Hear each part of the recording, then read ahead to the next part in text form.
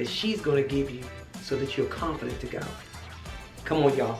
Y'all, go ahead, get your pen, your paper, get your laptop, get your iPad, whatever you're using to write these notes, because I'm going to tell you, you want to get them. LinkedIn is where it is right now.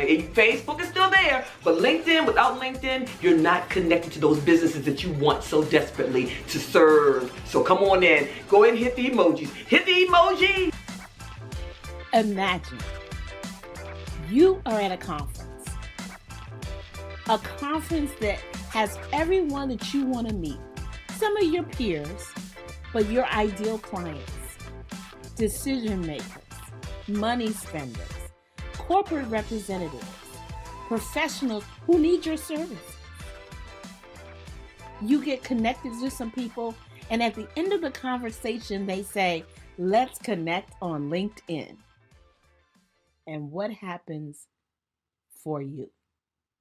Are you excited? Are you proud? Are you ready for them to see your LinkedIn? Or are you saying to yourself, I better get my LinkedIn life together? Well, hello. I am Miss Nina B. Abdul-Wakil, LinkedIn strategist, and I am the founder of Social Media Success Network. And I just want to take a few minutes to talk to you about, yes, getting your LinkedIn life together. Let's face it, there are so many opportunities for people to see you, to hear from you, to learn from you, for you to expand your business using LinkedIn, particularly if your audience is professionally oriented or corporate clients. So why aren't you on LinkedIn? What are you missing? What should you be doing? Maybe you're on Facebook or Instagram or Twitter, TikTok or Clubhouse, and those are great platforms. They have a purpose. But if you know right in the niggling space in your mind that you should be on LinkedIn and you're not doing anything about it, you need to change that. So you may be saying, okay, Miss Nina B, what do I need to be doing? So let me have a few moments of your time to just share 3 things that you need to do to get your LinkedIn life together. 3 things you need to do to get your LinkedIn life together. So the first thing, let's start with 1. Establish your brand presence on LinkedIn. No one can buy from you if they don't know you exist. If you have an outdated profile and have no information on there about your business, how will they know you solved their problem? So your step 1 is to establish your brand presence on LinkedIn. And how do you do that? You optimize your profile. Your profile is your storefront. It's where people come to find out about you and to validate about you. So step 1, establish your brand presence by optimizing your profile. So a couple of points of what does optimizing look like? Well, let's start with a great professional headshot and a wonderful, compelling, and captivating cover image. That's that big image that's at the top of your profile.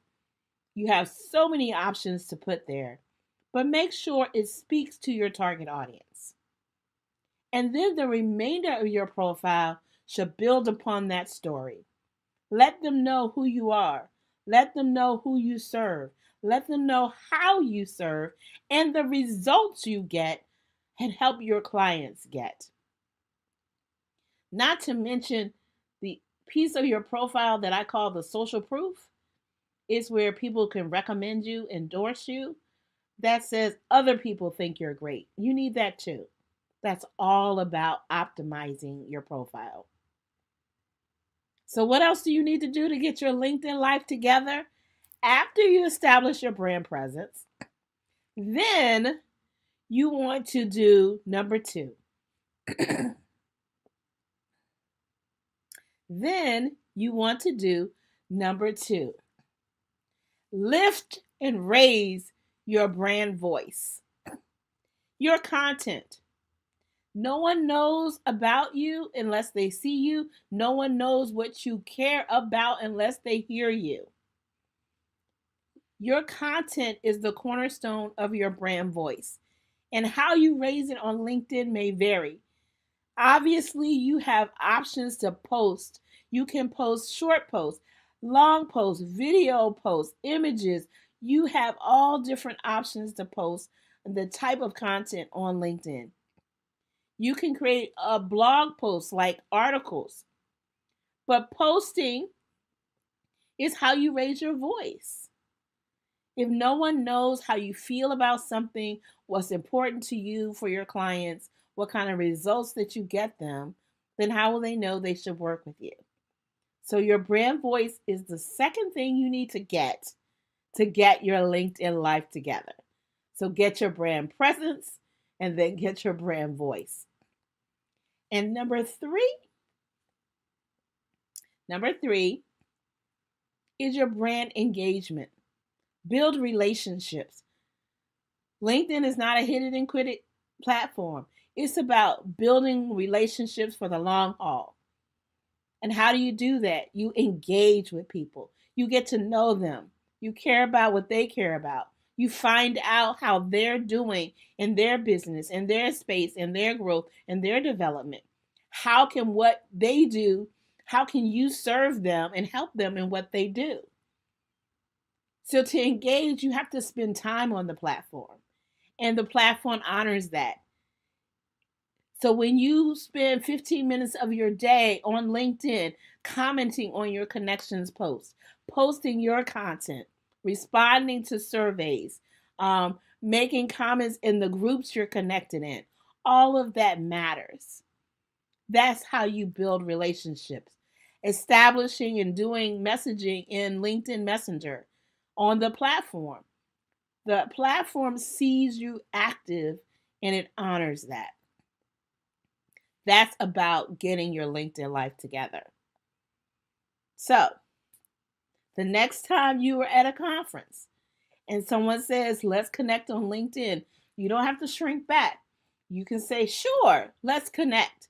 Because I've got my LinkedIn life together. I've got 1, my brand presence on LinkedIn established. 2, my brand voice is clear and compelling. And 3, I know how to build relationships. That's my brand engagement. That's what brand loyalty, that builds brand loyalty. It builds branding connections. And you will start to see the return on that investment on LinkedIn. Okay, so I'm Miss Nina B, and the first thing I'd like to ask you to do is to connect with me on LinkedIn. Miss Nina B. Abdul-Wakil, and I want to help you get your LinkedIn life together.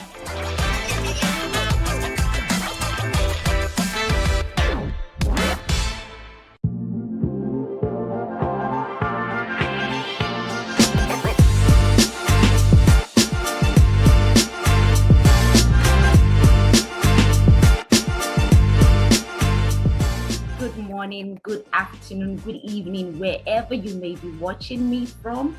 Today, I will be talking about finding your yes and walking, in your power. So I have a workshop for you. It's all about finding your yes and putting your life in focus. You see, as women, we tend to allow the situations that we go through to write our stories. We tend to allow the people that are around us, we tend to allow the job, the situations we find ourselves to write our stories. We tend to want to love people, be everything for everyone, when we are actually not being anything for ourselves. And that's why I said, and today I'll be talking about finding your yes and putting your life in focus. When I say your yes, I mean YESS. YESS, finding your yes and putting your life in focus. Your yes means your essence. And your essence is the power of your presence. It's the power that touches everyone that comes in contact with you. Your essence is that heat that, burns out, that light from your burning log, that fire from the candle that is on the inside of you. It's all about who you are, what you represent. But along the line, we tend to lose this essence.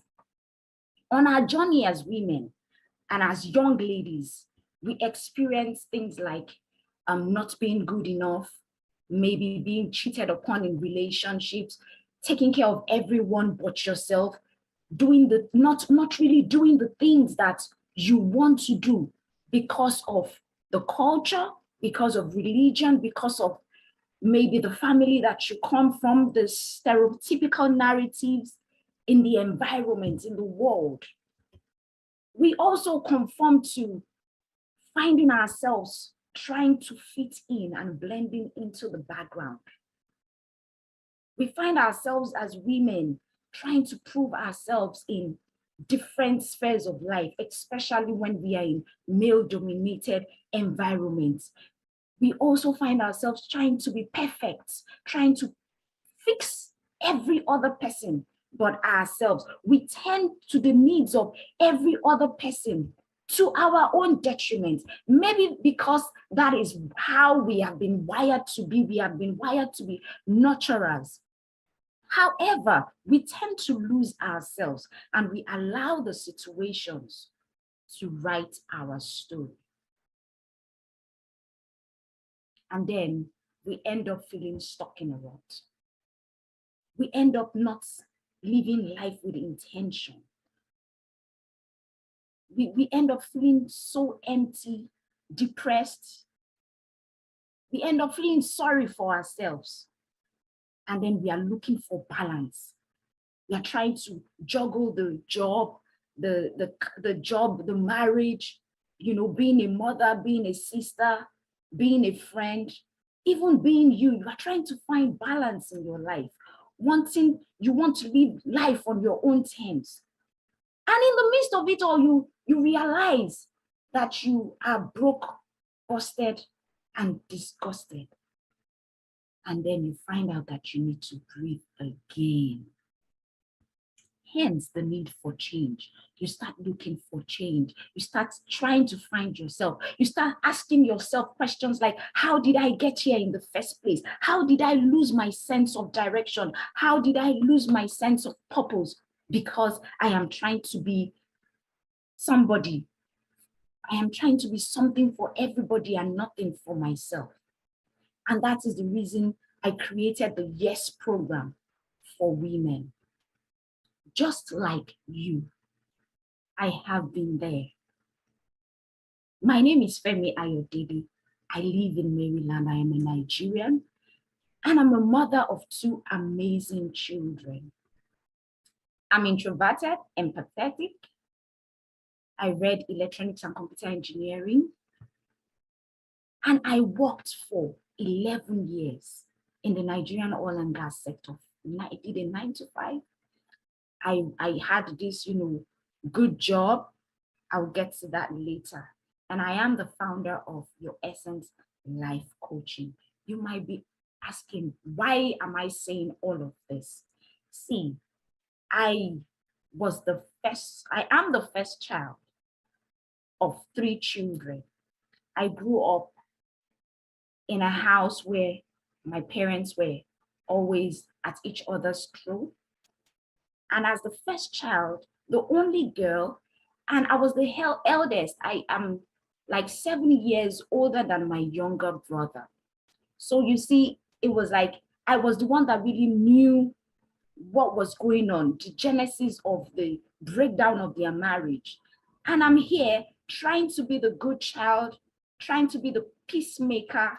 I am the emotional support for my mom, and I am trying to be the good girl so I don't upset my father.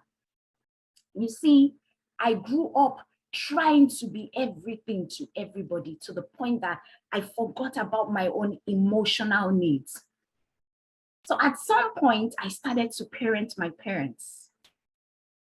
And to make matters worse, my father was an authoritarian, and most of my decisions when it comes to schooling, when it comes to the courses that I read, were made by him. I couldn't say no because I didn't want another outburst in the house. If I say no, it will affect my mother. So I just didn't want to be I just wanted to please everybody and be good and avoid chaos. So I was trying to be good for everybody.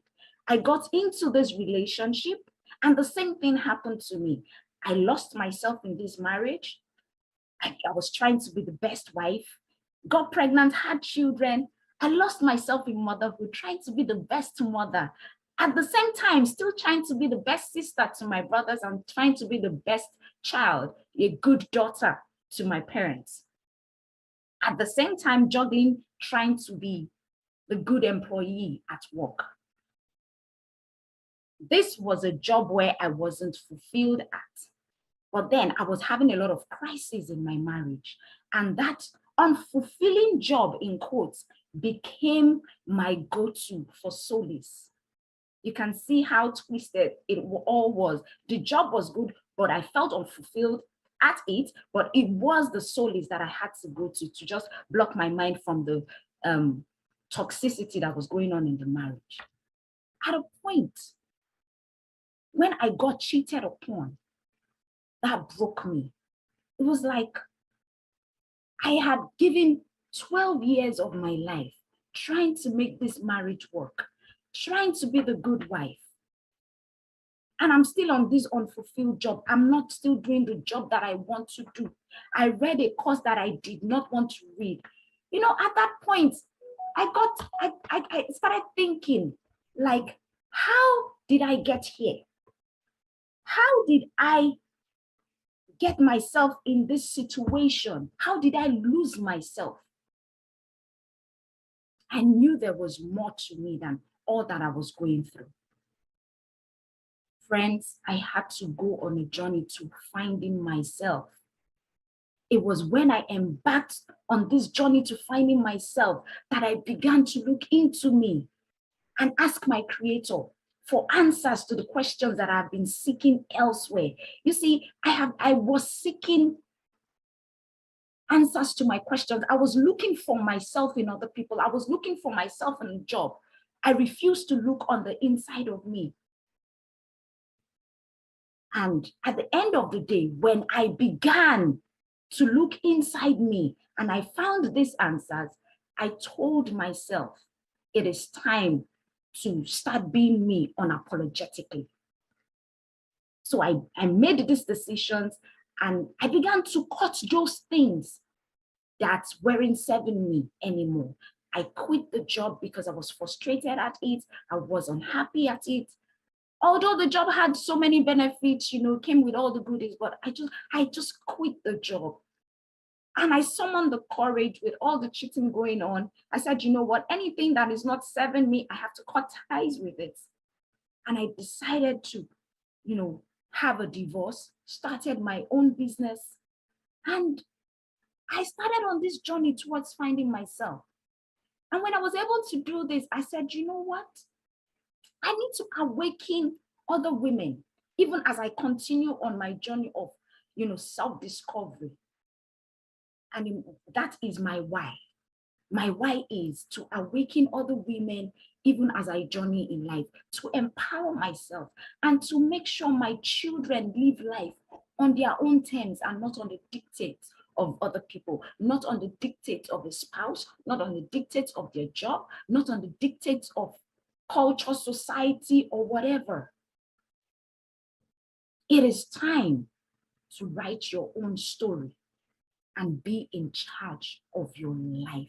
Women, it is time to put your life in focus. Life is short. You only live once. Finding yourself is all about putting your life in focus. And putting your life in focus is all about Personal transformation. It's all about change. And it starts with your emotions. And like we all know, emotions are your energy in motion. And that brings me to understanding that, you see, the first law of conservation of energy says that you cannot create or destroy energy. Rather, it can be transferred from one form to the other. So you can actually transform your pain into something else, into your passion. You can transform the self-pity into power. You can transform the hate that you have for yourself into loving yourself. You can transform that confusion to determination. It all lies in you. It all lies in your ability to do the inner work. To transform yourself is all about internal change. And before you can do that, you need to do the inner work. The inner work has to do with you. You have to do the work. No one else has to do the work. You have to do the work by taking responsibility for allowing people treat you the way they treated you. People treat you the way they treat you because you allowed it. So you need to be ready to take responsibility and stand and lead yourself. Personal transformation comes with self-leadership. Without it, you cannot transform that energy from one form to another. And finding yourself, which is personal transformation, starts with you accepting yourself. It's a huge cycle. You set goals, you reconnect with yourself, you start being authentic, you renew your mind, you stretch and grab opportunities. And along the line, you tell yourself that you are your own cheerleader. You cheer yourself on and be the miracle that you want to see. So it starts from you first asking yourself, what do I really love about myself? Remember, I said that transformation starts with self-leadership. And powerful people ask powerful questions. Powerful leaders ask powerful questions because those powerful questions will steer your focus in the direction of having positive transformation. So you first need to ask yourself, what do I love about myself? What are my weaknesses? What are my strengths? What makes me unique? I was in a what do they call it now? A team building session. And the facilitator asked us, he said, what do you love about yourself? At that point, I was like, you know, he said we should write 15 things that we loved about ourselves. Believe you me, I was only able to write 5 things. At that point, I asked myself, does it mean that I don't love myself? And that gave me an aha moment. Like, if I can't find things to love about me, how do I expect people to find things to love about me? And then it took me on this exercise and I began to write the things. I started finding things to love about myself. I began to write them and I made them my affirmations every single day. So you need to do that for yourself because you'll be shocked. What do you love about yourself? You might just say, oh, you'll be shocked that you don't really even know what you love about yourself. And when you ask yourself, what are my weaknesses? What are my strengths? Your strengths are those things that just come naturally to you.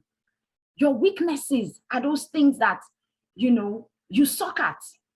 So what I would say is when you find your weaknesses, make sure that, I'm not saying you should focus on your weaknesses, but work on them in such a way that they don't cancel out your strength. I have put some exercises in the workbook. You can download the workbook and just take some time out and ask yourself these questions and put down what your strengths are. Put down what your weaknesses are. This is like a personal SWOT analysis. What makes you unique? What are your quirks? What are those things that will make people really love you and those things that will make people really hate you? What are your quirks? What are your core values? What are those things that you stand up for? These are questions that we ask ourselves on this journey. Like I would always say, acceptance is the start of the journey. You need to be able to know yourself, accept yourself, accept your beauty, accept your quirks, accept the weaknesses, the good and the bad sides of you. And then, having done that, you begin to set goals. Okay, this is who I am. What do I really want to achieve in life? You set smart, achievable goals. Make sure your goals are smart. Make sure they are specific. They are measurable. They are attainable. They are time bound. They are relevant to who you want to become. For example, if you want to become maybe the best at your job, at what time? What really do you want to be good at? Or you want to start a business. What kind of business do you want to start? When do you want to start the business? How do you intend to know that your business is growing? At what point do you want to have achieved this goal? This business you're saying you want to do, does it really tie with your passion and your purpose? How relevant is it to you? How are you going to measure your success? So these are the things that you need to ask yourself on your journey towards finding yourself, on your journey towards walking in your essence and embracing your power. Always have that goal in hand, and then you have a plan. You have a plan when you want to achieve what you need to achieve. Because it's one thing to have a goal. If you do not write it down, if you do not make sure that it is properly planned out, it is just a wish. It is just a wish. And I mean, you can go on with your life without achieving it. So if you're really serious about achieving your goal, you need to make sure you have a plan that is achievable. And then having done that, you grab every opportunity and live your life with excellence. Another thing that you can, another way, or what I would say I did when I was trying to find myself was I had to reconnect to my inner child. And this process of reconnecting with my inner child had everything to do with me going back to the 5-year-old me, the 7-year-old me, to ask myself, what happened to me at that time? Now, the reason I'm going there is because I have been able to realize what's happening to me now. Like, I have been able to realize that I lost myself.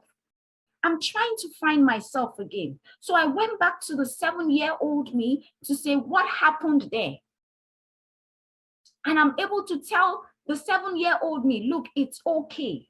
That is what we all need to do. We need to reconnect with our inner child. What are those things that you used to love to do that situations have made you not to do anymore? You need to ask yourself, what happened?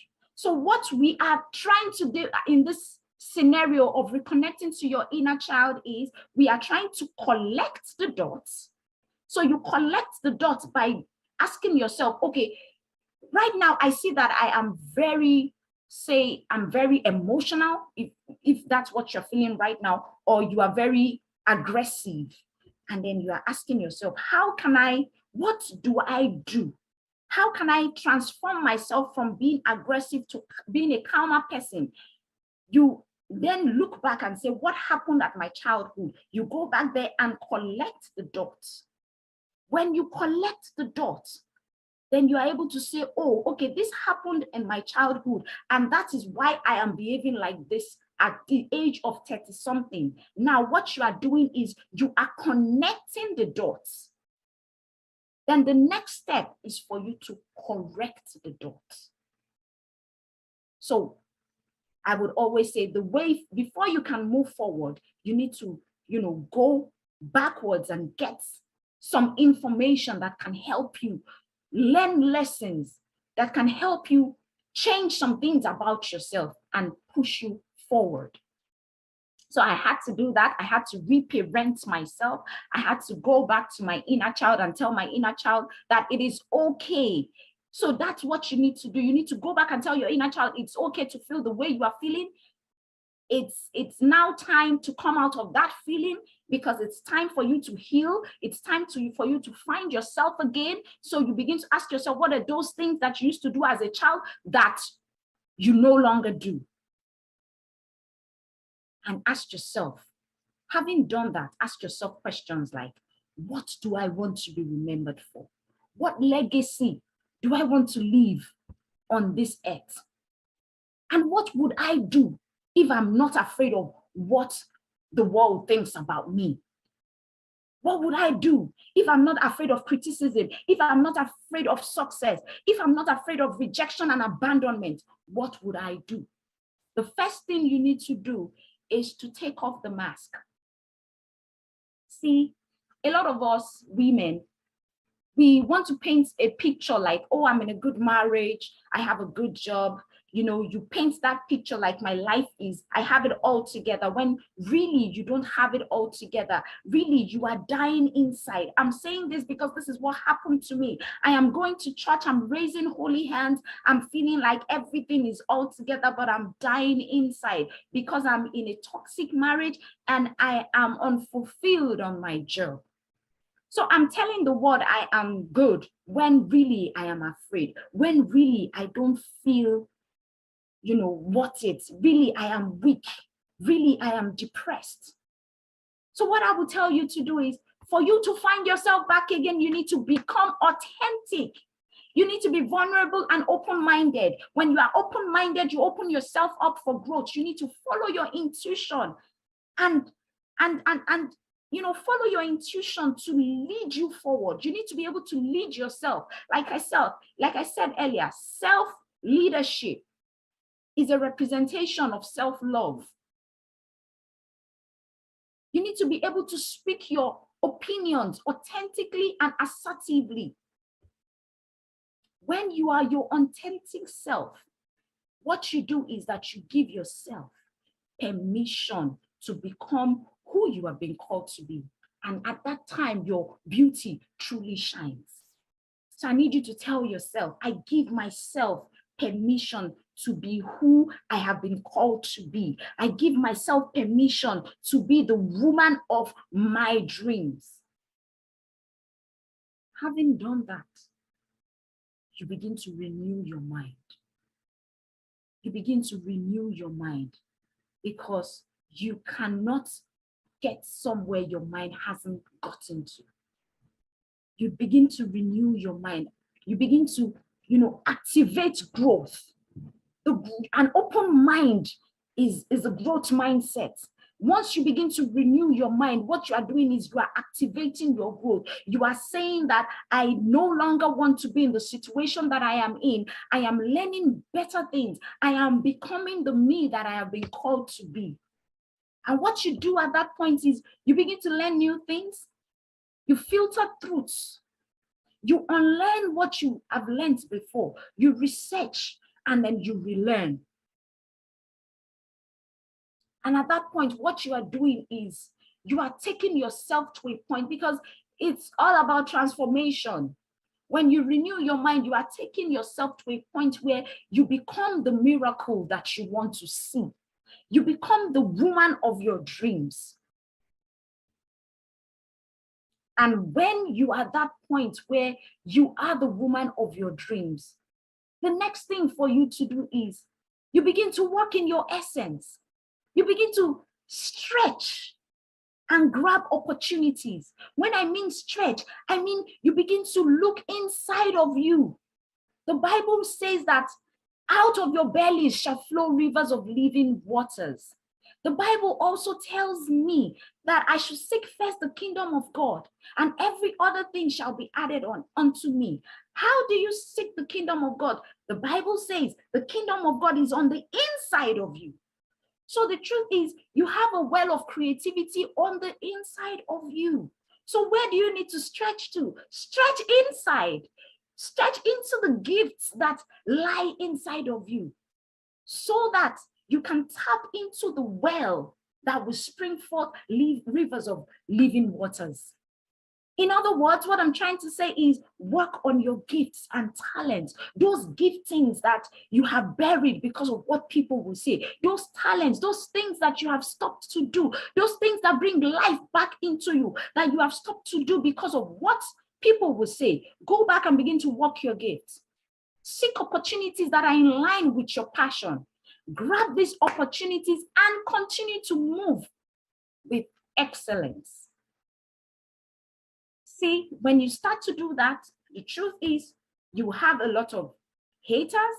You will have a lot of people who might not understand you anymore.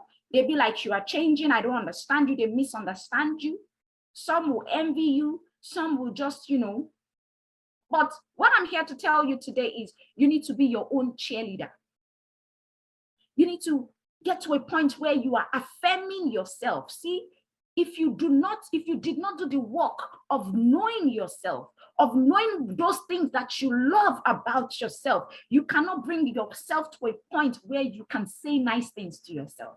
You will not be able to bring yourself to the point where you can affirm yourself. If you are unable to lead yourself because you love yourself, you will not be able to invest in yourself. Invest in yourself, treat yourself well, because nobody would. Like I said before, you show people how to treat you by the way you treat yourself. That was something that I wasn't doing for myself. That was something that I didn't think I loved myself enough. And that was why I was treated the way I was treated. So you need to show people how to treat you by how you treat yourself. You love on yourself, affirm yourself, invest in yourself. So this journey of finding your yes through personal transformation is a continuous journey. It doesn't end. It's you, after being the miracle that you want to be, you continue to accept. It's just a cycle. It's a continuous process. And what I would say to you, yes, you watching me, is don't fit in. Stand out, stand tall, shine and fly. Because it's time to rewrite your story. A lot of times we forget that we are the star in our own movie. We forget that we need to write our own story. This is the reason that this Your Essence Life Coaching and the Yes program was created. Are you searching for a way to improve your life, to make changes in your life? You need someone who will listen, because sometimes the journey can be very tiring, especially when you are walking this life on your own, when you have no one cheering you up. You need someone who will listen, ask tough questions, and help you find what you have been missing in your life. You need an accountability partner. And that is what we provide with Your Essence Life Coaching. We provide you the opportunity to break free from old patterns of behavior that no longer serve you. And we help you create lasting change by holding you accountable to the goals that you set yourself to achieve. We look into areas of personal relationship, career, and spiritual life as well. I am dedicated to helping my clients achieve their goals with compassion, empathy, professionalism, and respect. The services that I provide are tailored specifically for young ladies and women, because I realize that there are a lot of people, a lot of women that are struggling in this area. They are struggling, they are juggling too many things at the same time, juggling with finding themselves. And that is why I decided to tailor my services towards young ladies and women. I really want to help you put your life in focus. We make use of powerful, proven tools and techniques that can help you create new beliefs for the future. Now, the first step is always figuring out what it is we really want from our lives and what we need to change or modify in order to get there. Your Life Essence coaching provides the guidance needed through every stage of the process, so you don't have to go through it alone. It can be very challenging. You might be going through a divorce. You might be going through, trying to transit from your career to your business. You might be going through depression at the point of childbirth. You might be trying to just find your space in this world. Your Essence Life Coaching provides the guidance that you need through every step of the way. We have a 3-month intensive self-analysis, discovery journey, mindset shifting, journey. You have access to my free ebook. In this 3-month intensive program, you have online courses that are free as well. You have access to the Facebook group. I have one-on-one life coaching sessions that are tailored just for you. So whether it is your career, it is your relationship, or just general how to cope with life issues you want coaching on, I am here. We are available to provide these services to you. I'm here to serve you. I also offer group life coaching sessions where you can learn from other people, you can collaborate with other women, you can also network with other women and create that support. Sometimes we just need the support around us, support of people that have gone through the things that we have gone through, to be able to tell us, look, you are on the right direction, we have your back, we feel your pain. So this group coaching sessions will also provide you with all of that. And you also have access to my online YouTube content. Once again, my name is Femi Ayodele. And if you would love to, contact me, I have a link to my calendar where you can have a free discovery call, free 30 minutes discovery call. The link is right here. And you can call me on 240-716-9130. My number is 240-716-9130. My IG is YesLC_123. And you can send me a friend request on Facebook, Oluwafemi Ayodele. You can also email me on yourlife@yeslifecoaching.com. See, I am here to be your sister in transformation, because I believe that you cannot do life alone, especially when you are in a tough situation. You need support. You need someone to hold your hand along the way and tell you that it's okay. You need someone to hold your hands along the way and hold you accountable to those things that you said you will do. You need someone to hold your hand along the way and tell you that you are meant for this journey. You need someone to hold your hand along the way and tell you that you will be fine. You will be fine even if it looks as if everything is going south for you. I just need you to reach out and we'll take it up from there. Once again, my name is Femi Ayodele, and I hope to hear from you very soon. Please do not forget that you need to put your life in focus. I love you all, guys.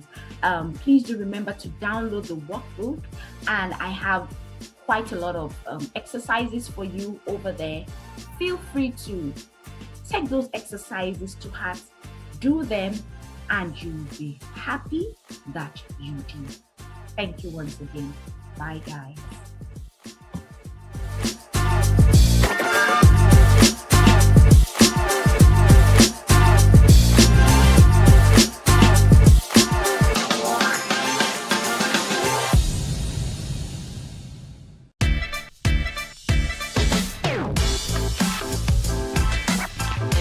Hi, I'm Vanessa Cliffy K with the Impactpreneur Coaching Network, and we're here today to talk about the entrepreneur mindset. Anyone can come up with a new idea, but building a successful business around it is the entrepreneur challenge. The entrepreneur mindset is unique. It must be creative. It must be communicative and highly motivated to succeed, but open to risk and failure. The success or failure of the business comes down to characteristics of the entrepreneur. It takes a unique characteristic to blend one big idea into a fully functional, thriving business. As an entrepreneur, you must think different about your approach and work toward separating your mindset from the rest. Entrepreneurship is the birth, the choice, and the destiny. Birth is the dream. Choice is deciding to focus on that dream. Destiny is the future results from a predetermined course of events. Martin Luther King said, faith is taking the first step even when you can't see the whole staircase. As an entrepreneur, we work tirelessly, working toward our goals, always thinking about the next move toward success. Everyone has their own version of success. It's personal. However, once you identify your version, then you start to set realistic goals. You must understand your impact as a leader and take actions to be impactful. Fear of success can hold you back. You define the moment, or the moment defines you. Focus on your goals. Be specific. Growth is uncomfortable.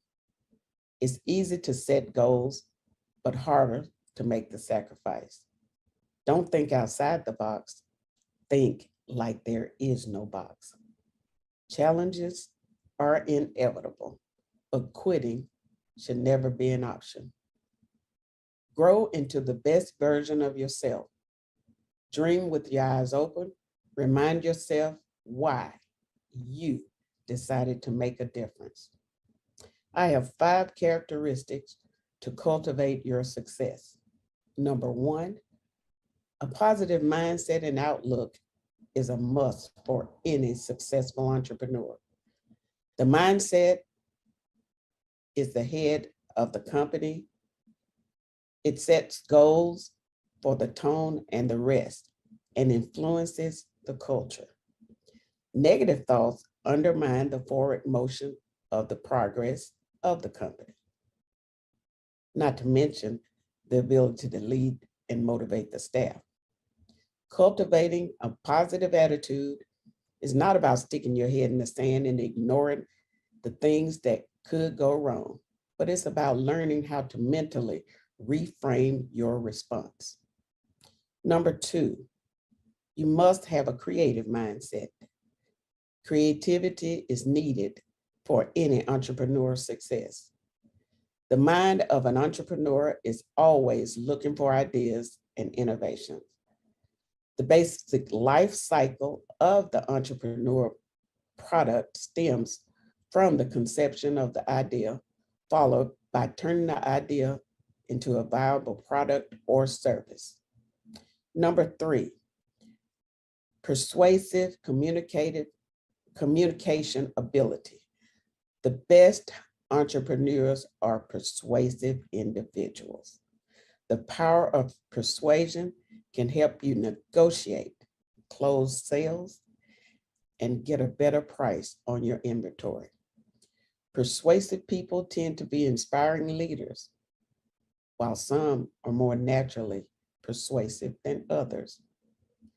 Persuasive communication skills can lead you to learn the practice that is needed.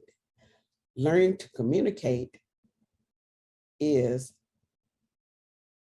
advantageous no matter what your industry is. Number 4, motivation and drive. Motivation is one of the top characteristics of any entrepreneur. You must be self-motivated as opposed to looking for others to push you and helping you, hold you accountable to get things done. Having a lot at stake fuels the motivational key and using goals to motivate the high quality.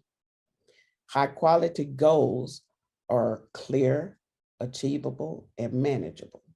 High quality goals provide a sense of motivation, which accomplish any objective. Number 5, the ability to learn from failures. Man, when starting a business, you hope that your business will be successful. Success is wonderful, but failure is where growth and change happens. The key to learning from failure is actually learn and embrace your mistakes so that you can make better decisions that won't break you. Failure is inevitable, but your reaction to your failure is what makes you. Do your best to remove emotion from your mistakes to make you the best entrepreneur. Starting and running a business is exciting, rewarding, and positive. You get things done. You learn how to embrace your entrepreneurial mindset and cultivate key characteristics linked to your success. This will help you build a thriving business.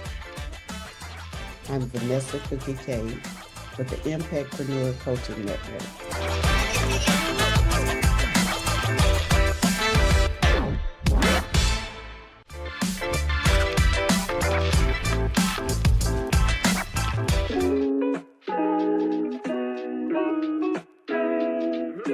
Wow, there are so many obstacles and challenges that were defining moments for me. However, there is one that I know shift the trajectory of my life.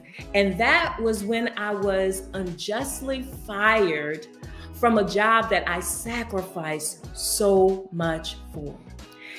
It was devastating and painful on so many levels. Number one, I was a single parent raising a 2-year-old daughter. This was my only source of income. And then also I left corporate America to pursue this opportunity because I believed in the vision and the mission of this organization.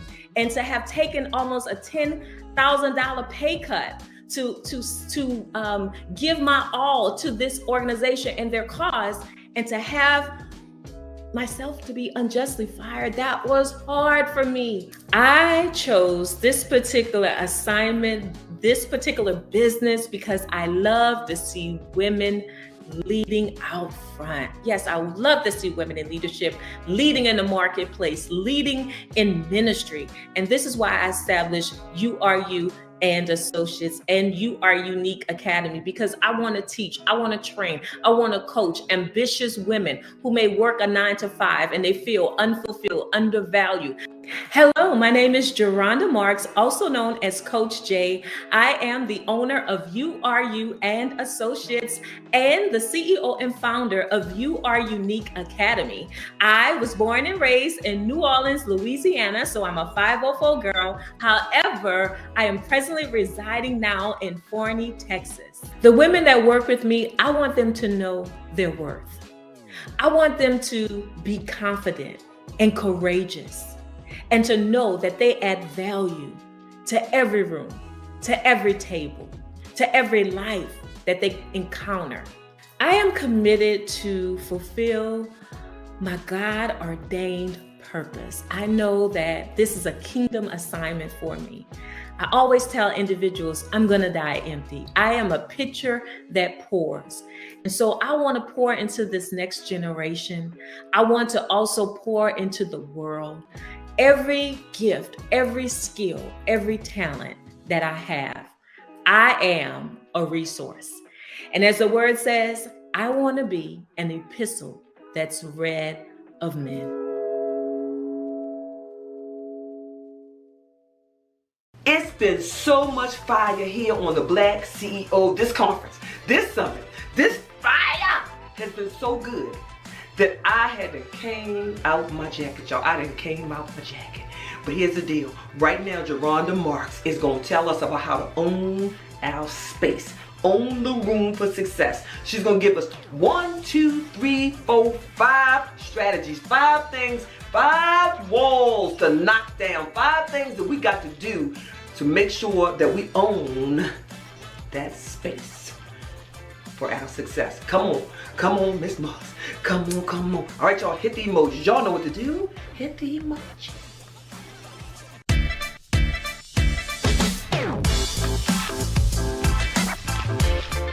Hello, my name is Geronda Marks, and I am hailing from Forney, Texas, but I'm a 504 girl. And I am sharing with you a message today that I really believe is going to impact your life and really set you up for success. And the title is The Upside Downs of Being a Successful CEO. Did you get that? The upside downs of a successful CEO. Let me ask you a question. Do you have a dream? You're probably like, I have so many dreams, Coach Jay, Geronda. What a question I asked. Well, let me ask you another question. Is this dream big, beautiful, and humanly impossible, which means you need God's help to make it happen? Yeah, we all, many of you that are viewing me right now and listening to me right now, I know you have a dream. But one of those dreams that you may have is being the CEO of your own life, being your own boss. That's an amazing, exciting dream. And trust me, that's a possible dream. Why don't you declare that with me? It is possible. Yeah, it is possible for me to be the CEO of my own life. But also too, what does that really look like? For me, I'll give you 4 F's when I think about being the CEO of my own life. One of them is freedom. Yes, freedom, meaning not having a taskmaster on your back, breathing all on your neck. You could be as creative as you desire to be. Yeah, you won't have any limitations or restrictions, meaning you're liberated to do what you want to do. That's freedom.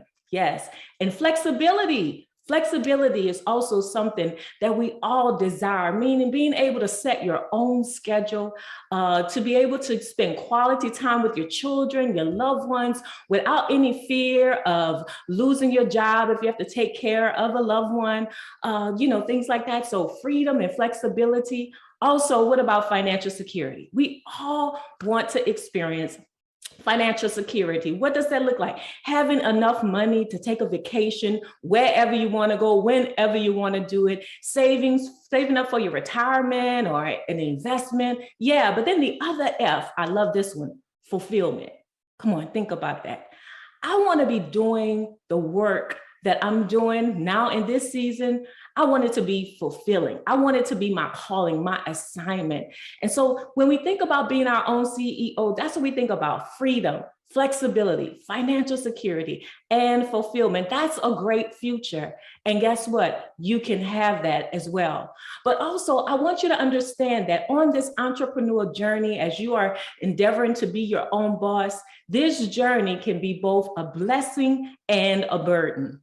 Oh yeah, it's some ups and some downs. And so I want the truth to be told. I want you to understand that it's not always crystal stairs or a bed of roses. No, we got to share the truth about this journey of entrepreneurship, building a business. Because you know what? When we look at social media could fool us. Let me tell you, everything you see that glitters is not gold. Social media is showing us us the highlight reels of people's lives, business owners, the cars, the houses, the likes, and all of those wonderful things. I call that the pop in the bottles and you can have whatever you like lifestyle. And you know what? All of that is possible, but make sure that you don't get it twisted, that there are going to be some ups and downs. You have to have the right perspective of what it means to be a successful CEO. So all Coach Jay want you to do,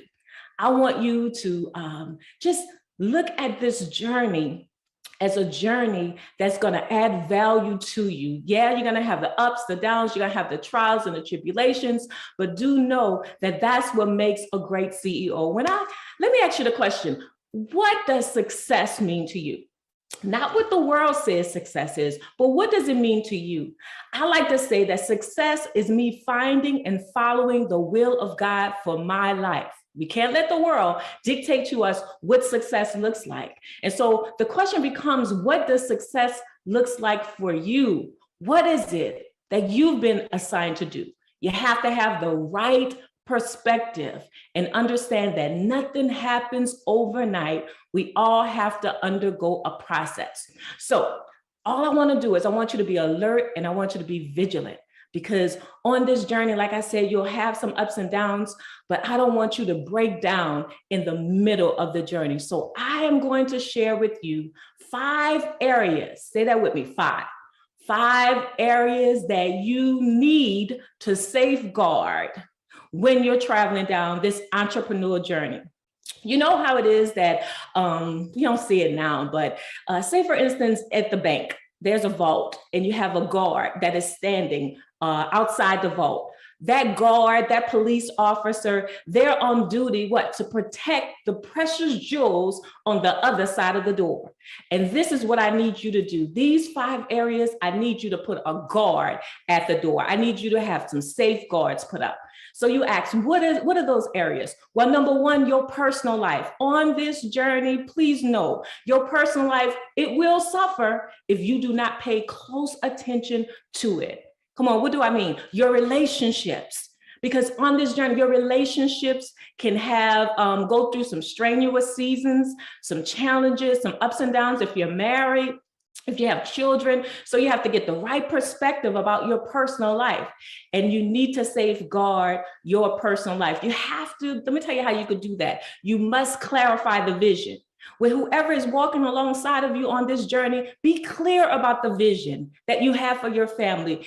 Communicate your commitments. Because guess what? You're not going to just be working 8 hours a day. No, you're going to be working 24 hours a day. Sometimes you're going to just have to just burn the midnight oil. And the people you're connected to, your spouse, your children, need to understand so that they will not suffer. So you have to clarify the vision in your personal life, communicate your commitments, and then consistently check in. Okay, I'm talking about that one area, your personal life. I don't want to see your personal life suffer. I've coached so many men and women who are on this journey and their spouses are not on board. Their children, it's like their pain. It's like they're thorn in their flesh. And I thank God for my husband. If it wasn't for my husband, I don't think I could be able to be as successful as I am because he's my support. He's my cheerleader, and you need that. So that's number 1, your personal life. How about your rest? Oh, you're going to have those sleepless nights, but you got to be intentional in getting the proper rest. Yes. You have to make sure that you're taking the necessary breaks. You're going on the vacations, taking the vacations, long vacations. You're making time for self-care. Take care of you. This is the only body you have. So you have to take care of yourself. Get the proper rest. Man, you know what? Rest is not just sleep. Let me say that again. Rest is not just sleep. I'm talking about some mental rest, emotional rest. So you have to make sure that you get rest. Why? Because you can't be creative if you are not properly rested. Okay. So you need the rest. Number 3, your heart and your mind, hand and glove. There'll be highs and there'll be lows. And there's some things that the enemy are going to send to attack you, make you feel low, failure, disappointment, setbacks. Guard your heart and your mind. On this journey, there are going to be some successes. There's going to be some failures, but you have to guard your heart and mind. for your mentality, for your mindset and your sanity, your mindset and your sanity. All right, you got it? So number four, we're on the fourth one, your experiences. There will be some unforeseen challenges that you will have to go through. And so I want you to not think it's strange concerning these trials that you go through. Your experiences are necessary for the journey. Your experiences is how you're able to reflect and able to bounce back from those setbacks, okay? So area number 4 is your experiences, okay? You have to be able to guard that. And then your reputation. Everyone will not like you. Everyone will not support you. Everyone will not be happy about you going on this journey. So understand that they're going to talk about you. And this is what I tell individuals. I said to those that I coach, what other people say about you, man, that's their business, not your business. You focus on your business, okay? Just don't give them ammunition to shoot you or to kill you with, okay? Make sure you're doing the right thing, all right? So I've shared with you 5 areas to safeguard on this journey, because it's gonna be challenging, but you can handle it. Your personal life, your rest, your heart and mind. I say those go hand in glove. The experiences, and then your reputation. Man, trust me, every CEO, we start out optimistic and excited about the journey, but then things happen along the way. But when those things happen along the way, I dare you to be consistent. Stay consistent. Keep your why in your heart. Be proactive in your defense against attacks. I've given you them, right? I've shared with you the 5 areas that you must safeguard, okay? So this message is your defense. It's your preparation and it's your prescription when times get tough and times get hard. Don't let those areas suffer, because you'll always be able to bounce back, okay? So understand that in this season, all I want you to do, I want you to level up and lead. I want you to boss up and build a successful business. I want you to keep showing up. I want you to keep your word, and I want you to finish strong. And as I always say, I like to encourage individuals to know that you have value. Your skills, your gifts, they're valuable to the kingdom. They're valuable to the people that you serve. So this is what I want you to always do. I want you to always remember that you add value to every room you walk into, to every table that you sit at, and then also to every life that you're going to encounter on this journey.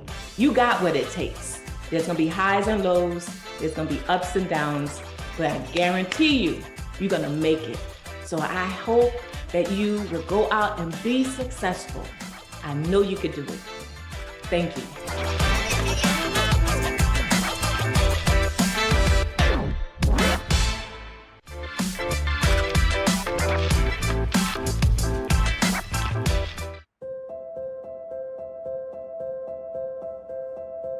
I've often thought that being successful was balancing everything and always giving everything and everyone an equal amount of time.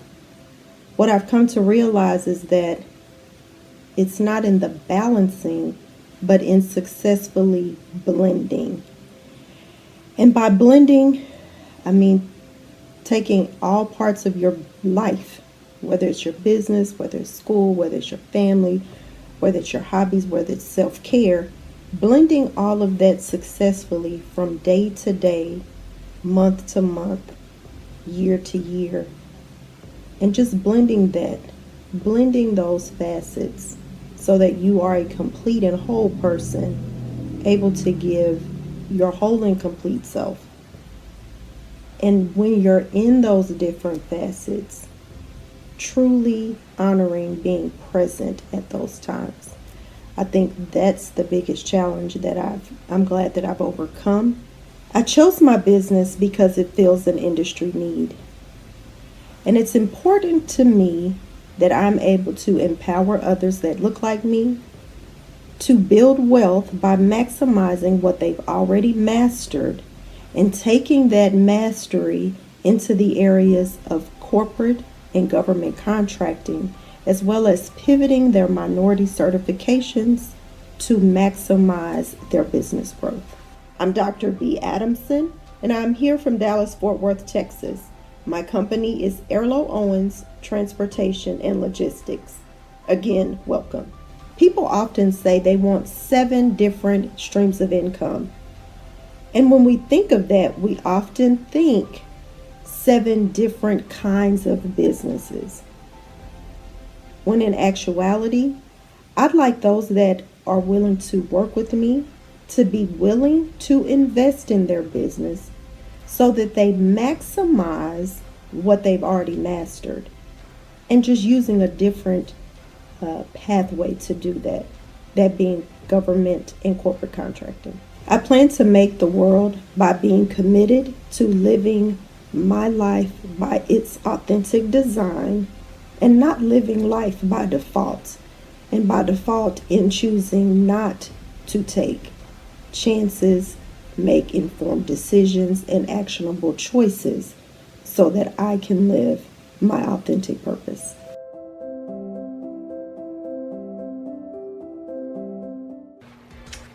Hey friend, it is your transformation architect, and I just want to check in. I just want to do a quick check-in. I hope that you're using your pen and your paper, your iPad, your computer, your laptop, your mind. I hope you're getting what you came to get. Don't leave any money, mindfulness, or magnitude or magnificence on the table.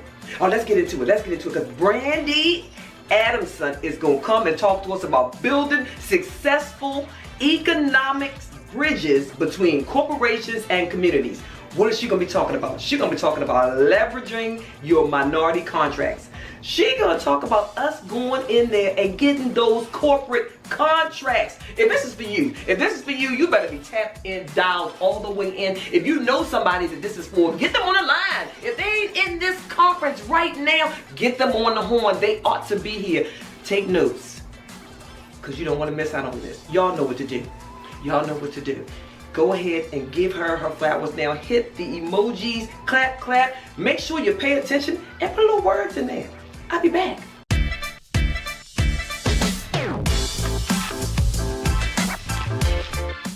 Hello, and thank you for joining.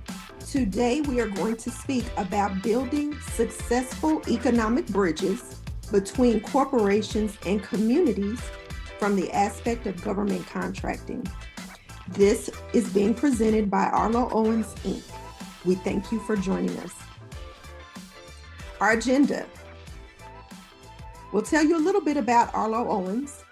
We'll talk about what is contracting, the importance of pivoting into contracting. We know as business owners, we wonder, okay, is this the new thing? Is this really something feasible for my business? Is it worth my time?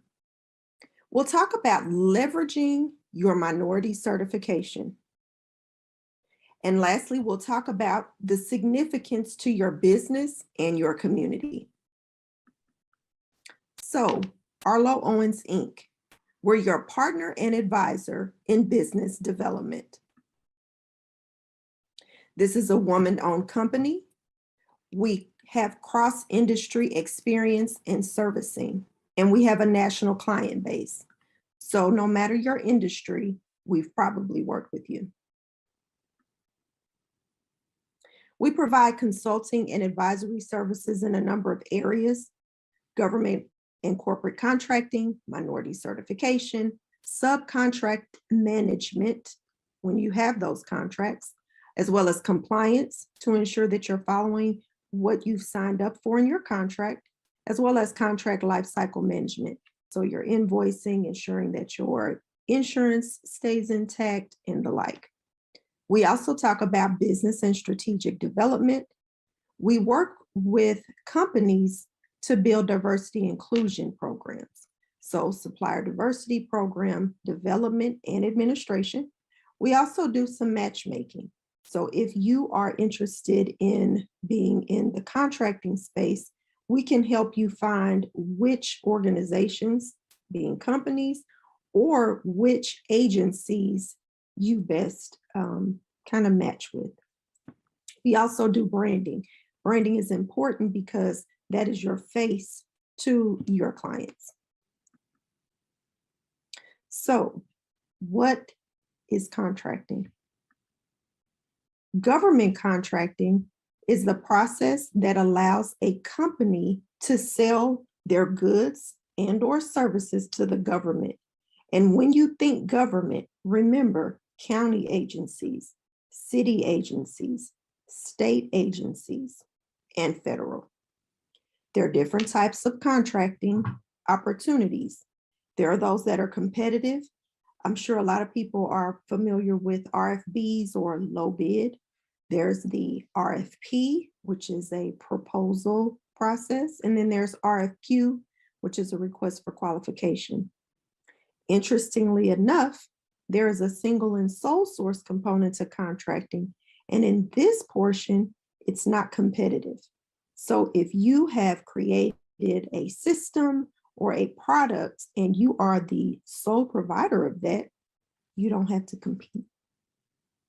But the government has to know what you have, who you are, and how they can find you. And we'll talk about that in a little bit.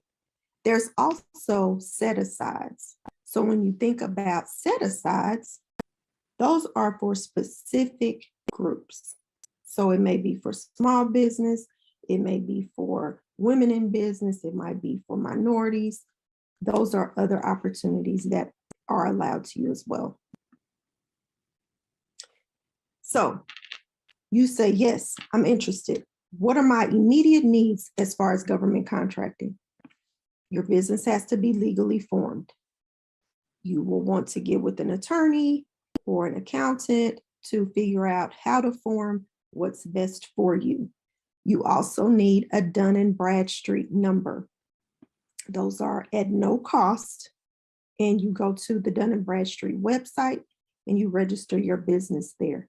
But before you go to Dun & Bradstreet, you'll want to figure out your NAICE code, which is the North American Industry Classification System code.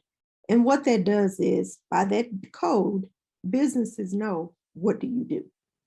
So there's a primary code, and then sometimes you have secondary codes, depending on the goods and services that your company provides. So after you have that information, you'll want to register in SAM. There is where it's kind of the hub for contracting. So it's really, it can seem massive, but as you kind of go through the process, take it chunks at a time, familiarize yourself with the hub, if you will, it will become a lot easier. One thing I did not put on here is that you'll need a tax number, an EIN from the IRS. So don't forget that, because you'll need that. Additional things you'll want to think about. A lot of government agencies require business insurance. So you will want to make sure that your insurance policy is current. If you don't have insurance, then you'll want to reach out and get some quotes and find out what's best for your business. You'll want a business bank account so that they can either ACH your money or send you a check. Website. A lot of people say, oh, you don't have to have a website. Oh, just put up a one-pager. But think about it. The government spends a massive amount of money with other companies so that they can operate efficiently. If you want a piece of that pie, don't you want to put your best foot forward? Don't you want them to be able to enter your URL and see exactly what you do? Website. You'll want an email address, which is tied to that domain name.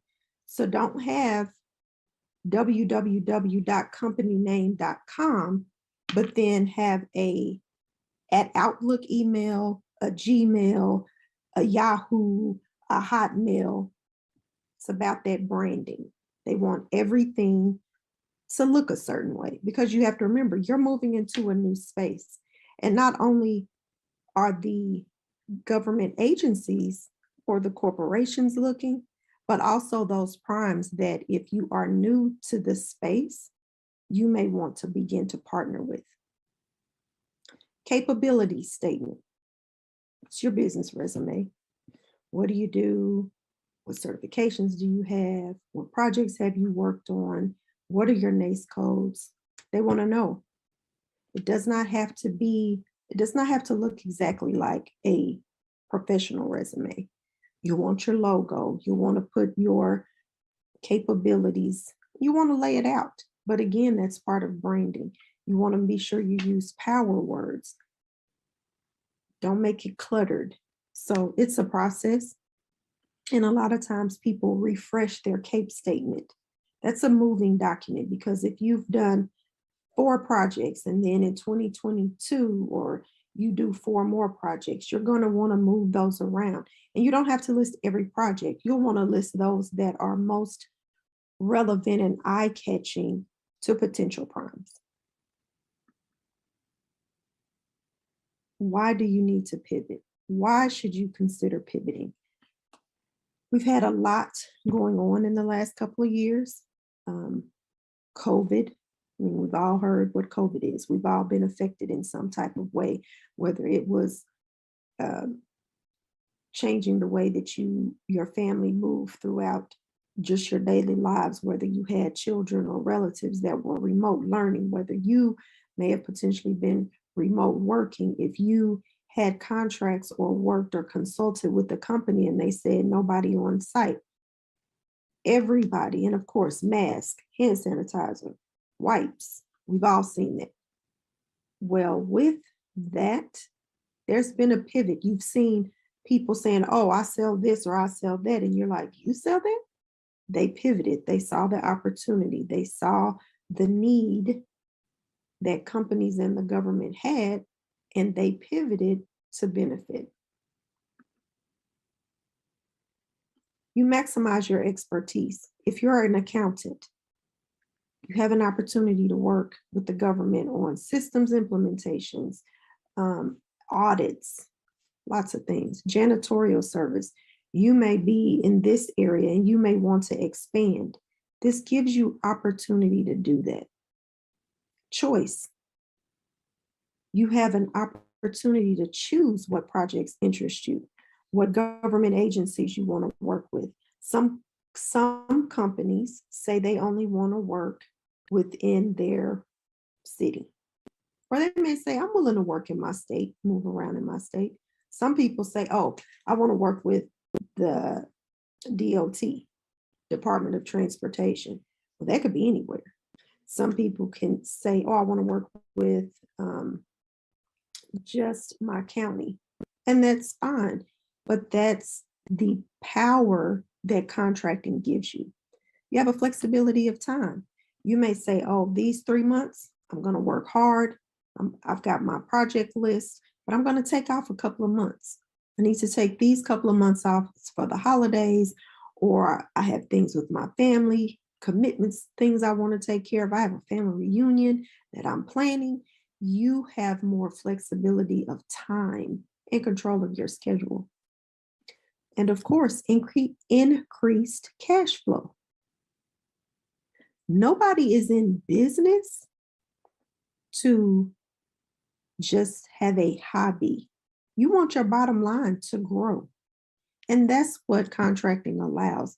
It allows you to get indoors and have opportunities that you may not meet yourself just being business to business, finding clients on your own.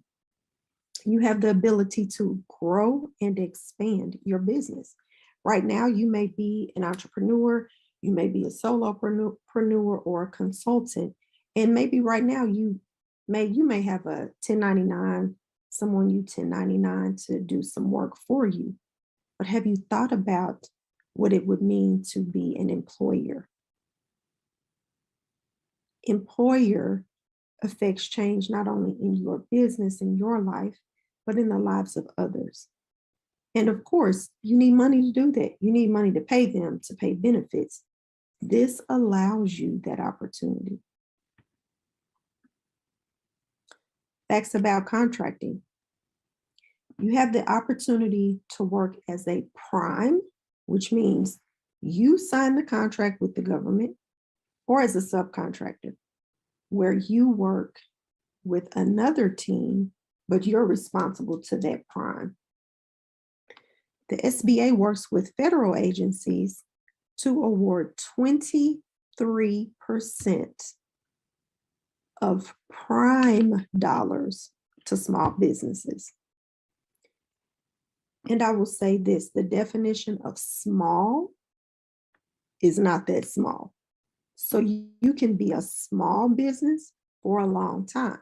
It depends, those thresholds depend on your NAICS code. This process allows a company to sell their goods and services to the government.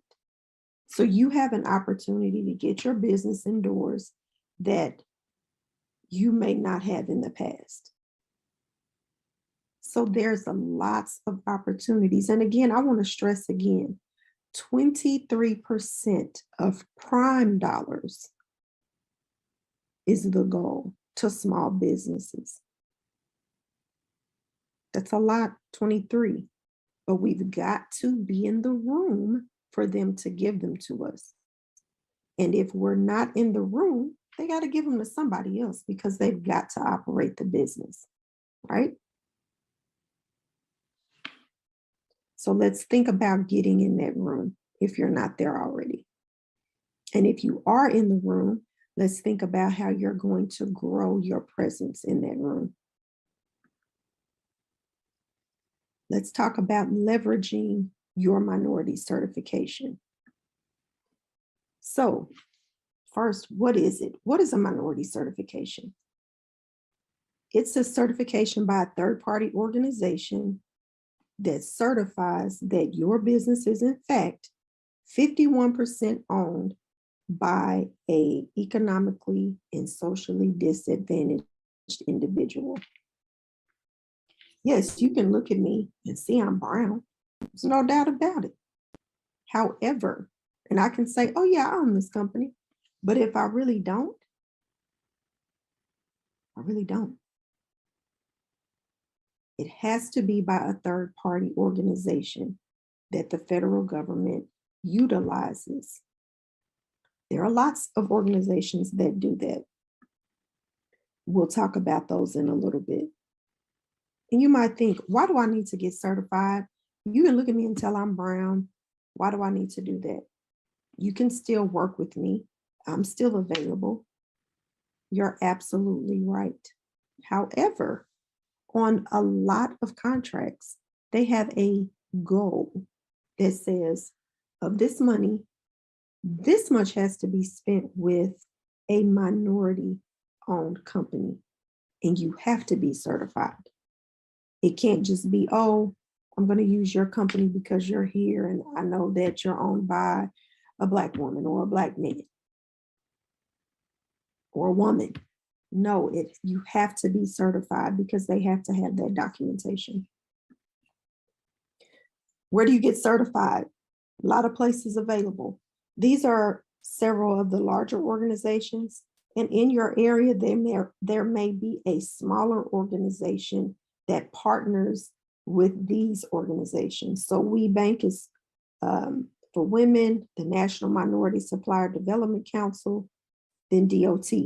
DOT is federal, but they have several areas. Each state kind of has their own DOT as well. So you would want to go to your state. So if you're in Maryland, you want to go to the Maryland DOT. If you're in California, you want to go to the California DOT. If you're in Illinois, you want to go to the Illinois DOT. So throughout this conversation, I've kind of trickled little tidbits. I've talked about changing from just being a consultant to being an employer. I've talked about how you can expand your business. You think about it, expanding your business affects your community, affects your city, it affects your neighborhood. You're able to help other businesses. If you're a prime and you get a prime contract in your neighborhood or in your city, you can't do all the work. You have a big construction project. You may not have employees that can do everything, but I may be able to reach out to said company one that's certified and have them do the plumbing, have another one do the landscaping, have someone else over the engineering piece to make sure that the drawings and that we have everything we need. It's cyclical. There is significance in doing this. And if you think about it, yes, your business is here, but you affect your neighborhood. Because if you live here, you may say, oh, I'm going to go shop at this store more, or I'm going to go volunteer and join this organization, or the schools in my neighborhood, they have a fundraiser, or where they're looking for advertising. So then you're helping your neighborhood. Then again, you help other businesses. I can't do it all, can't do everything. So I'm going to allow someone else on the project so that not only I can be successful, but they can too. I may get to the point where I start hiring more employees. I may have a couple of contractors, but then I want to bring them in and get 10 or 12. So again, you can affect change. Why small businesses?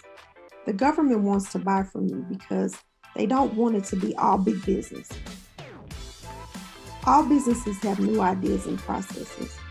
Again, economic development, job creation, and opportunities for disadvantaged and socioeconomic groups to come forward and really show what they can do. We thank you for the opportunity. If you have questions or want more information, this is our contact information. Again, please consider moving into this space. They need you. We need you.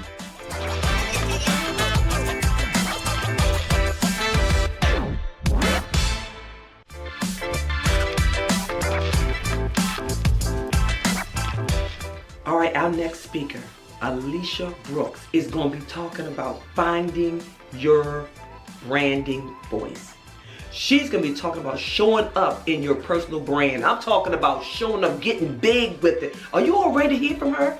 You know, I love anybody that's talking about showing up, unmuting and saying it, believing it, and doing it. So let's hear what she got to say. I, for one, cannot wait to hear from Alicia. Let's go. You know what to do. Hit those emojis. Come on, y'all. Let's do it.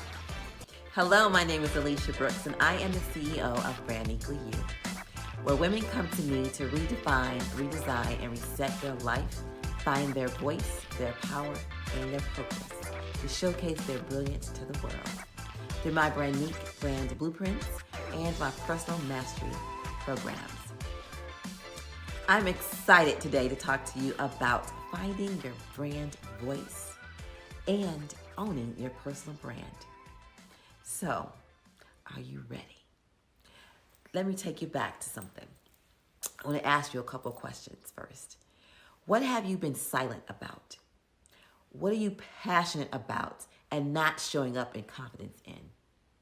How would your voice transform lives for a greater impact and influence? You see, I had to ask myself these questions, these hard questions, because you see, I was born with a twin. I'm a second twin. And I'm going to take you back to the womb because that's where I was first introduced to my voice and not having one. You see, my twin sister covered me up. So my parents didn't know, they didn't hear, they didn't see me on the ultrasound. And so I was a surprise. And when no one knew that they were having twins, can you imagine how devastating that was?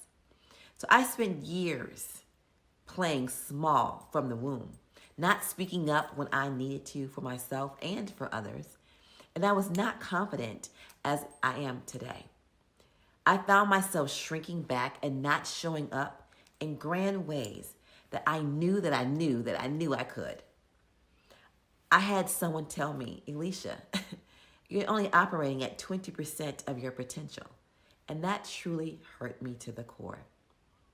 So I had to do the work on me emotionally mentally, spiritually, so that I can build myself up and walk boldly in my purpose and my passion as a Black woman CEO. But the transformation came when I stepped truly into my divine feminine purpose, and I owned it.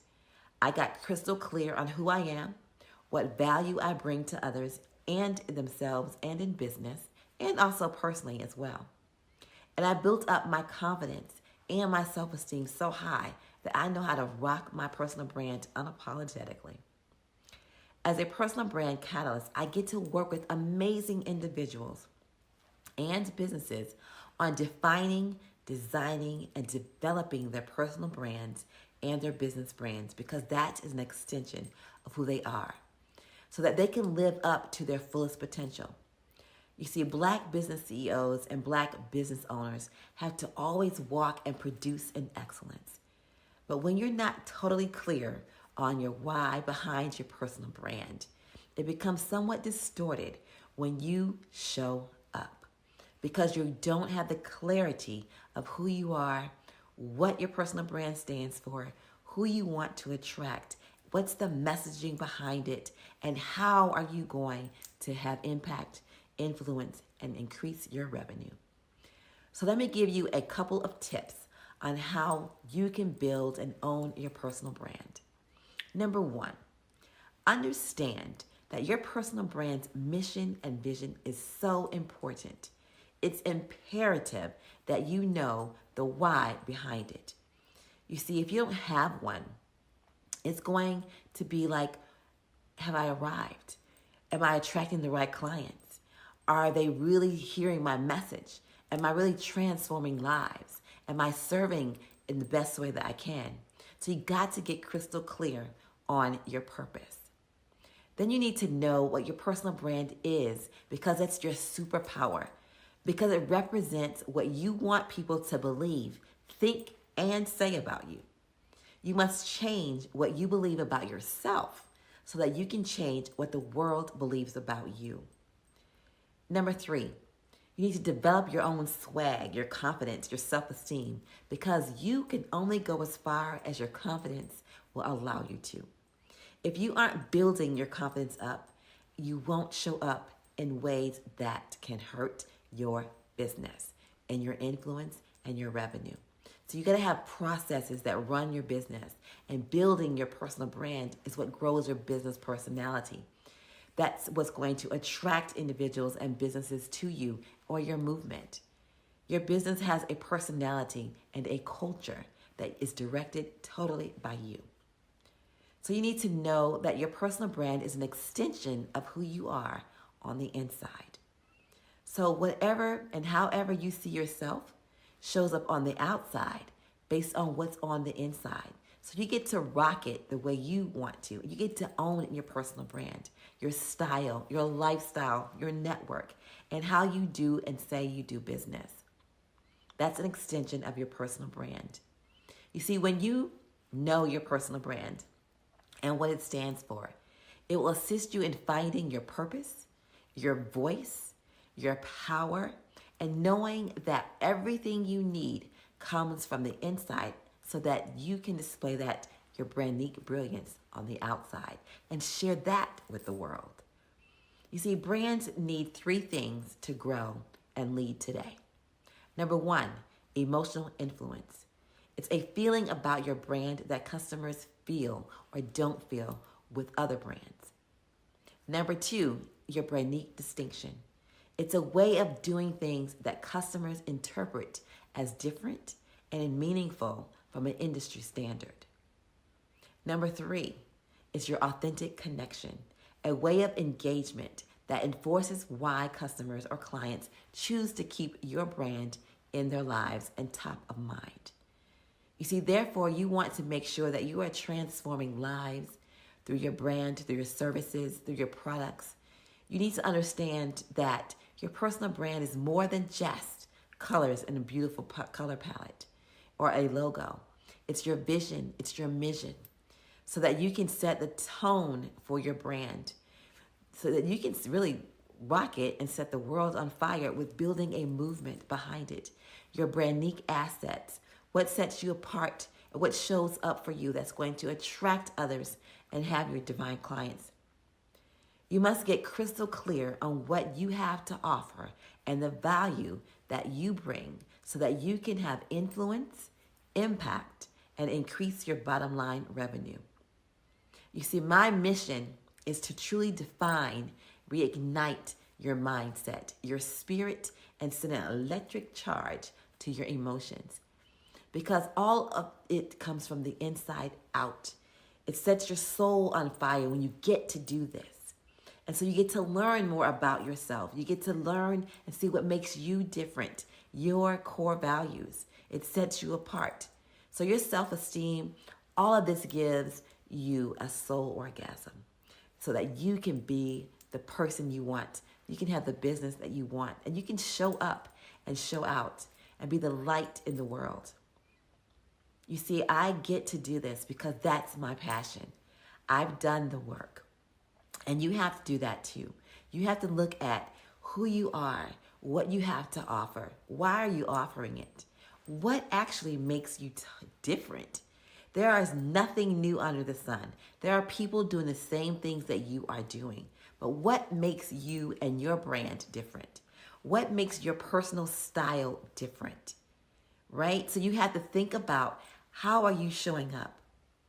Why are you showing up in certain ways? What is going to separate you from the others? Why should people be attracted to you? You want to ask yourself these questions. These are important questions outside of your colors, what your logo looks like. Yes, that's all important. And yes, you need all of that to create your marketing plan. But first, you got to understand that you have to have a personal brand first before you start marketing anything, which goes back to your brand voice, your brand messaging, your brand values. What are the extensions of your brands? Because you do know that there's just not one way of doing things. There's just other streams of creating your brand and creating that movement to attract others to it, right? So you got to look at your personal brand as an extension of who you are. And that's going to be totally ingrained with your business brand. Your business brand is an extension of you.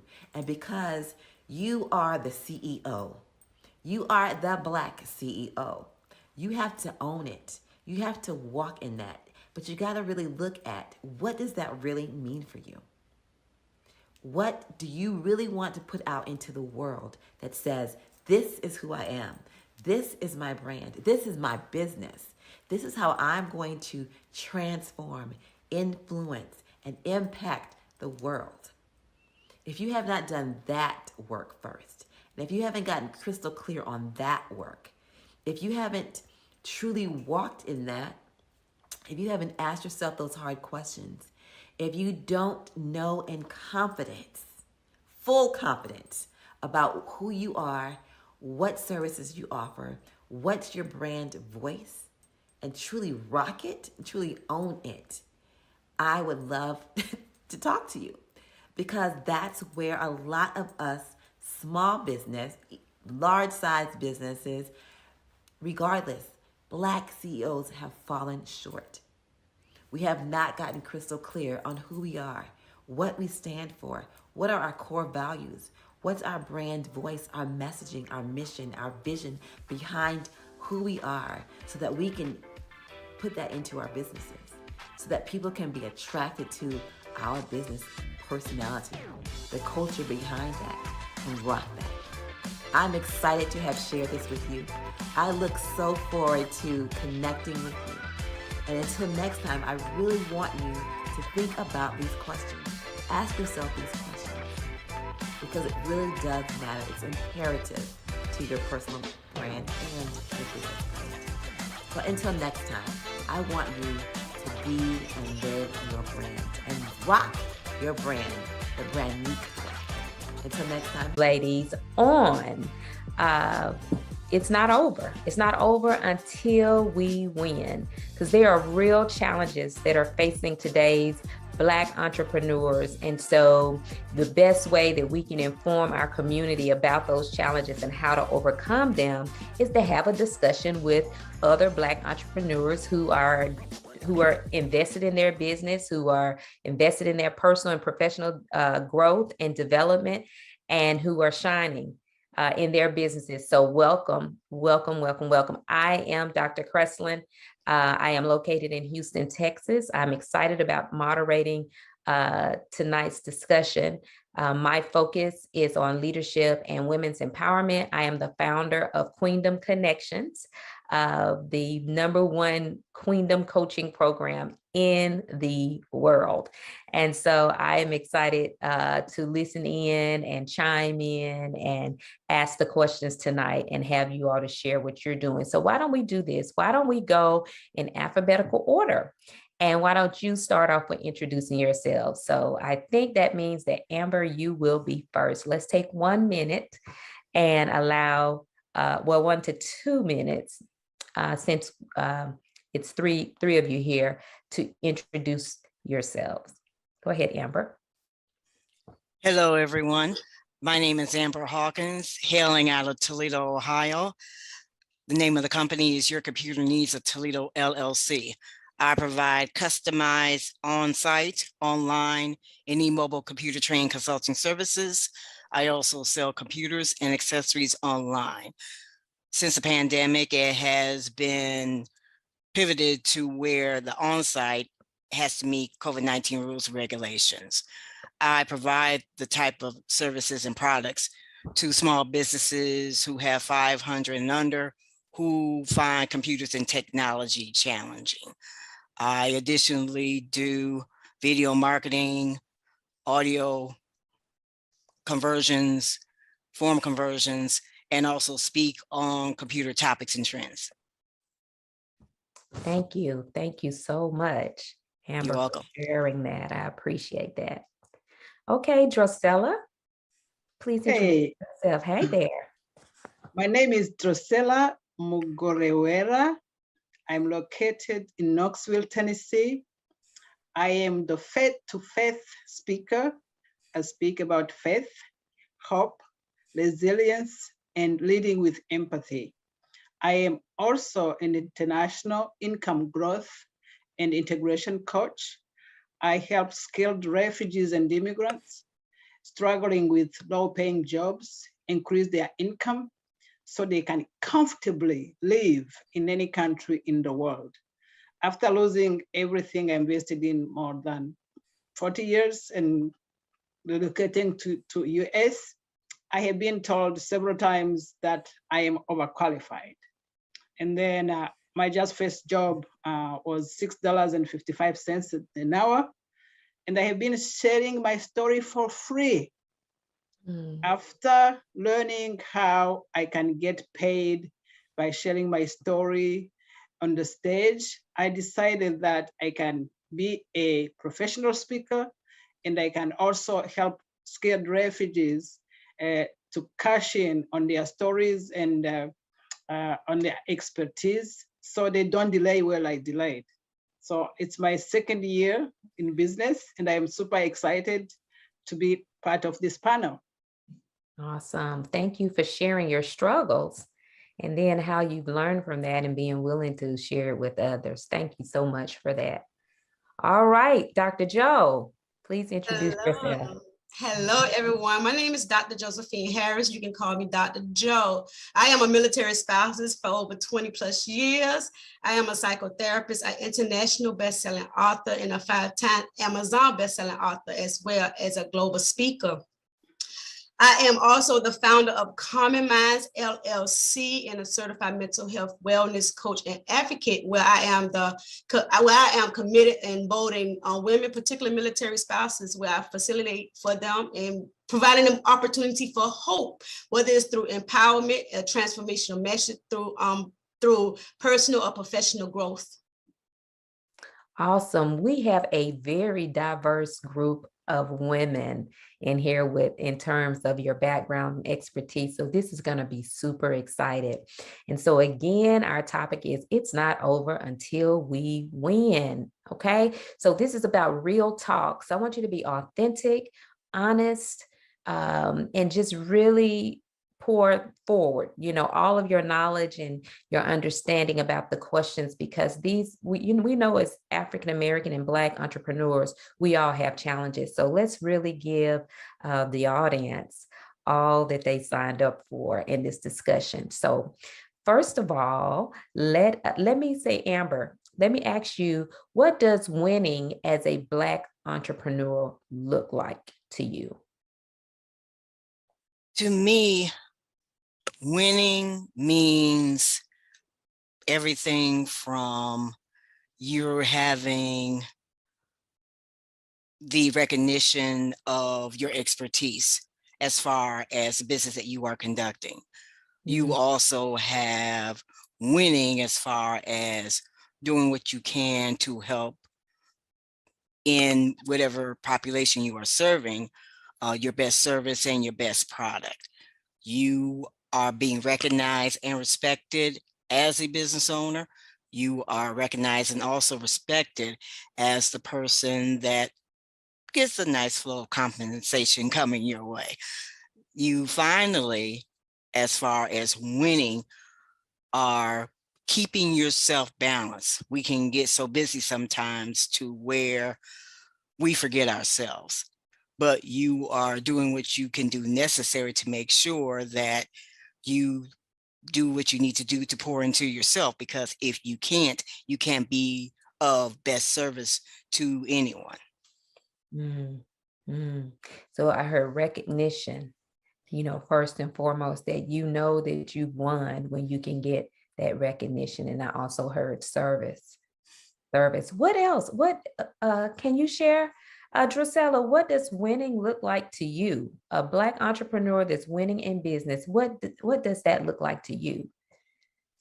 For me, winning is achieving my dreams and making a global impact, because you cannot win just by yourself. You have to make impact and you have to help a lot of people.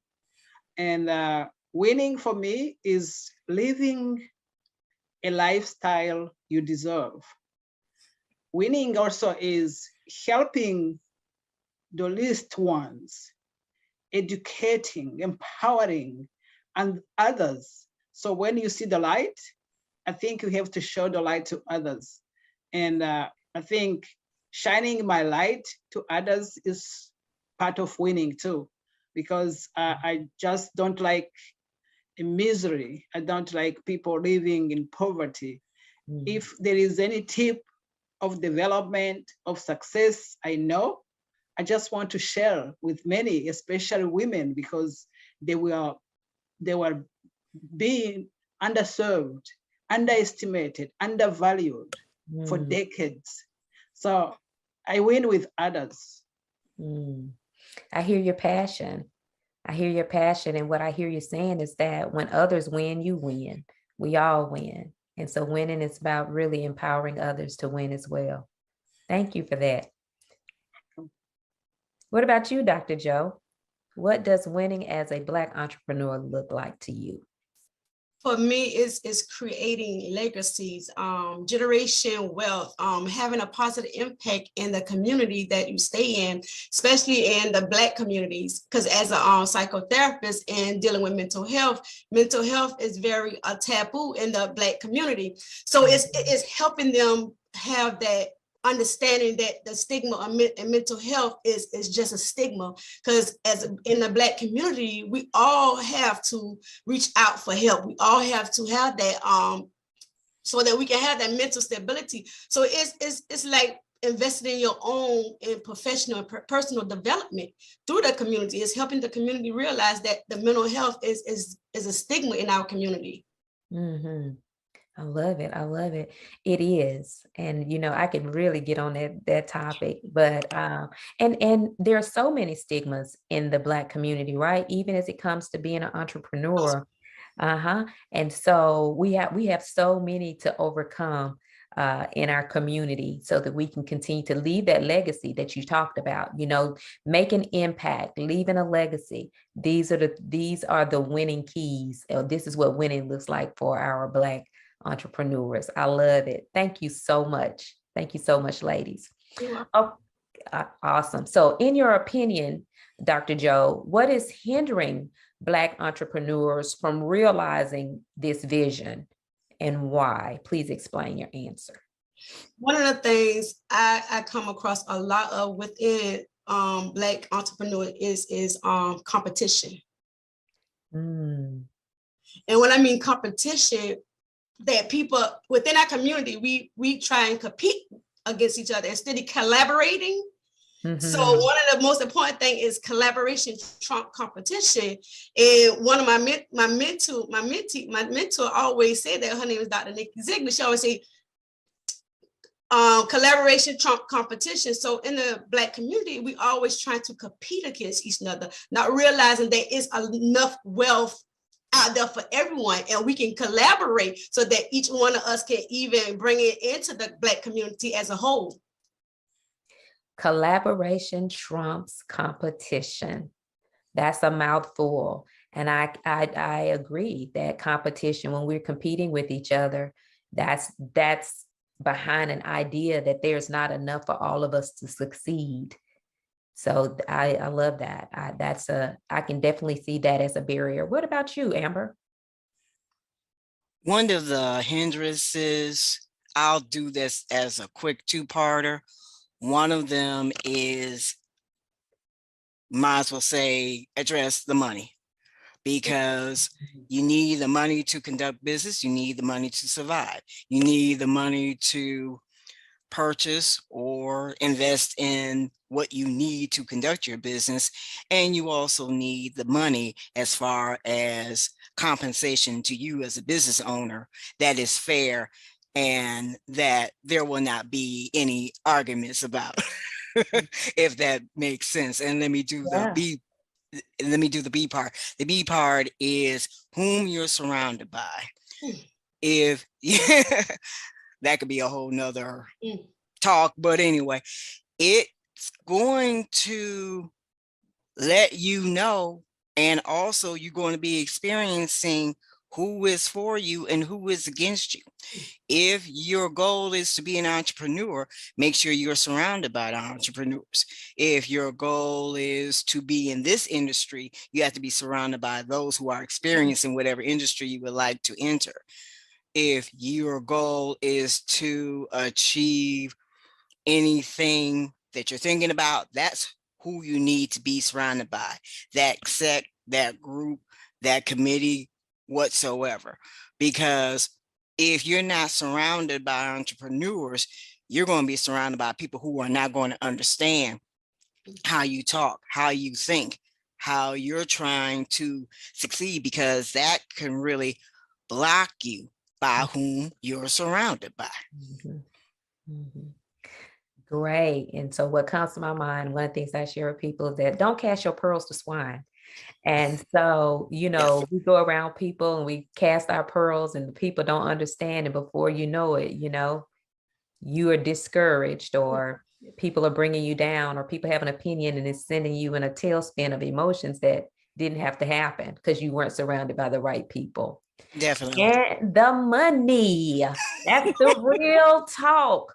The money. Yes. What are the challenges for Black entrepreneurs as it pertains to money? Anybody else want to chime in on that? So, let me talk about money. So recently, I was in a training, and people say, sometimes I want to make more money. So we cannot make money because who make money is the government and the agency attached to the government, but we can have more money. Personally, I think that there is enough money for everyone. And we have to know how to get access to money. And sometimes I like Robert Kiyosaki, how he explains assets and liabilities. Sometimes we think that we have money in the bank, but it's a liability for us.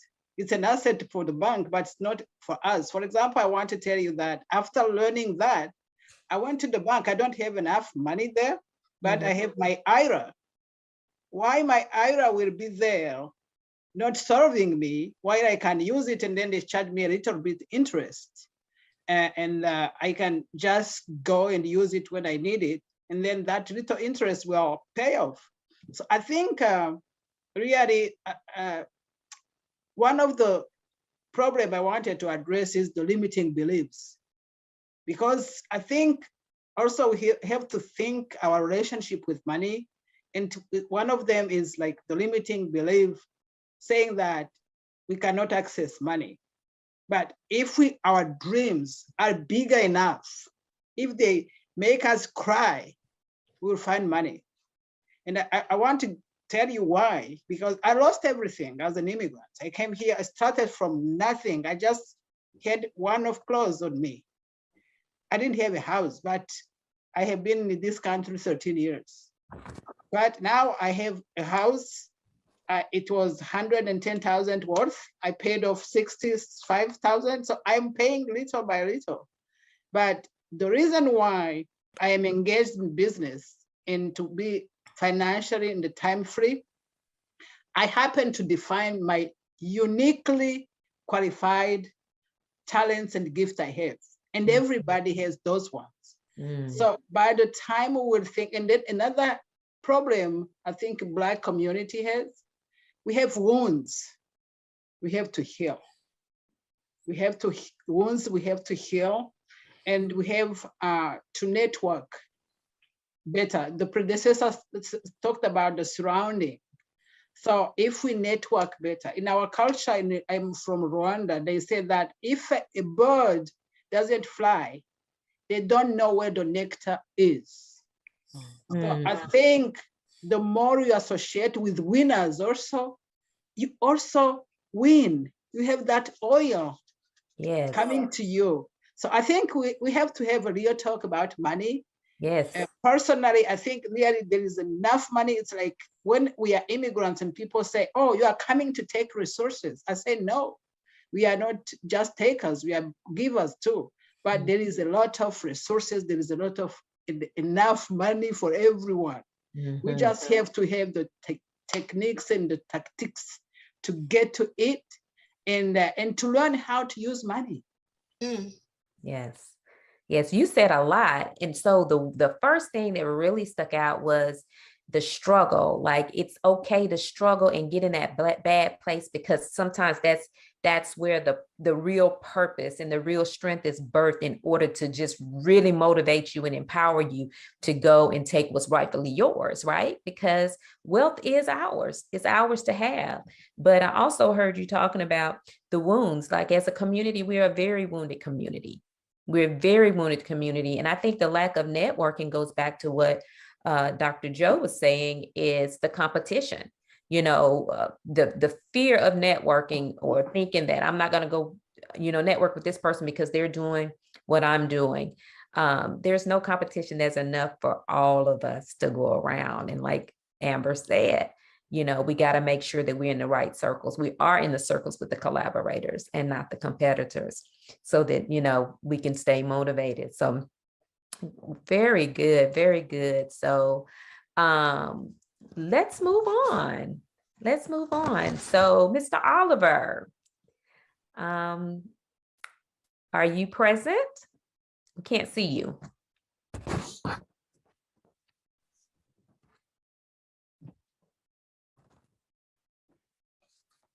Okay, so what has been your greatest challenge as an entrepreneur, Amber? What has been your greatest challenge? Ooh, out of the many challenges. Yes, what has been the As they greatest? say, okay, well, let me think of the one.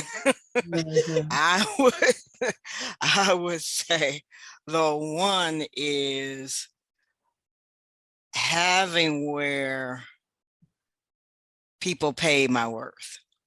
Mm-hmm. The scenario I'll put this way.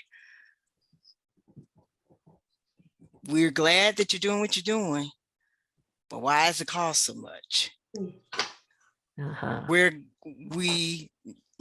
It's not that we don't need what you're providing, but I can go here, go there and get it for free.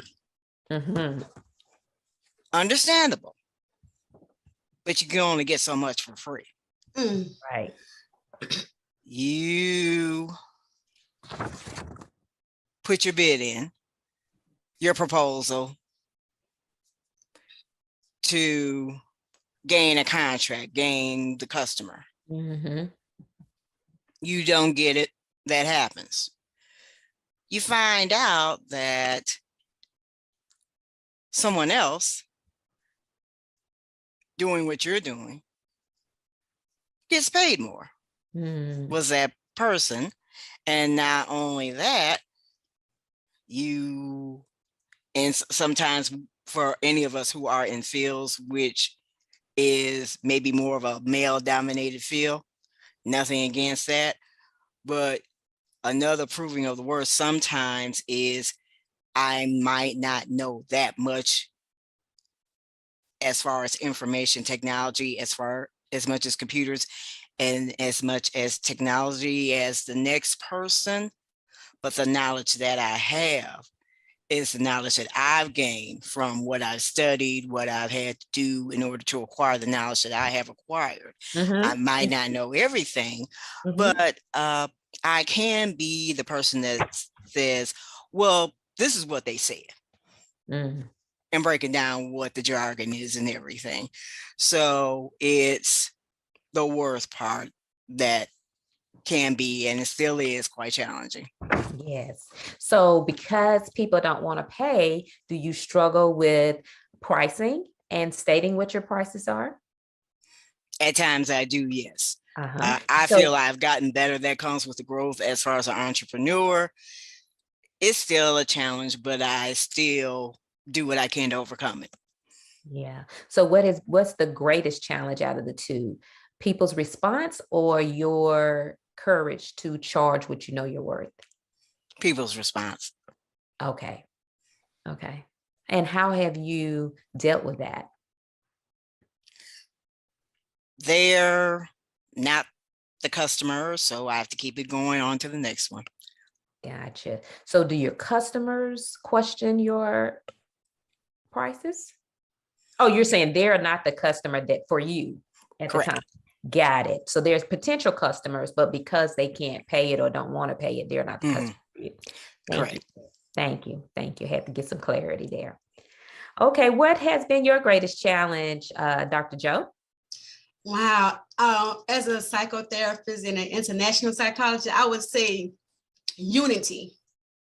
I would say unity because in the Black community, we really sometimes our people like us, look like us, really doesn't really want to buy from us. So that can be very challenging because they go up, even though we have prices that's reasonable, they'll go to a much higher individual or consumer instead of their own community, because we as Black entrepreneurs, sometimes it can be difficult for us to even buy from other Black entrepreneurs. So that's one of the very challenges I go through as a psychotherapist is unity, lack of unity. Lack of unity. Wow. Wow. I can attest to both the pricing and the lack of unity as well. We've got to figure out and how we can overcome those things. And hopefully we'll be able to discuss that more while we're here. Drusella, what has been your greatest challenge, the greatest challenge that you've experienced as a Black entrepreneur? I think as a Black entrepreneur and as an immigrant, I had probably to work twice, to make people, to prove myself, if I can say. So I had to work like long hours. I also lead a nonprofit as an executive director. But sometimes you have to work long hours and forget yourself. So now what I did build a team, but also I learned that the rule of 8 hours to work for somebody, 8 hours of sleep with a psychologist, you can say, and then 8 hours of doing your business or working on the family. So now I know that I can be part-time on the work, on the job, and be part-time on my business. I am progressing very well now because I'm now dedicated, and I have to find time to work on my dreams. But I think sometimes we want to be the savior of the world. We want to work hard even if the problems are bigger, but we'll never save the world. So, and we have to think about ourselves and our families before helping others as well. Absolutely. Very powerful. The power of 8. Is that what you said? The rule of 8. The what of 8? Yes, rule.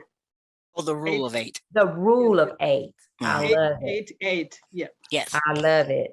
I love it. Thank you. Thank you for sharing your wisdom on that. Wow. Wow.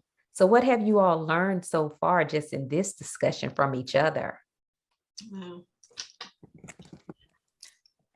I would say there are a lot of, oh, I'm sorry, go ahead. No, go ahead. Okay. I would say each of us have many similarities as far as what we had to do to overcome, as far as, you know, problems that we've encountered, that we did what we needed to do to overcome them, what our professions are. But also what's wonderful are the differences, and we can celebrate our uniqueness. I'm unique in my way. Dr. Joe is unique in her way. Josella is unique in her way. And you, Dr. Crescent, are unique in your way. And so is James. We are all unique. We are all wonderful. And we all have our talents and everything to contribute to help to do what we can to make the world better. I love it. I love it. Anybody else? Anything that you've learned? We're kind of like at the halfway point right now. So I want to do a check-in with you. Like, what are we learning from each other? What are we, you know, what are you wanting to say that I haven't asked you so far? One of the things that I learned is that, not to exclude James, but we all are female entrepreneurs. And I know within the Black entrepreneur world, as females, that's another struggles that we struggle with, being a female, especially with Amber as a computer person. And I know you struggle with that as a female, because my husband is a computer guy and he's over a certain amount of people. And one of the things that he was talking about of his females entrepreneur is the struggles with the female getting clients in. So they mostly are geared more towards males than females in the computer world. So I'm learning from us all the different skills and revenue that we have coming in is that we are unique, even though we in the Black entrepreneur world, we all are females. And the difference is that we know that we have these struggles and we try to overcome them, and any obstacles that get in our way, we press through them and move forward. Right. We keep it moving at all costs. I love it. This is what I wanted to get, how no matter the challenges every one of us face, we keep moving and we keep pushing, keep learning. I think Amber's talked about investing ourselves. That is key. So we keep learning, and I wish also, as Dr. Joe said, that we can support each other, because sometimes you have to see where people are struggling, and if you have a chance to push them up, do not miss that chance. So I enjoyed the talk. I love it. I love it. Even, just being an entrepreneur today, we would think that it would be a little bit easier for us by now. But it sometimes it seems like it's harder than it's ever been, especially for our, people are dreaming. We're doing different things than we've done in the past, right? So this discussion is so important, and I know it's going to help so many people just by knowing that these amazing women on here are having the same challenges and struggles.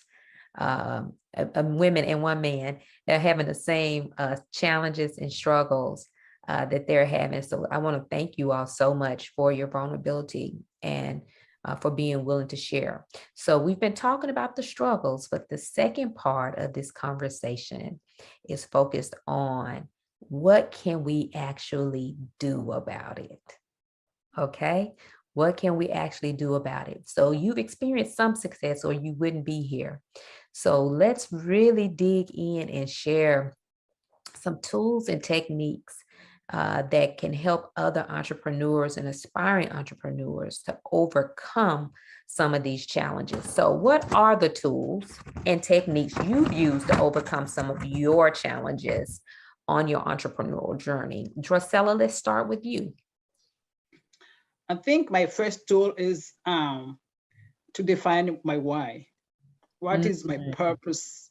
What I want to achieve? What legacy do I have to leave here? Because I'm a grandma. My grandson is 2 years old. And I want to inspire him. I want him to see that even if I am almost 60, I will work.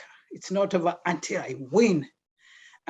So the second thing besides defining my why, I network like crazy.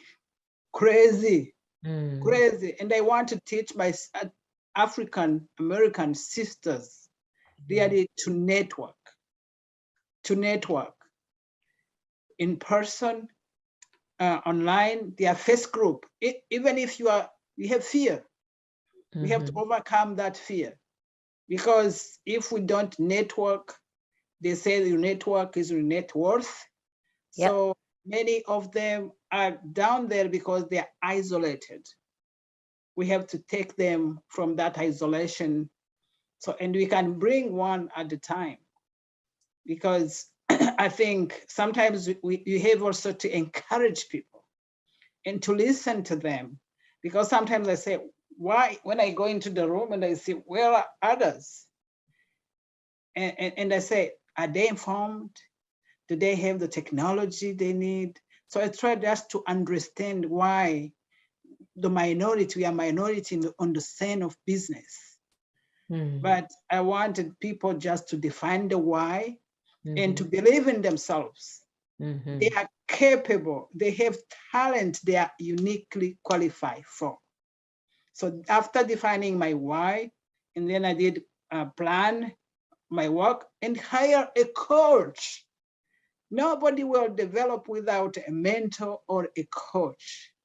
That I did see that. And also when I was seeing the trainings here and there, like being a butterfly and spending 2,000 here, 1,000 here, 1,000, I decided to hire like a company having marketing, having all the things in one, who will teach me the funnels. And then for refugees and immigrants, we can learn also.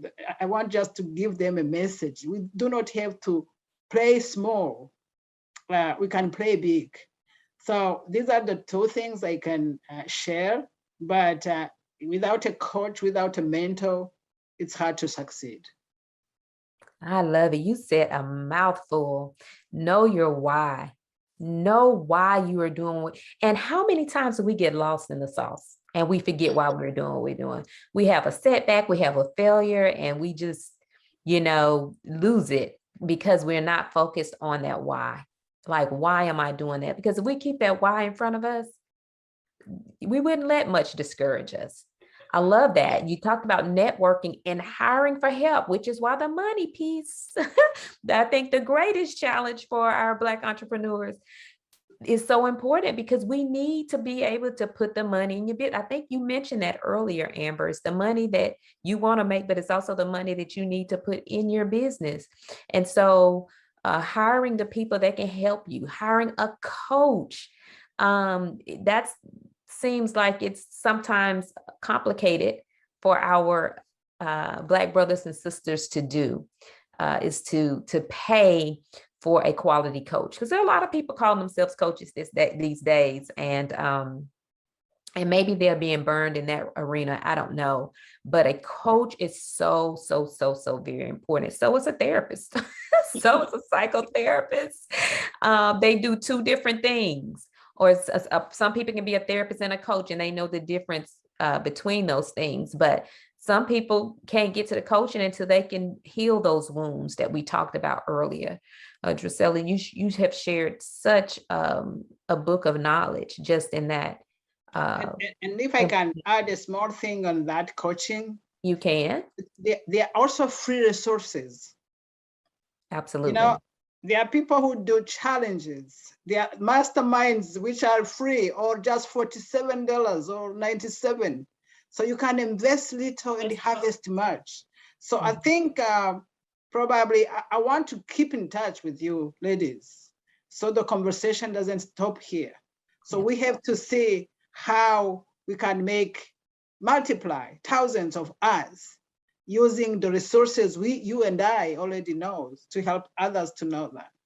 I love it. Love it. Thank you so much, Drusella. Amber, what are some of your tools and techniques that you've used to overcome the challenges on your entrepreneurial journey? There actually have been many, but I'm going to say this. Earlier, we had talked about, the challenges each of us are facing or have faced. There are, as Drusella says, so many resources out nowadays. There are some in which I wish were around in I would say the first 3 to 5 years of my business. So I would say greatly take advantage of those, because I'll go back to when the pandemic first started. Here come all of these resources provided for free online about this aspect of business, about this aspect of small business, as far as doing task A, B, and C, and on from there, that were just coming from the woodworks.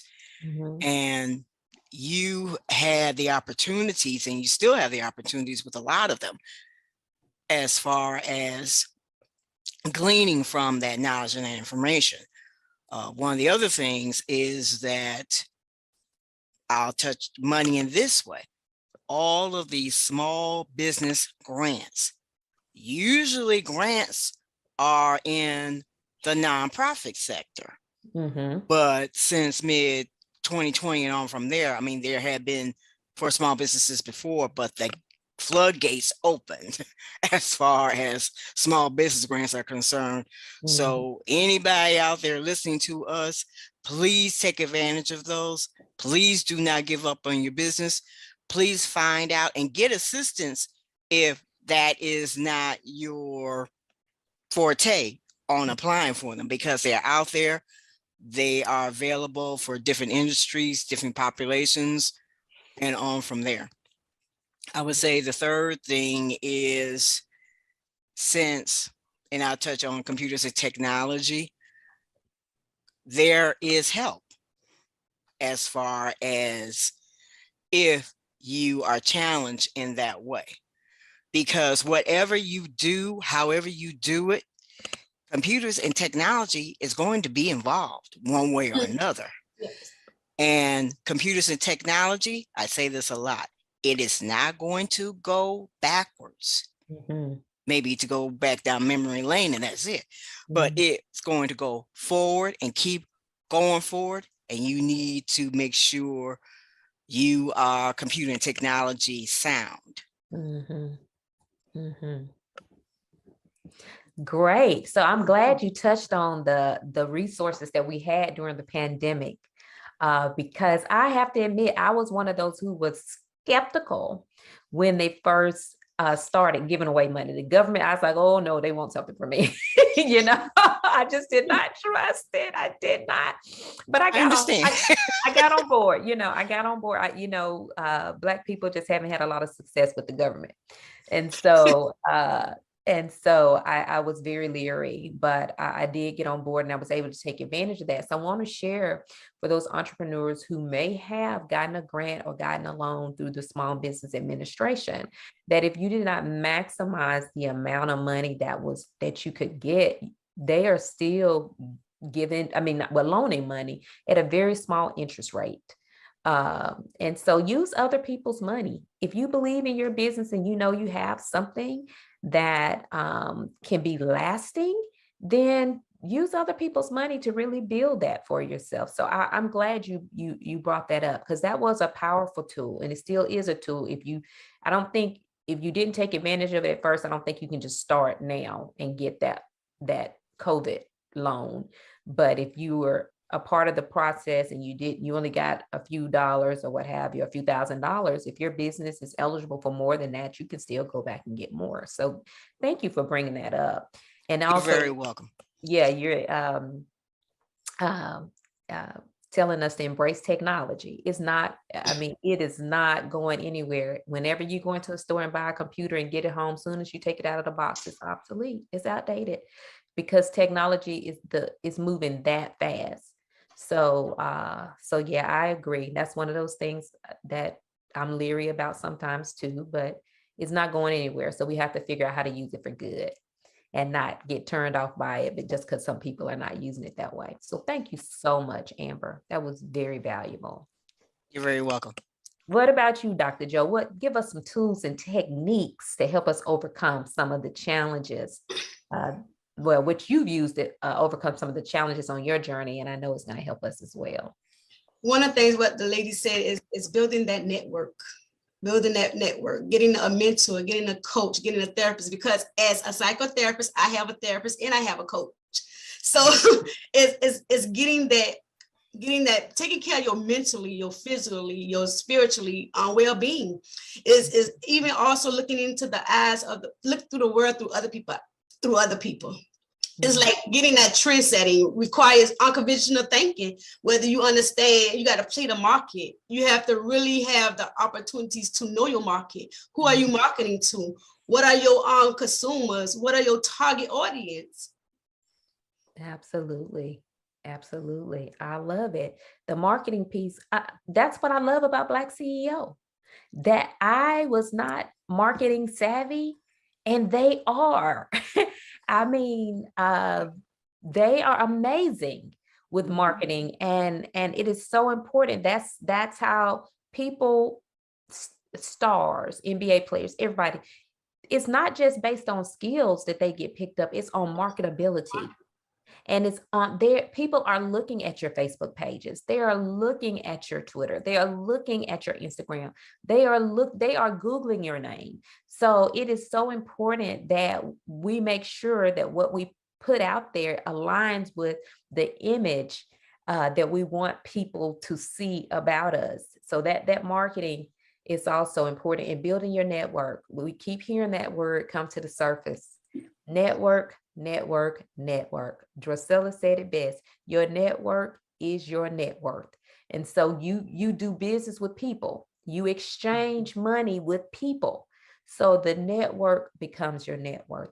So very, very, very valuable information.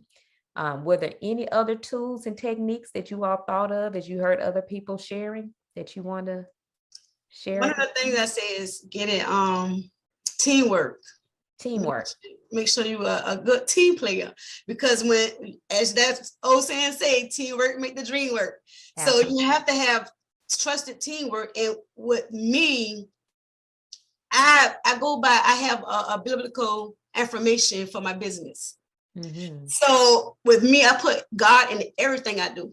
So without God, I can never flourish this, because God bringing the vision to me. So and he implementing the vision through me, and I'm prospering the vision. So it's me putting God in everything I do. Mm-hmm. I love that. I'm with you on that. I am totally with you on that. Give him everything, turn everything up. And that's one of the things that I learned to say this year. Help me. Yeah. Help. Yeah. And another thing I learned is write down your goals. Sometimes you trust our memory and you forget. But if, for example, recently when I was on a training with my coach, he said, how much do you want to make this year? So how much it will be a month? How much it will be a week? How much it will be a day? Yes. So, and then I can say, hey, how am I progressing? Because if you don't have those goals, how do you measure? So sometimes you have just a global goal, but you have to be specific and having those small goals. And another techniques and tip is celebrate small wins. Lisa Nichols, I like her. She's an African American motivational speaker. She said, celebrate the wins. Sometimes we don't see those ones and they keep us moving. You know, no matter how small they are, it's an achievement. Just jump and celebrate. Give yourself something that you accomplished something. Yes. I think that goes back to some of the wounds we have too, is that we just strive, especially as African American women, strive. And we don't give ourselves that compassion. We don't give ourselves that pat on the back. We don't give ourselves that attaboy that we give to everybody else. So celebrating small wins, I agree with you wholeheartedly. And of course, write the vision and make it plain. We got to write those goals down, and even the money goals. Write those goals down and begin with the end in mind. And then, like you said, backtrack. What's your year goal? What's your 6-month goal? What does that look like every month? What does that look like every week? What does that look like every day? Very, very, very powerful. Very powerful. And then, like I said, help me. Because as African American women, we don't ask for help. And so that's this year, that's been one of the things that I have just committed to my memory, that if I'm just sitting here working by myself, ask for help. God help me. I can't make it to the grocery store. Call my husband. Today I called him. He said, what do you want from the store? I said, I don't want you to go to the store. I want you to come home and make sure the grandkids are not slamming the doors, because I have a 90-minute conversation tonight and there could be no background noise. And so I need you to help me. If I can interject this quickly, Dr. Cresslin. Absolutely.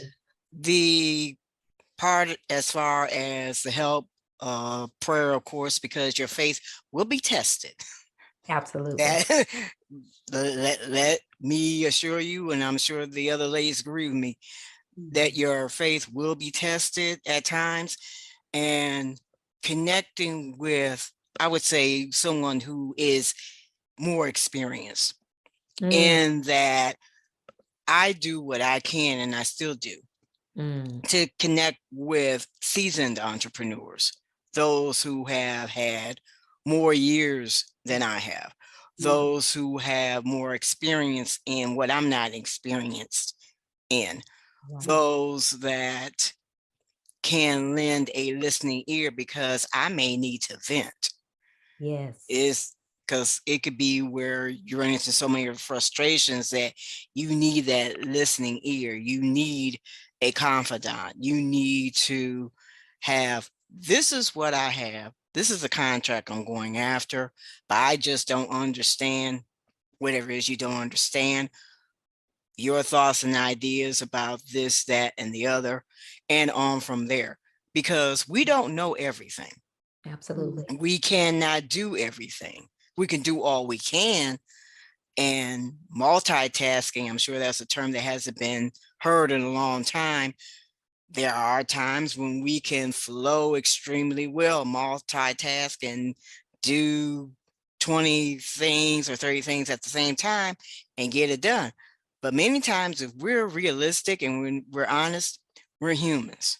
Absolutely. We're not part of the sea world where octopus live.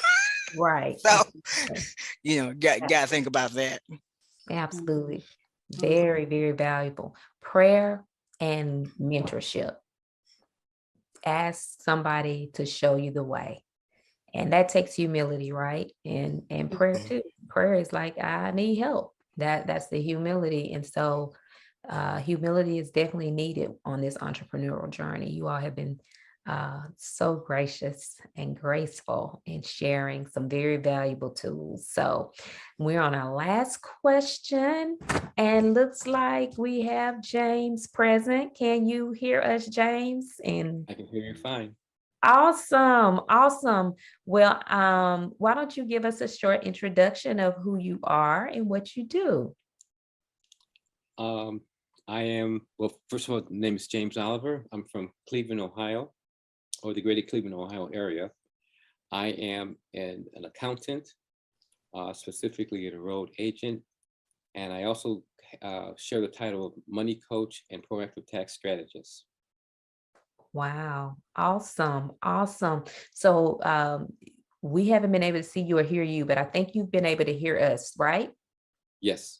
Okay, so we have about 8 minutes before we wrap it up, and I have one last question. But before we get to the last question, was there anything that was burning inside of you while you were listening to this conversation of these amazing 3 women that you wanted to share on this topic? Is not over until we win, the real challenges and struggles of a Black entrepreneur? The one thing I was thinking about was value. And so what I mean by value is that when you give yourself enough value, or when your clients perceive you as having enough value, then money is no longer an object. You know, for an example, we all know that a Mercedes and a Ford Escort will get you to the same place at the same time, assuming you're driving correctly. However, people who want to buy a Mercedes-Benz or a Lexus, they know that because there's so much value, money's not as important to them as, let's say, someone looking for an Escort or a Kia, you know. And so the more value you can project within yourself, or that your clients see you, then money becomes no longer an issue.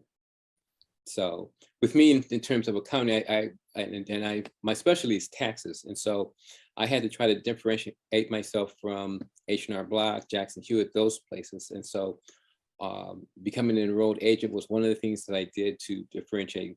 And then also in terms of tax planning, that was another big thing that I was able to get people to understand, that just doing your taxes is one thing, but if you're trying to save taxes in the long run, and also in terms of building and becoming financially independent, those are things that I could help people with that H&R Block can't. Gotcha. Gotcha. So you said a mouthful in that first statement, that when we see ourselves as valuable and others can see us as valuable, then money is no longer an issue. And so how is that created for the Black entrepreneur? How, you know, what are the elements of value that a person needs in themselves in order to get other people to see them as valuable?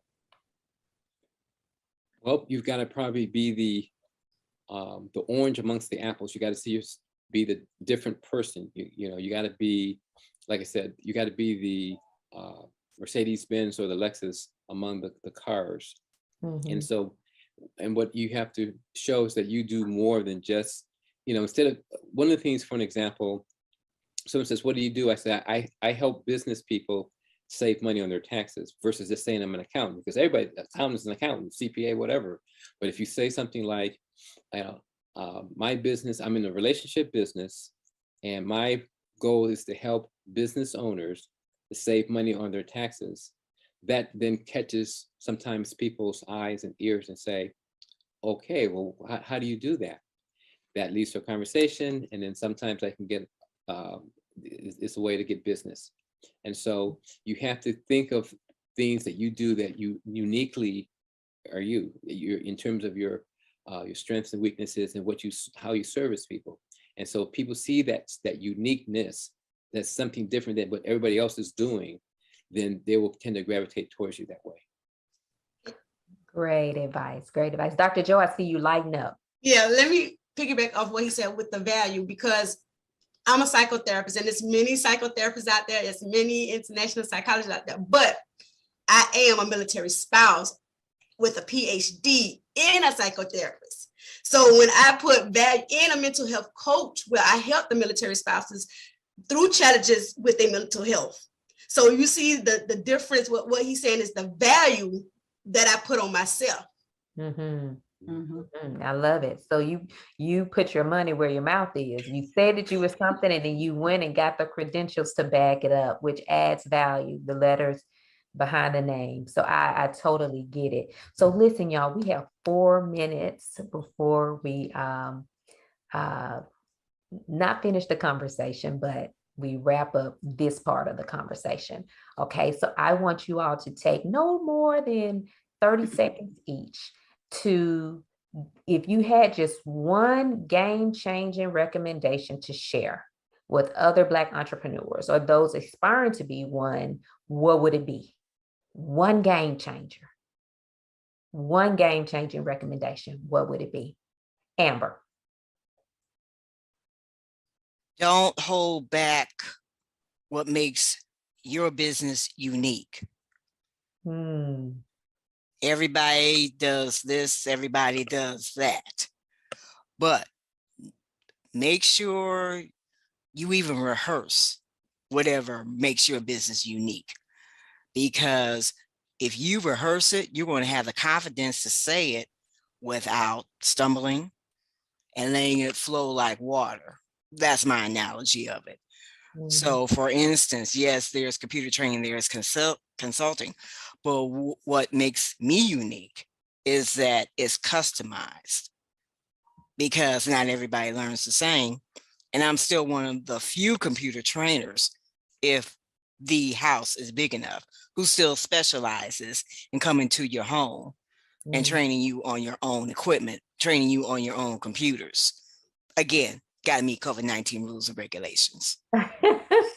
I love it. So don't be afraid to identify what makes you different from the competition and putting it out there and rehearse it, know it, so you can share it with confidence.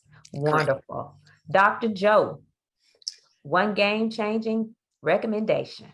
One of the things I would say, your professional and personal development, the power of connection and entrepreneurship. Invest in yourself. Okay, I love it. We've been saying network, network, network, and then also invest in yourself. Thank you. Drusella, one game-changing recommendation to share with other Black entrepreneurs. You are worthy and deserving. Know your gifts and monetize them.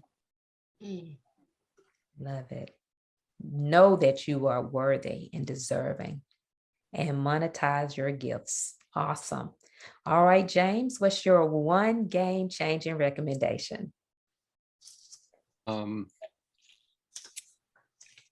going to maybe piggyback off of Amber a little bit and say, have a 30-second elevator speech that you can, that has some power to it, some zing to it. So when people ask you what you do, in 30 seconds, you can tell them and have them, and obviously practice it so that you can feel confident when you say it, and people will see that confidence in you. Awesome. I love it. You all are great. It is 6:15, and my one recommendation is that they will connect, that Black entrepreneurs out there and aspiring entrepreneurs connect with great people like these that's on this panel, and also to connect with BlackCEO and other organizations that can help monetize your gifts, as Drusella said, and really help you market your business. Okay, this has been wonderful. Thank you for joining. Thank you for the moderation.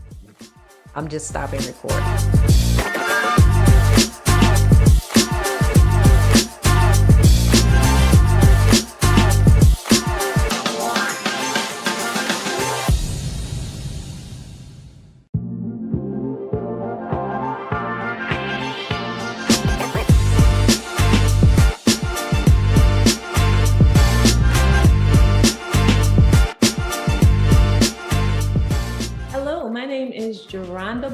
also known as Coach Jay, and I am hailing from Forney, Texas. But I am a 504 girl, born and raised in New Orleans.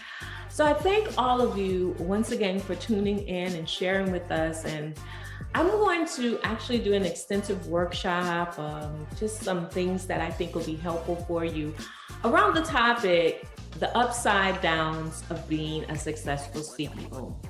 The reason why this particular topic is so dear to my heart is because, you know, in my own life, I can attest that it hasn't always been a bed of roses. It hasn't always been easy. Success didn't come easily to myself or my husband. We both have several businesses, and it's been a rocky road. It's been challenging, but God has been faithful.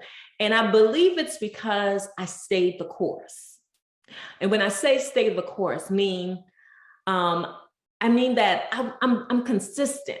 And so consistency is the key for you to be able to experience the full manifestation of what you dreamed of, what you've been believing God for concerning your business, to be the CEO of your own life, to be the boss. And so there's a process. It doesn't happen overnight. And you have to be willing to what? Stay the course. And so that's what we're going to talk about on today. And I'm going to delve a little bit more in this subject matter because I want you to have the right tools on the journey. I want you to have the right mindset as you are pursuing your business, building your empire, leaving a legacy for your family. So I'm going to share my screen and we're going to go through some things, and I'll pause and I'll share my own story, and then we'll work through a few of the questions. And so I hope this blesses you. I want you to be steadfast, immovable, always abounding in this great call, this great work that God has called you to in the marketplace. So go ahead. We're going to go ahead and get started. I'm going to share my screen even now. All right, so let's talk about this whole notion of the upside downs of being a successful CEO. All right. So the question becomes, do you have a dream? Come on, let that sink in. I hope you do. I hope you have a vision for your family, a vision for your finances, a vision for your business. Do you have a dream? What are those dreams? And I want you to take time and list them. You see, the word tells us in Habakkuk, I'm not here to preach to you, but it may come out of me, this is normal. But in the book of Habakkuk, it says, write the vision, make it plain, so those who read it can run with it. Come on. So you have to write the vision. You have to write down your dream. What is it that you want out of life? And so if you need to pause, I need you to take a moment and list that. It's nothing like seeing it written. It's nothing like affirming it with your mouth. Okay. So do you have a dream? And I bet you do, because you would not have attended this conference if you did not have a dream of being successful, a dream of being your own boss, right? A dream of leaving a legacy and building a legacy for your family, okay? So let's visualize. Visualization is so powerful, man. When you can see it, you can have it. Yeah, if you can see it, you can have it. And so I want you to take out some paper and imagine your life as a boss, as a CEO. And remember it, I'm not sure if you remember in the keynote address, I shared with you, what does being a CEO look like? And for me, I summed it up in 4 words. I said freedom. Oh God, that word, freedom. I said flexibility, right? Being able to what? Do what you want, how you want to do it, when you want to do it. Financial security. Man, having enough money, not just to be a blessing to you and your family, but to bless others that are in need. That's what I live for. I don't want to just be blessed. I want to be abundantly blessed so that I could be blessed to be a blessing. And so then we said what we said: freedom, flexibility, financial security. And then the other one was fulfillment. Man, I am living this half of my life very fulfilled. Yes. I worked in corporate for 8 years. I worked in nonprofit for 24 years in ministry. And God knows I love doing things that fulfill me. So I visualized my life. I mean, literally where I am now, I visualized this almost 22 something years ago or more. And I'm here. And my daughter's like, did you ever think you would get to this point where you're able to build your own business full time? Because it wasn't always like that. It was a process.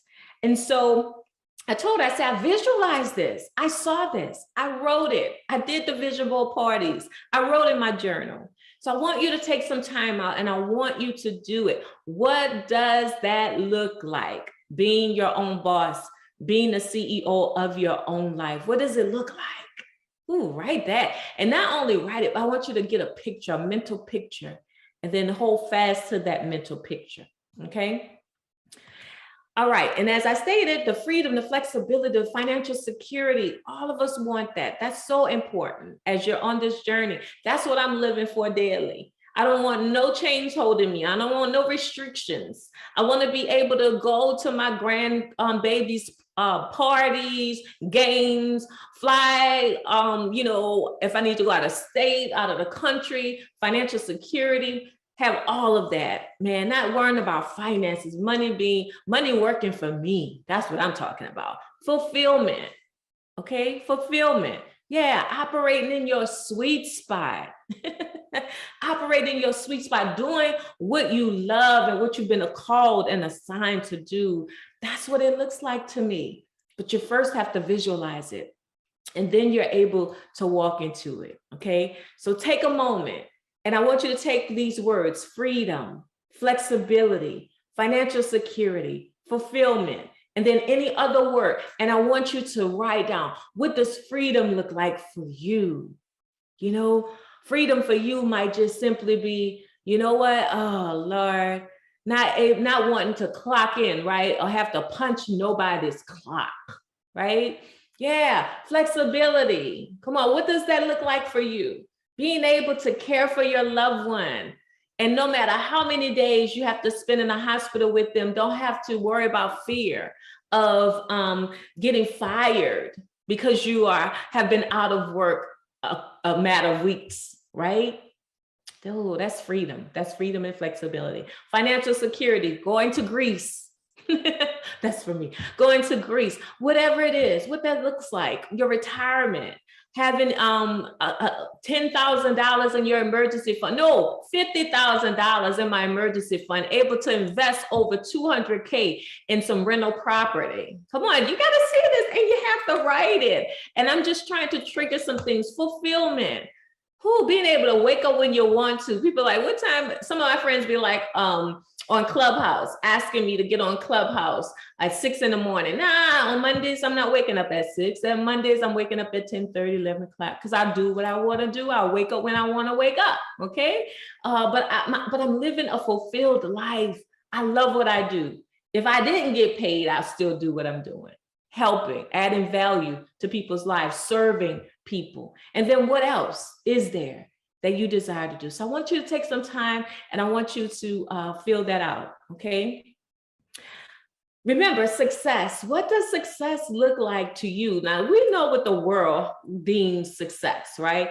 And you could just blurt out some words. You could just blurt out some words. When the world talks about success, they talk about money, money, money, money, money. And you need money. Yeah, you do. You do. You need money to survive. All the likes. We have all of these influencers that have like, what, millions of followers, likes, and because of these likes, they're getting paid. Because of their subscriptions on YouTube, they're getting paid. That's success in the world's eyes. People who are gracing stages and you know, have the cars and the houses and all of that is great. That's the world's way of defining success. So I want you to know that's the world's way of defining success. But what is success for you? What is success for you? That's a good question. And I want you to pause and I want you to think about that. What does success look like for you? For some people, they may not want to necessarily quit their full-time job. They might want a side hustle, a side job to bring in some additional income. If they just had what, $3,000 extra income, man, that would be success for them. Seeing your children graduate from college or high school, that may be success for you. Yeah, and being able to afford to pay their tuition, not necessarily having to take out loans. That may be success for you. Retiring your parents, that may be success for you. Retiring your husband, so he won't have to work as hard. He could get off the road and now he could do his own thing and start the business. That may be success. So what does it look like for you? Don't allow the world to dictate to you what success looks like, okay? So be mindful of that. There's too much pressure that the world puts on us, and we allow the world to put on us and people to put on us on what success looks like. God wants us to be successful. He wants you to accomplish great things. But like I stated before, success is you finding and following the will of God for your life. Okay, that's the right way to view success. And you still have the acronym RIGHT, and I don't think I put it in here, but I like to say the right way because there's a real intentional growth. This is what success is all about. Real intentional growth happens in time. Real intentional growth happens in time.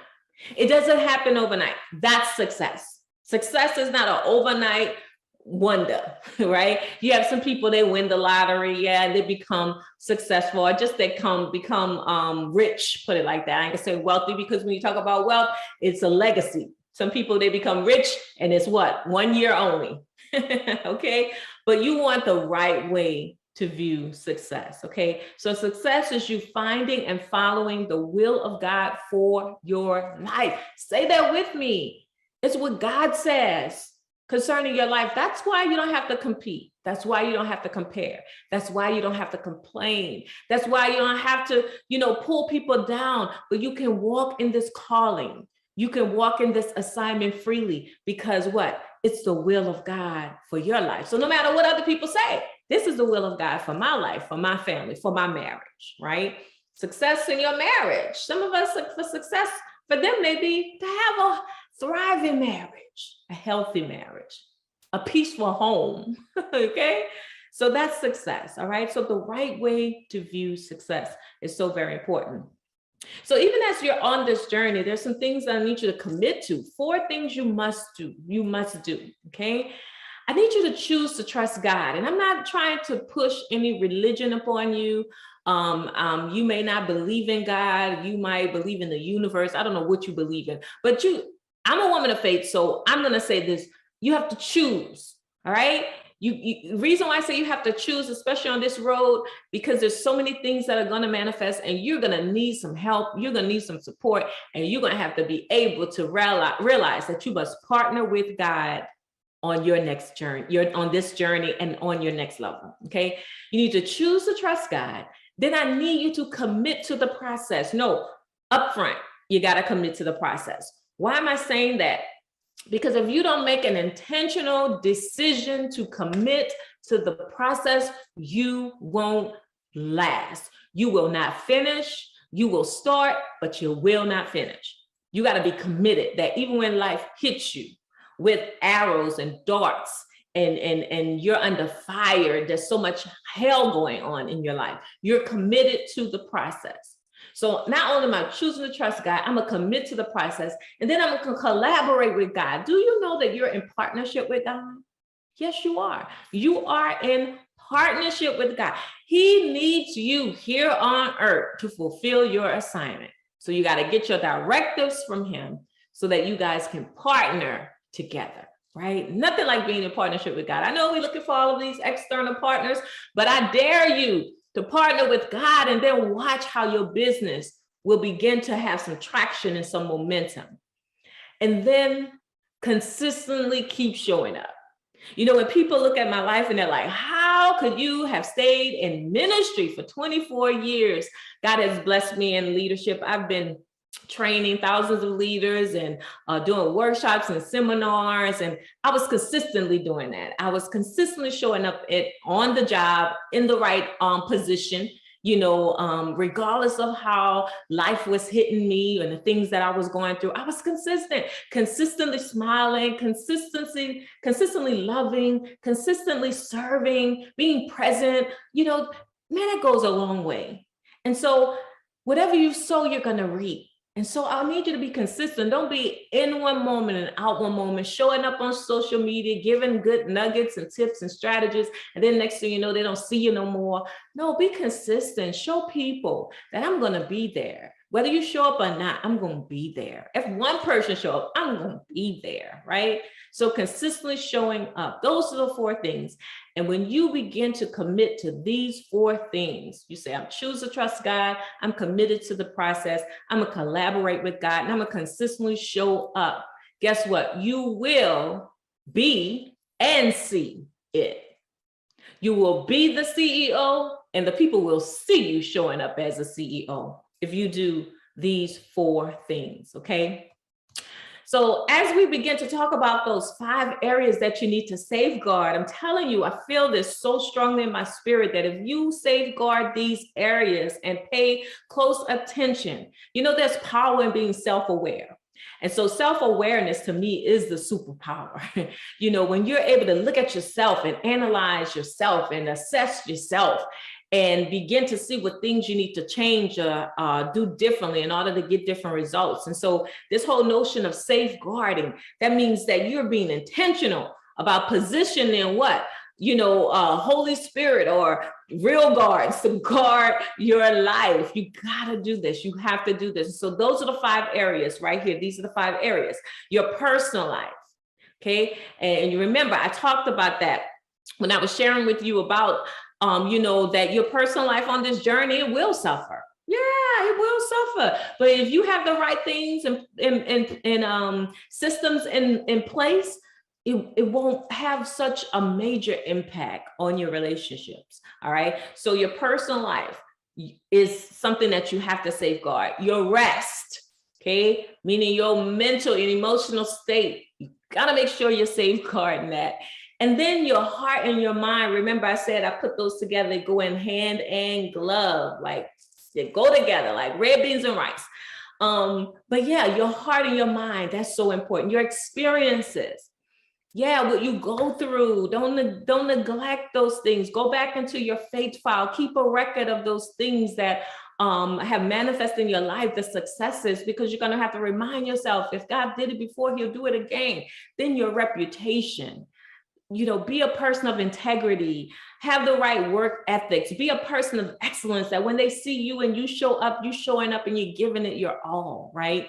And so I want to look and delve a little bit deeper into these particular areas, because I need you to work through some things. Because sometimes we hop into entrepreneurship and we haven't even count the cost. Have you count the cost before you leap?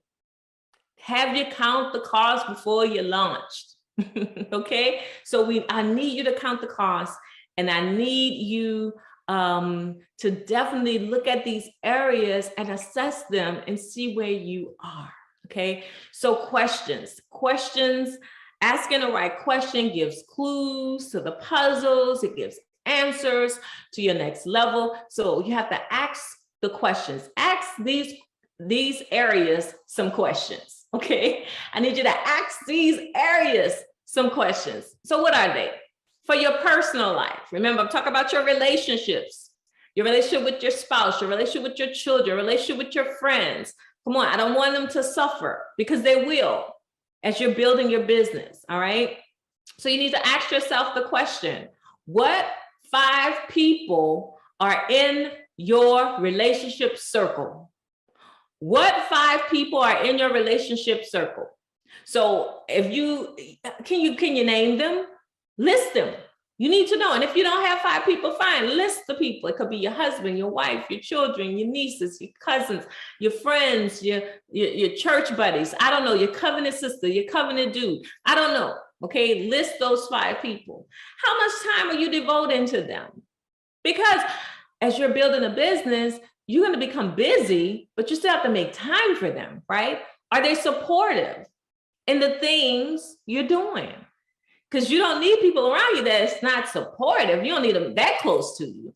You know, it's okay to have them on the outskirts, but if you're going to be in my holy of holies, my inner circle, I need you to support what I'm doing, like the post or something, share the post or something, tell someone about my product or my services or something. Come on, that's key. You got to ask yourself, and then, you know, have a conversation with them and say, wait, I don't see you supporting anything that I do, but I'm always supporting you, right? Okay. And then how is your communication with them? Remember, I shared with you 3 things. I say you have to clarify the vision in your relationships. You have to communicate your commitments in these relationships. You have to consistently check in with the people. Don't be trying to maneuver and move around in silence. Like I said, it's a burden. It's really a weight when you don't have the support of your spouse, especially if you're in business. And I want to speak to those of you that are really having a hard time getting the husband or the wife on board. I need you to keep praying. God will turn the hearts of all men, you know, and he will help you get through it. But I understand it can be challenging. That's why I say I thank God for my husband. He's a gift to me. He cheers me on. He supports me. There are times when I have to prepare. I remember, you know, as I begin to prepare for messages to preach or speak, that would take a whole day and I'll be in isolation. And, you know, he respects that. My time of consecration. I say isolation, consecration. And so, but I value that. And so if you have a spouse that supports you, you need to love on them. Your children support your business, knowing that you have had to sacrifice so much, right? But they still love you. That's priceless, right? So what ways can you improve your relationships now that you are in business? Okay. Let's talk about your rest. So make sure you go through those questions, because questions leave clues, right? They can give you answers. They're going to help you keep momentum. Let's talk about your rest. Remember, when I talk about rest, I'm not talking about sleep. Sleep is one of the aspects of rest, but we're talking about the mental and the emotional rest that you need. Here's some questions you need to ask yourself. How many hours of sleep am I getting? How many hours of sleep am I getting? What are some things you do for rest? Ask yourself the question. What are some things you do for rest? What are some things that break your rest or your peace? You have to look at those things, because that's going to determine how creative you're able to be. And your creativity is birthed out of rest, the recreation, you being able to rest your mind, not always be anxious or stressful or moving and all this commotion, right? So that's so important, okay? So make sure you ask yourself those questions. What are some things that break my rest, that really have me not at peace, okay? So that's what we're talking about with your rest. Now let's look at your heart and your mind, which is so crucial. The word tells us that above all else, guard your heart, because out of it flows the issues of life. So you have to make sure your heart don't have no toxic emotions, bitterness, unforgiveness, all of that in your heart. You got to cleanse your heart and cleanse your mind, because your mind is a battlefield. All right. So ask yourself some question. Is your heart healthy? I'm not talking about your physical heart. I'm talking about, you know, like I said, right in here. That's what I'm talking about. I'm not talking about your physical heart. I'm talking about your spiritual state, right? Is your heart healthy? Are there toxic emotions eroding your heart space? What are they? List them out. How are you handling them? And then what are you doing daily to keep a positive mindset, to stay in a positive mindset? And then what are some ways you can guard your heart and your mind? All right. All right. Now we're talking about your life experiences, because sometimes we like to ignore our life experiences as if things didn't happen. Lord, if I could erase. No, all of that. You need the dark strings and the light strings. You need the dark strings and the light strings. All of that is woven into the fabric of your life. And God, all of that tells a story of who you are and how you're able to handle what you handle. Don't you know people are wondering that about you? How are you able to withstand what you're going through or what you've been through? How is it? Because of my ups and my downs, because of my bad days and my good days, because of the pain, you know, and the joy in my life? Yeah, I had to have that. So here's some things to ask. Name at least 3 defining moments in your life that you pulled through. These are successes because you made it to the other side. See, sometimes we neglect to look at these defining moments, and it doesn't have to be grand or big moments. You know, find the little wins, those things that you know, if it had not been for God, He helped you to get to the other side. Now you see why you had to go through it. So take that time. Another question, how did you get to the other side of your valley? That's your story. That's your steps. That's the service that you can offer to someone else, the how to get to the other side. That's why we see a lot of coaching happening, because people are just simply sharing their story and how they made it through divorce, how they made it as a single parent, how they made it through the layoff or the firing, right? How did they get to be the leaders that there was a journey, there was a process, but it's so beautiful and wonderful when you can document those things. Another question you need to ask yourself is, how often do you take time to reflect on your past victories? Okay. Don't allow life to become so busy that you can't take time to reflect on your wins and on your victories. Okay, let's move on. Your reputation. Now, mind you, you cannot stop every rumor. You cannot block every label or remove every label. People are going to talk. People are never going to, you know, you won't have anyone's 100% approval, right? So don't even worry about that. Just mind your own business. And that's what I say. Everyone will not like you. Everyone will not support you. You just have to keep it moving. Okay. Keep it moving. And this is what I want to echo. I want to echo. You cannot control what people say about you, but what other people think of you is none of your business. Keep it moving and mind your business. Okay, that's what I wanted to tell you. All right. So do understand that there'll be fiery darts that are going to come, right? But just make sure that you're not giving people ammunition to kill you. And what I mean by that is be a person of your word, a person of integrity. Don't just be living any kind of way. And now you're giving them the ammunition to kill you, to slaughter your reputation. You're not perfect. You're progressive. Right? I'm not perfect, but I'm progressing in every area of my life. But make sure that you're being kind. Make sure that you're being generous. Make sure that you're being true to your word and you're showing up authentically you, okay? So your reputation, here are a few questions you need to ask. Just 2, are you easily offended by what people say or do to you? Because if you are, you're not going to last on this journey. I remember when I first started out in ministry, you know, you sometimes think that when you work for the church or you work in ministry, that everyone's going to be nice, everyone's going to be kind. No, they have some devils, some demons sitting up there in the church, working in the church, and they're hateful. And my heart was so heavy because of just some of the attitudes, the mindsets, and the ways and behaviors of some of the people that was working. And I was like, I don't like this. But I remember my spiritual father, he shared with me, he said, Yoronda, you got to have tough skins. So I had to grow up and I had to realize it's not personal. To them, it might be personal. This is business and it's spiritual. And it's the enemy's way of trying to keep you from moving forward. So you need to ask yourself the question, if you are easily offended, you need to deal with that offense. Now, offense is going to happen. So you just got to prepare yourself. I like to say, it's these attacks. It's like water on an oily duck.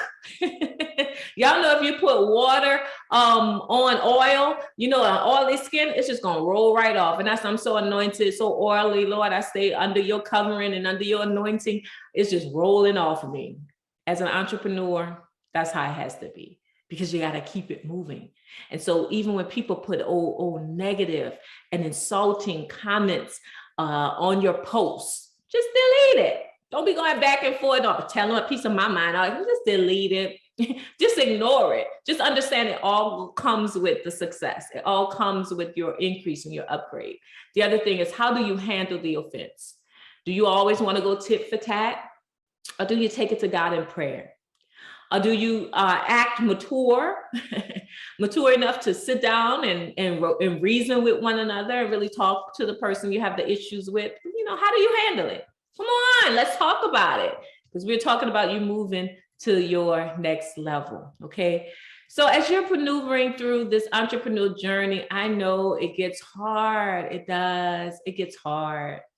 But God, okay? God is with you, so you're not alone, okay? And Coach Jay got you covered.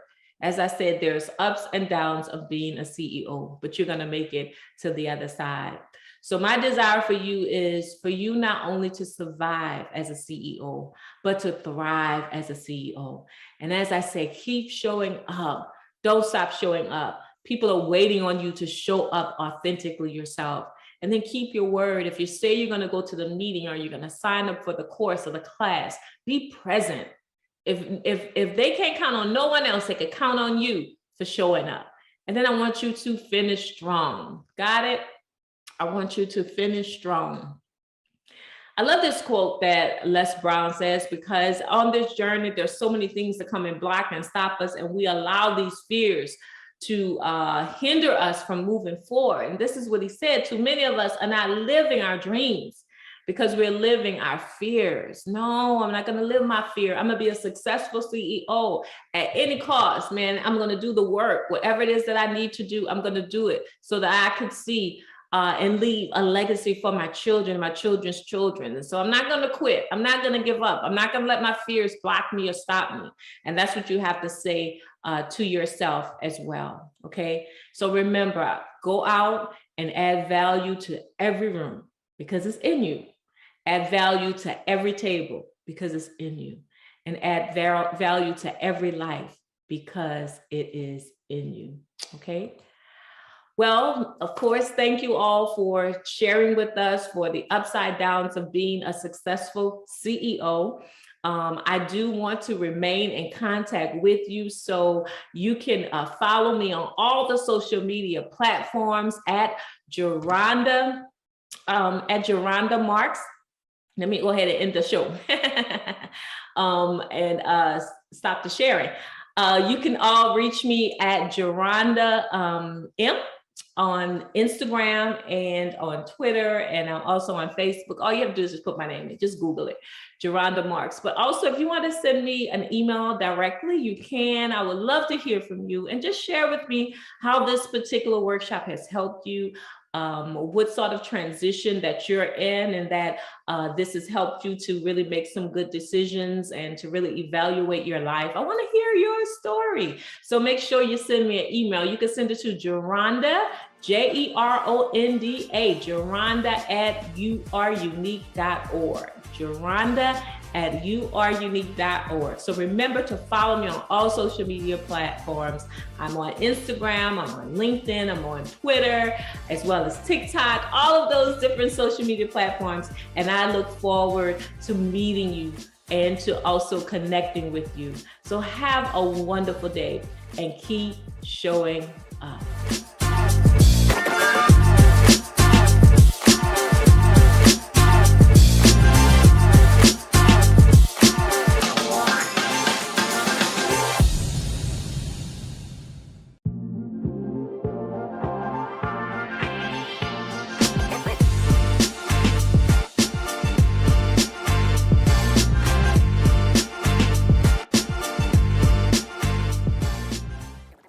It's Saturday night and you're about to start another week.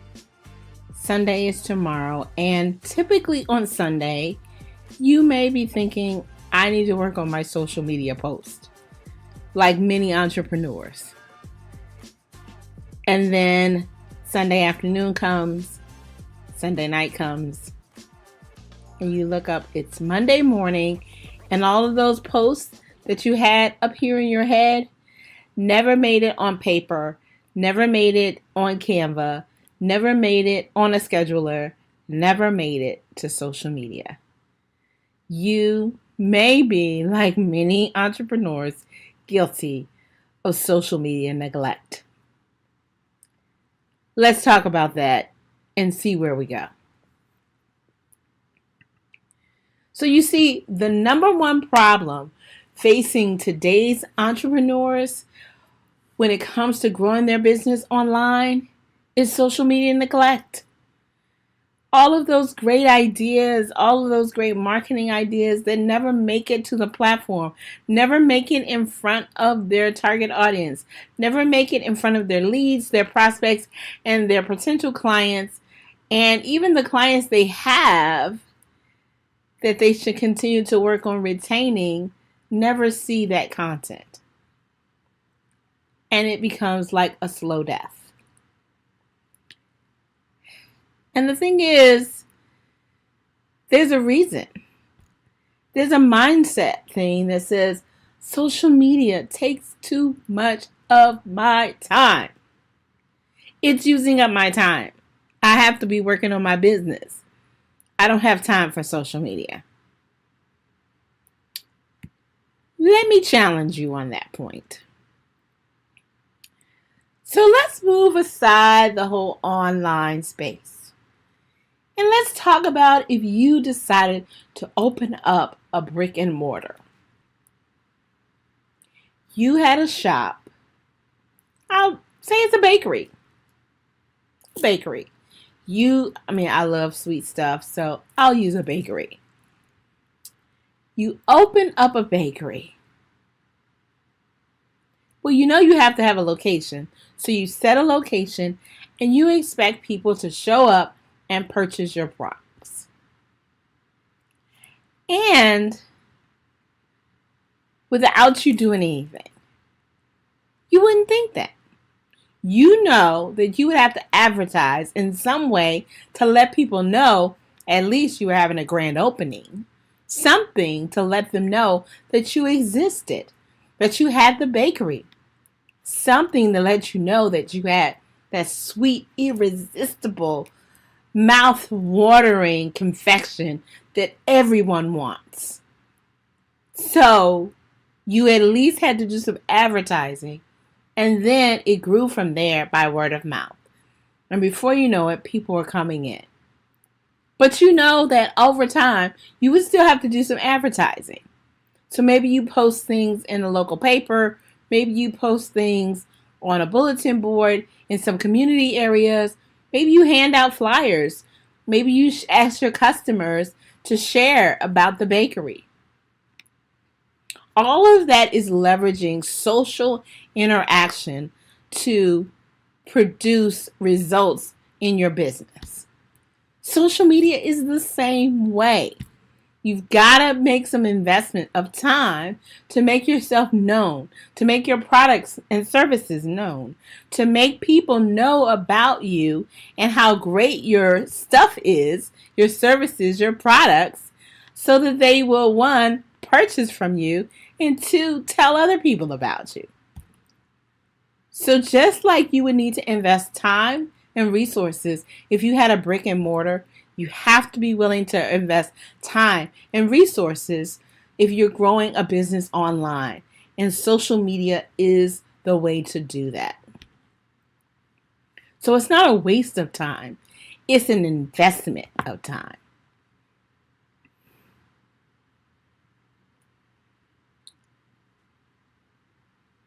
But maybe you already know that.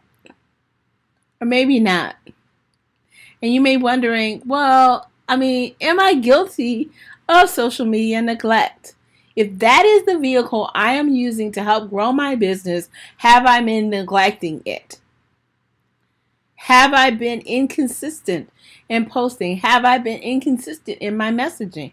Have I been not engaging with other people in my community or in other communities I'm connected to? Have I just kind of showed up, stood in the back of the room, and then walked back out the door? No one knew I was even there. Have I been ignoring prospects?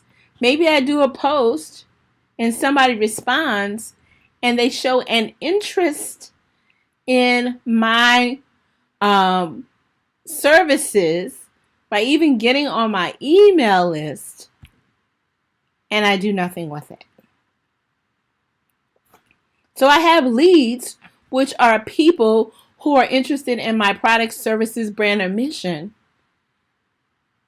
And I have prospects, which are people who have indicated by their actions that they are interested in my product, services, mission, brand, or mission.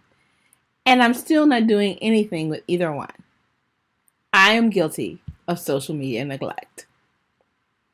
And then, of course, I don't want to leave off the table, and this is probably not you, just the straight MIA.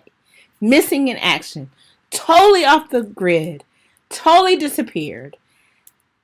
I'm out of here. You don't even remember my name until I come back because I have something to sell.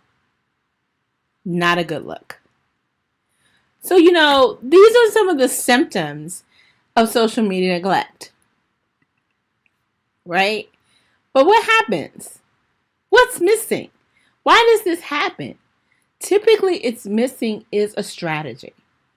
When you start thinking from a business perspective, you should have a strategy. When you have a strategy, social media is not a hindrance. It is a springboard. The strategy helps you understand how you want to leverage social media to grow your business. How do you grow your business from here, from point A to point B, and then C, D, E, F, G? There is a process. But without a strategy, you're just randomly posting and you're going to get random results. So what's the first thing? You want to set your social media goal. And so your social media goals will evolve over time as your business evolves over time. If you're starting out, your first goal should be all wrapped up in awareness. How do I get as many people as possible to know about me, my business, my product, my services, my brand, my mission? That's my goal. Because what I'm clear about, and what you should be clear about, they can't buy if they don't know you exist. They can't buy from you if they don't know you exist. Awareness is making sure they know you exist. Some other goals is engagement. Not only do I want you to know I exist, but I want you to interact with me. I want you to show a behavior, by your behavior, that what I am sharing has meaning and value to you. That's engagement. Other things such as conversions and obviously clients, all of those are part of the roadmap for your business. And there should be social media goals associated with moving your business along that roadmap. So that's the first thing you need to do, is to set your social media goals. And remember, SMART goals. Goals are, specific, measurable, actionable, or achievable, result-oriented, and time-bound. So as an example of that, I want to grow my Facebook group by 10% by the end of Q1. I have a specific thing that I want to do on social media that is in alignment with increasing my awareness. So my group, I want to see it grow by a specific percentage within a time-bound space by end of Q1. Those are the kind of goals you want to be able to set on social media. So once you set your goal, then you want to figure out, or as a part of setting your goal, pick a platform. Now, many people are on many platforms, and you can be on many platforms. However, I encourage you to pick one primary platform. The primary platform that will get you access to your target audience, the right access to your target audience. It could be Facebook, it could be LinkedIn, it could be Instagram, it could be Twitter, it could be TikTok, it could be Clubhouse. You decide. But pick one and stick with one. It's okay to be on multiple platforms, but if you are already being inconsistent, that just spreads you even thinner. So I encourage you to focus and follow through. Focus and follow through. Pick a platform. Next piece. Content. Did I say content? So it's great if I post every week, but if I'm posting random things not out of line that are not in alignment to what I'm trying to achieve, my goals, my focus for my brand, then I'm not going to see the results. So when I decide on the content, I need to have a content plan. And a content plan should speak to what I consider your pillar contents.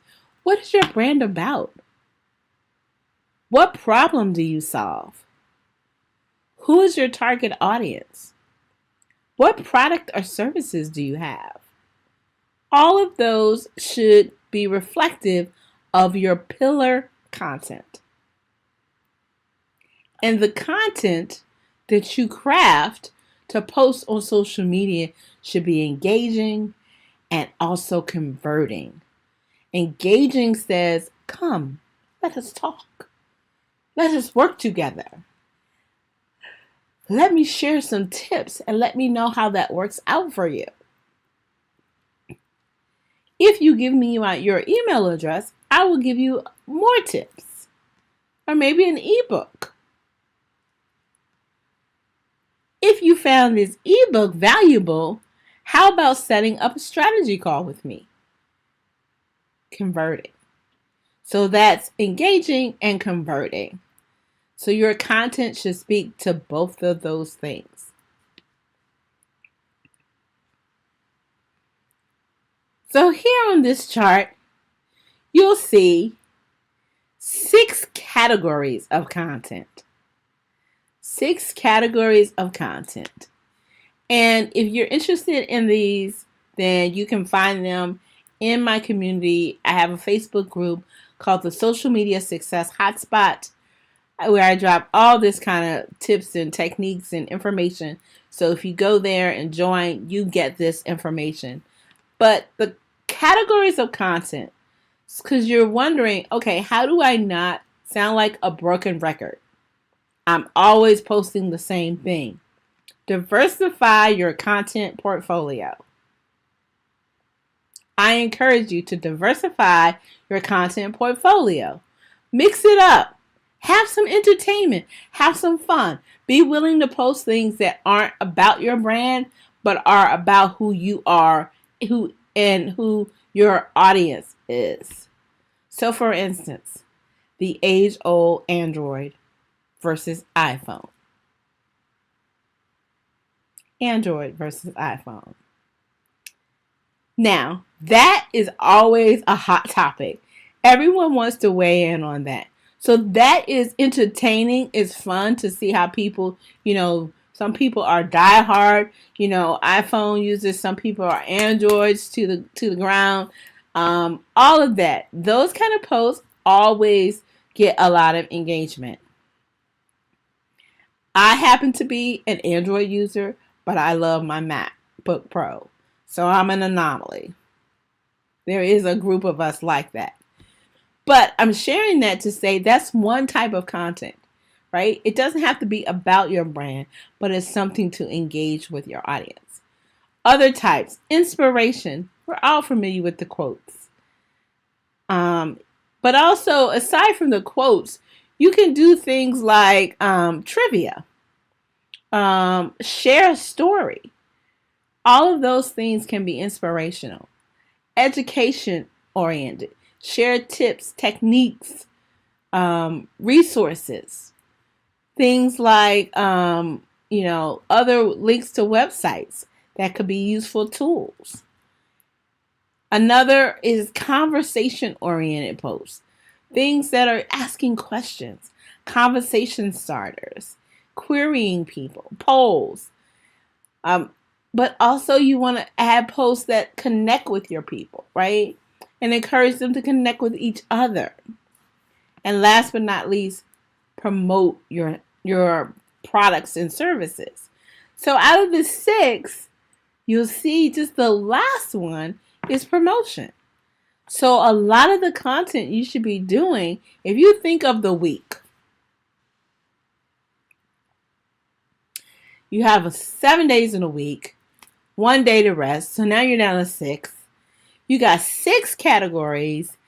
Out of the 6, you have content that you could post each day out of these content categories.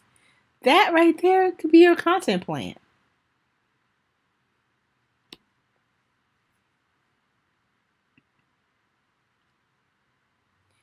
Once you lay it out, you must have a calendar. Map it out to a calendar. Know what is being posted on what day. You could use a Google Calendar. You could use a Google Sheet. You could use a Google Doc. For common things that people use are things like Trello, Asana. There's a lot of different ways you can manage your content calendar. But having a calendar allows you to put for the day what you're posting, what is the information, your caption, hashtags, what platforms you're posting it on, all of those kind of things, so that you know you're on track. And if you have a team, it becomes a resource for you to use for your team. Your team should be able to go to the content calendar and know what should be happening at a given point in time. Calendar is a must.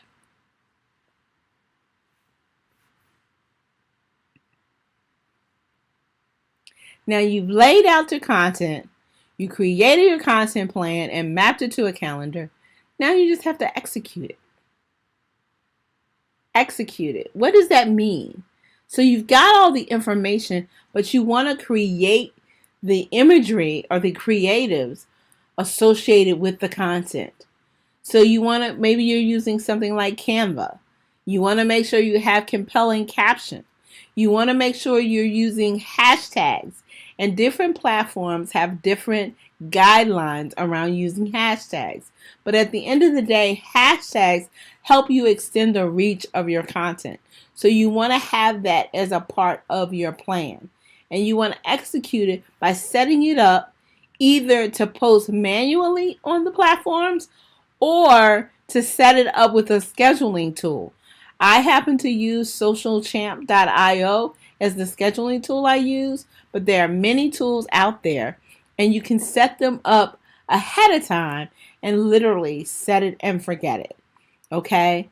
There are tools that will post on the different platforms at the same time. You can set them up to randomly post. All of those functionalities depending on the different tools. But having a tool so that if you pick a particular day of the week to set up your schedule for the week, you can literally set it up and forget it. Okay? So that's executing on the content plan. Creating the content plan and then executing on it. 2 different steps, both equally important. And last but not least, how did I do? How do I know that I am making headway? This is when it comes to measuring the results. You want to measure results. So what does that look like? Well, if you have a Facebook group and your content is driving people to your group, then you should see growth in your group. If you have lead magnets and your content is driving people to sign up in your email list, you should see growth in that list. You should see growth in your number of connections or friends, or whatever it is that you're trying to drive to measure success. If you have a group, you may want to look at the insights and see levels of engagement increasing. So those are measurements that are trackable. But at the end of the day, with SMART goals, you want to make sure that you have measuring criteria so that you can see that your work is working for you.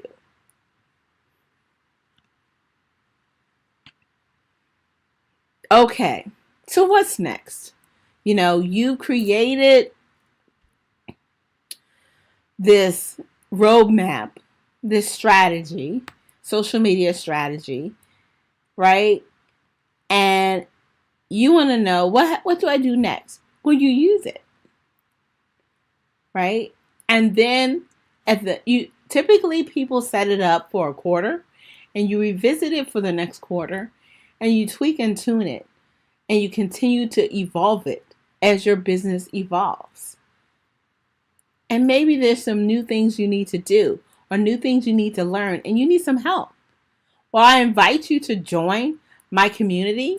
My Facebook community is the Social Media Success Hotspot with Miss Nina B. And, I invite you to be a part of that community so that you can grow your social media to help grow your business. And no more social media neglect. You can simply join by going joinmissninab.com. It'll take you straight there. You can also, join by reaching out to me directly. Connect with me, either on LinkedIn, Facebook, Instagram. I love to have you connected to me. But more than anything, let's not neglect social media. Let's leverage it as the tool that it is to grow your business. Thank you.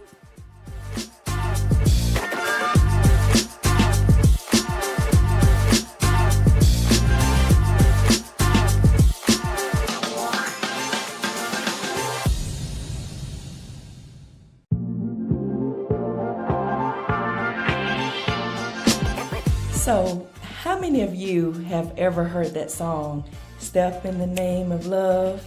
Step in the Name of Love. Now, we don't need to be quoting the aura anymore, but what about two-step, two-step, two-step, or maybe some of the saints that are out there that know a little bit about stepping. When you stepping down that choir stand, well, I'm here today to talk to you about a different kind of step.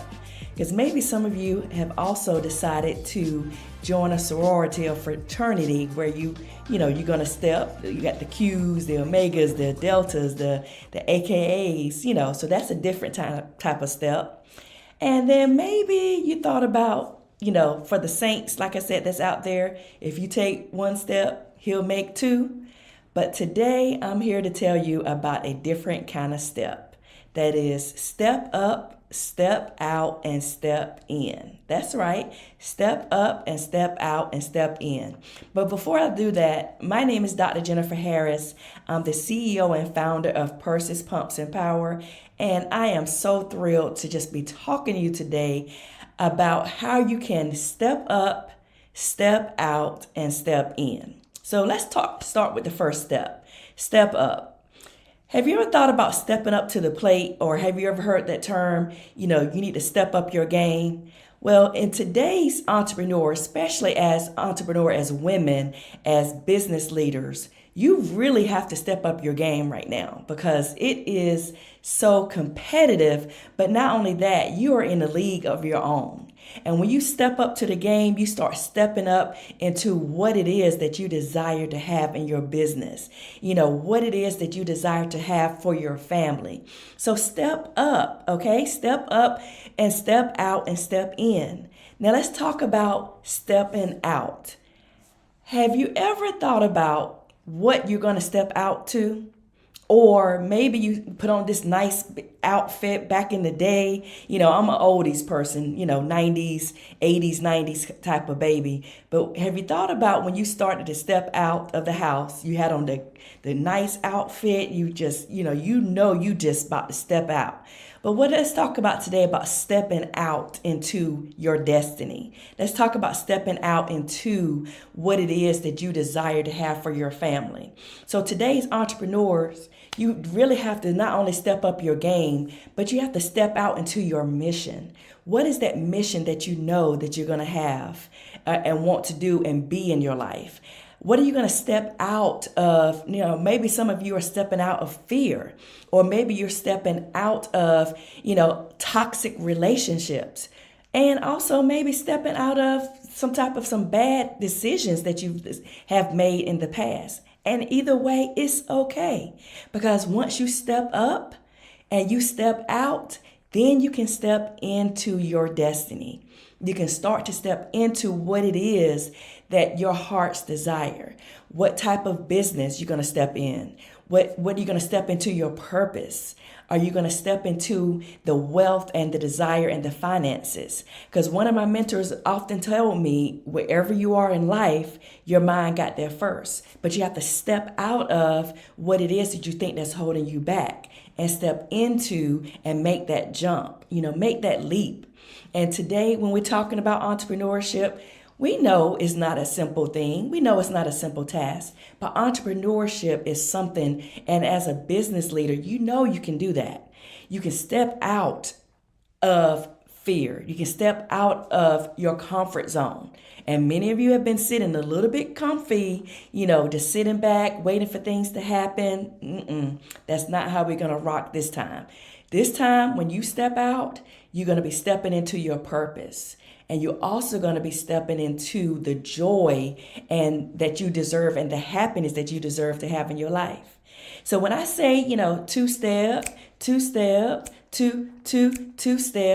think about what you're stepping into. Think about oftentimes taking that leap and taking that jump. But not only that, what have you just held yourself back with? What if you, decided that, I tried that business thing. I tried that network marketing. I tried real estate. I tried, being an engineer. I tried whatever it is that you decided to try. But now it's time for you to really step up. And I want you to step up your confidence. I want you to step up not only just your confidence, but I want you to step up your belief.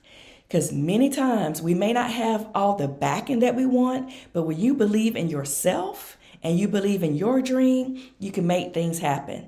And I just tell you just a quick story. When I was growing up, my dad, he made me play sports, okay? He made me play sports. I was like 4 or 5 years old, but he made me step up to that plate as a 5-year-old with that little T-ball. And I was like, okay, Dad, really, I was fearful. But what he was teaching me was to step out of my comfort zone. And also, he was teaching me to step into being a more confident little girl or more confident woman. So now when I'm doing business deals or I'm traveling around the world, I have that self-confidence to not only just step up to whatever my dreams are, but you can also do the same thing. So think about what may have held you back over these last, 12 months, maybe 24 months. Think about what have held you back even in your business. What have you decided to step away from, knowing that you needed to step into and apply more pressure onto that business or apply more pressure onto your finances? So step up, step out, and step in. I want you to leave here just thinking about a different type of step. But now, not only that, for those of you that are believers, when you make one step, yes, he'll make two. And wherever you are in life, your mind got there first. So don't discourage and don't get discouraged. Don't stop from what it is that you're desired to do. And I'm just a country girl from, North Carolina.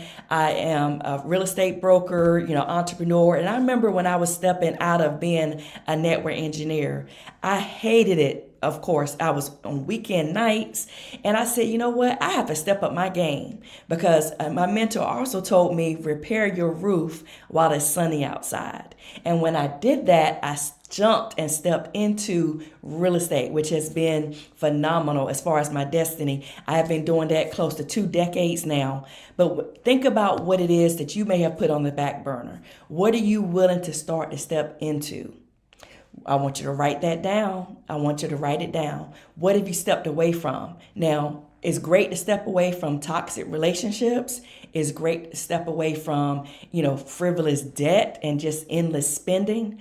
But you can never step away from your mindset. And you can never step away from your imagination, because your imagination is the preview of life's coming attraction. And as a business owner, an entrepreneur, someone that maybe travel in the world or whatever, maybe some of you are just starting, but stepping into that, you have to see it before you see it, or you never see it. And I just feel so passionate about that part. But step up into your destiny. Step up into your mission. Step up into your purpose. And not only that, you may have to leave some people behind. You may have to step out of your comfort zone and leave those, that are trying to hold you back. Some people may call them haters. You can call them, whatever you want to call it. But think about what it is that you know that you need to step up and step out into.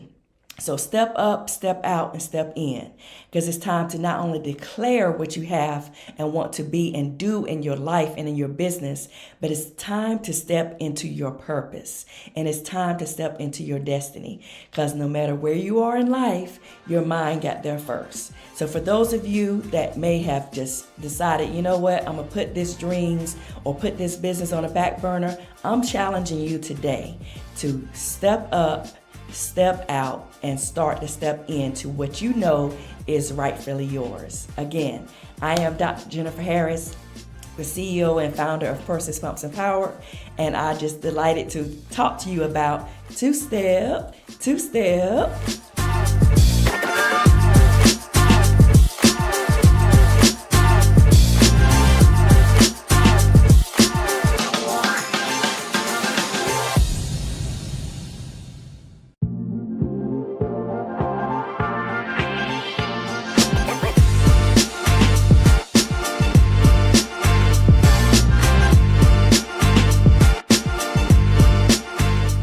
I'm Cookie Cade with the Impactpreneur Coaching Network.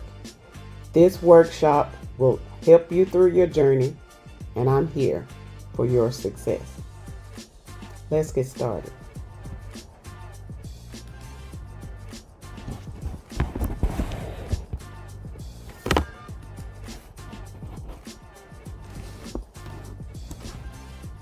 At the Impactpreneur Coaching Network, we inspire business owners at every stage of development to grow and prosper.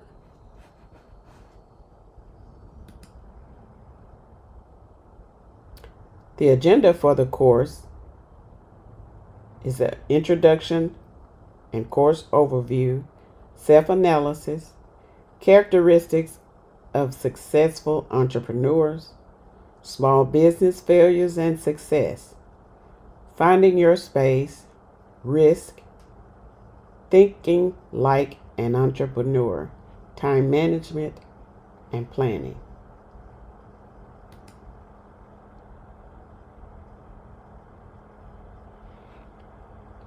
Getting to know you. Who are you exactly? What makes you so amazing that you would like to create opportunities? What is your business idea and how did you come up with it? Was it something that you're passionate about? Is it something that someone led you to think that you wanted to do? You have to figure these things out. What's your motivation and your why? Is this a passion that you're motivated to do, or is it something you're just wanting to make money doing? Why is this important to you? Why did you start your business, or why do you want to own a business or wish to start a business? These are things that you need to figure out. You need to figure all of this out prior to starting that business. If you're already in business, you need to have all of these questions asked. What do you hope to learn from this course? These are things whenever you take a course or a workshop, attend a conference, you always need to know what you plan to gain from that. Any knowledge that you gain should help you succeed. What is one goal for your business?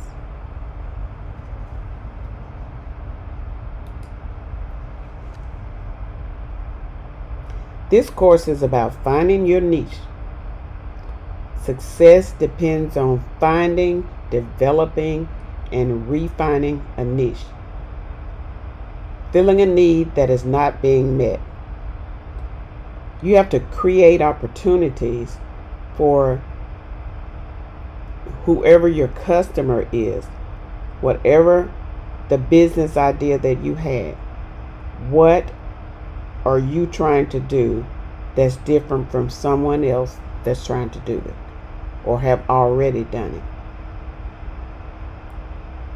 You have to investigate the feasibility of this business idea. Just because you come up with a plan does not always mean it will work. A lot of people come up with ideas that they think will work. They're good ideas, but they don't know how to follow through and make them successful. That's what you need to try to accomplish. You have to complete your business plan. If you have not already done so, ask yourself the crucial questions. All questions need to be answered. Why are you doing this? Who are you doing it for? When do you plan to start? What are you doing? You need to know all of those prior to, or if you've already began, you need to figure that out now. Find your unique factor. Every business is unique. When I started my business, I didn't think there was a need for it, but it really is. A lot of entrepreneurs have no idea what they're doing. They just know they want to make money. Making money is fine, but if you're in it for the wrong reason, which is just to make money, more than likely you will not be successful. You have to always think positive, look at the big picture, and look outside the box in order to succeed. Planning helps you define what differentiates your business from others. If you plan ahead, go ahead, have your business plan, answer those crucial questions. You'll be ready for any obstacle that comes before you.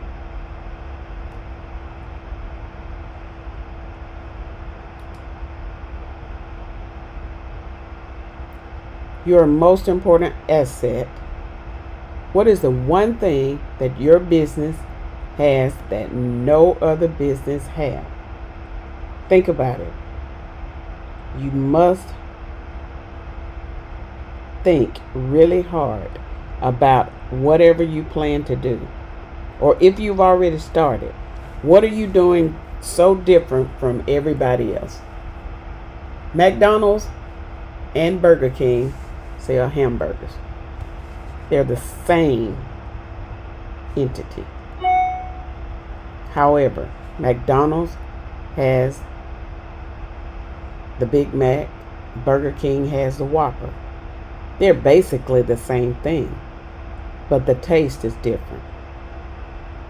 You have to figure out what you're doing that's different from the other business if you're not creating something so unique.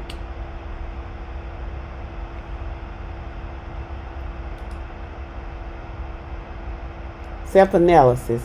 Are you sure you want to do this? Are you a self-starter? You cannot be mediocre and expect results. You gotta be motivated enough to want to do everything. You can't wait on anybody else. You gotta be a self-starter. Do you get along with different personalities? Everyone don't. Everybody's not designed to be an entrepreneur. You have to know how to treat people, how to communicate with people, how to accept criticism. All criticism is not bad. You learn from the negative and you turn it into a positive. Do you have physical and emotional stamina? You've got to be ready for the journey, whatever it takes. If you plan to do this and be an entrepreneur, you've got to be ready for it. Whatever you do today determines your tomorrow. Are you good at making decisions? Some people are not. Some people like for others to help them decide. You've got to move quick and think quick when you're an entrepreneur. A lot of times you don't have time to think or assess anything. You've got to be ready for action at the spur of the moment. How well do you plan and organize? You've got to get yourself organized. I was one of those people that was very unorganized. I wanted to do this, do that. Sometimes I think I'm ADD. I was doing so much. I would not plan, or I'd put something on the calendar. Then I'd forget about that because I didn't check my calendar. Now I do everything with my calendar. If it's not on my calendar and I don't get a reminder, it does not get done. I have to make sure that I stick by my calendar. If I plan something that's outside of work, I make sure that I allot enough time for that. You have to allot enough time for meetings, whatever is included in your business. You have to plan and be organized. That's very important. Is your drive strong enough to maintain your motivation? You gotta stay motivated. No matter what you do, you gotta stay motivated. If you plan to be successful, you gotta commit to that idea and stick to it. No matter what happened, no matter what's going on, you never allow anything to steal your motivation, because this is something you want and you've got to do it. How will the business affect your family? That's a biggie. You have to plan for family time. You have to plan for your business. You always commit to whatever you're doing. If you tell your family that you'll be off on a Saturday and something comes up, if it's very crucial and you cannot afford to miss it, schedule around it. See if you can schedule another time. If not, take the time, plan out a quick meeting, take care of that, and get back to your family. Family is very important. You don't want to lose your family because of some idea that you had and you think you can make this money. Money is not everything. Family is important.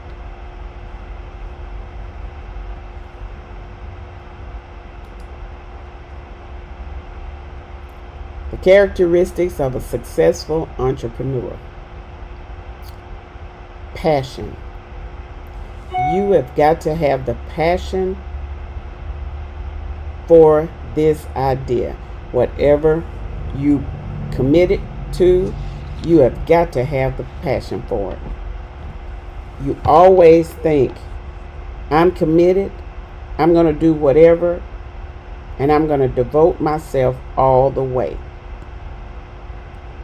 You've got to be persistent in doing this. You've got to always strive to make things happen no matter what. Good health, high energy. Take time and exercise. Take time and meditate. Whatever your good health habit is, make sure you take time for it. I'm one of those. I'm an early bird. I don't get a lot of rest, but that comes from when I had my job. I go to bed late, but I'm an early riser.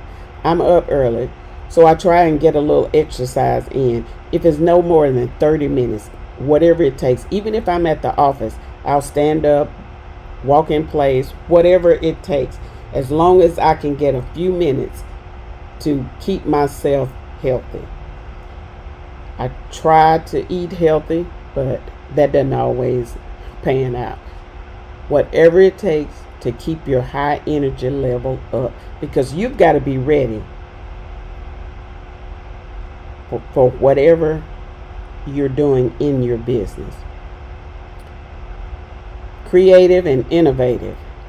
Now that's an area I'm not good at. I'll tell people, I let people do what they do. I'm not a creator, so I know this. I already know this, but I don't mind asking for help when I need it. I'm very independent and self-motivated. I don't need a lot of people to help me decide if this is what I want to do. I'm very independent. And sometimes my husband tells me I'm too independent. But I guess I was brought up that way, and I don't know any other way. But it's a good characteristic for me.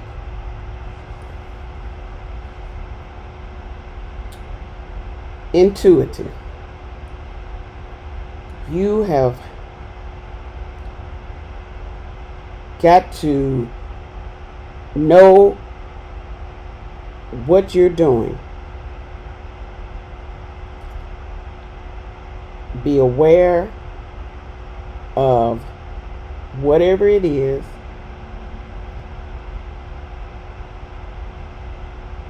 and get immediate understanding. Self-confidence comes from knowing what you're doing. If you decide you want to make widgets, make the widgets. Know in your heart that you can make those widgets and be good at making widgets.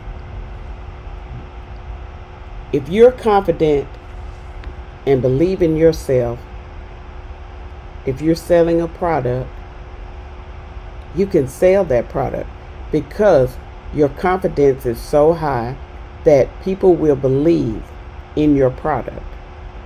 And you have to make them believe. If you don't believe in yourself, nobody else will.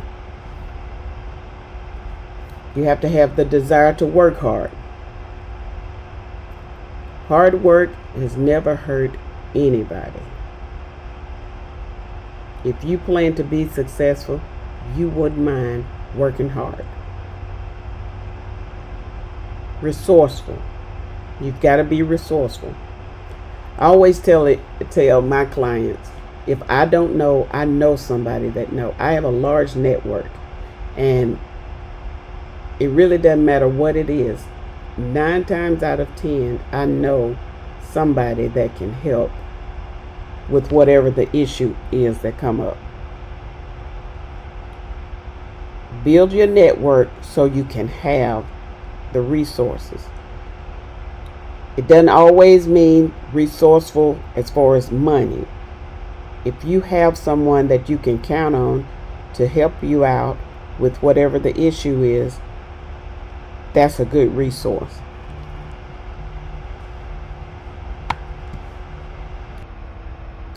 Personal initiative. You have got to take whatever action is necessary to overcome the barriers, any setbacks, or whatever it is to reach your goal.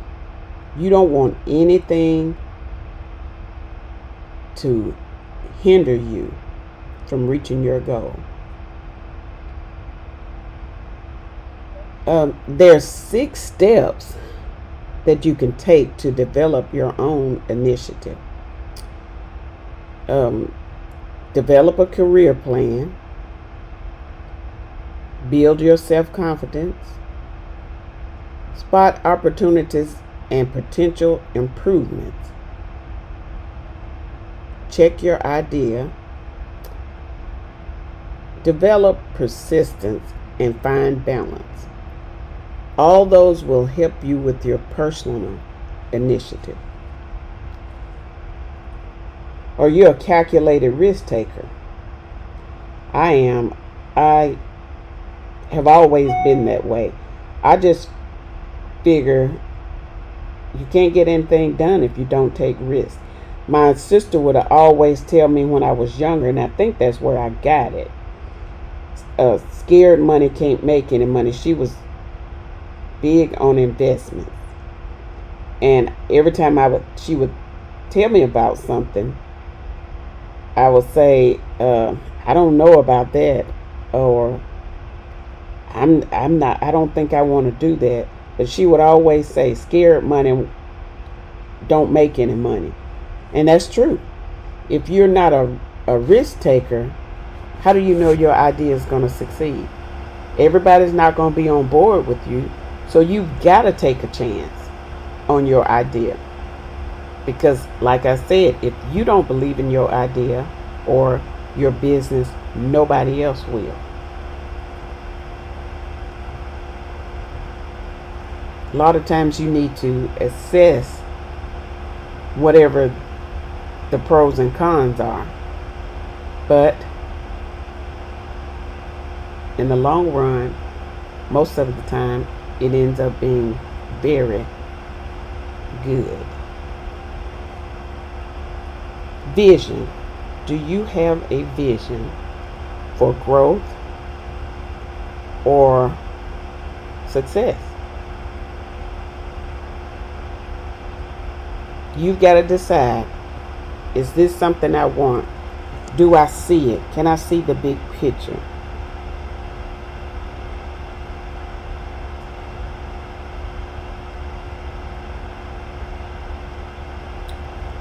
Inquisitive.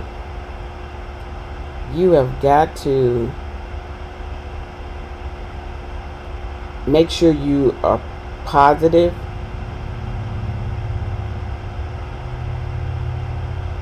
Not always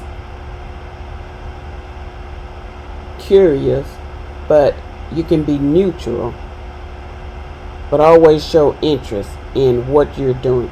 If you're high energy strong and you want to really make people believe in what you're doing, you'll ask questions, you will get all the training, you will do whatever is necessary with confidence to be successful. Strong driving to achieve. When I was 12, I wanted to learn to type. Someone gave my mom an old typewriter, and I picked on it. I learned to type on that typewriter, but I wasn't doing it the correct way. My mom said, unless you learn that keyboard, you won't learn to type. So I had a drive to achieve typing. I really wanted to learn because that was something I didn't know anything about typing then, and it was an old typewriter, the kind you pick. I finally learned, but I had a drive. I typed every day. That gave me the determination to want to do more. That drive is something that everybody don't possess because they're not in it for the right reason. You've got to possess that drive to want to succeed. Are you highly reliable?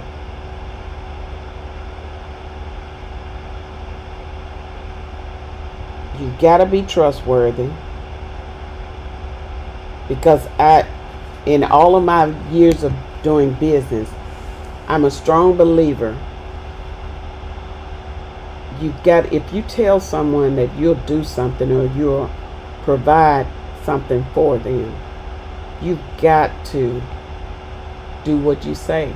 And all you have to give a person and keep yourself is your word.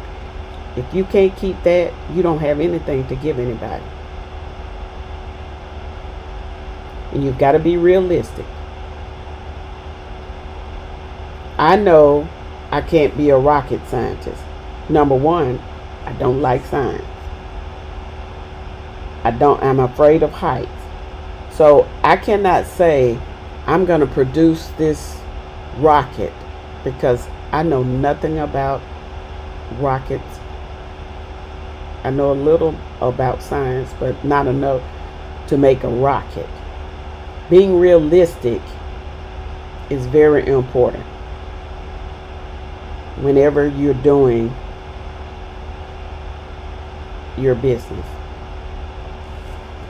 Commitment is a big one. I'm big on commitment.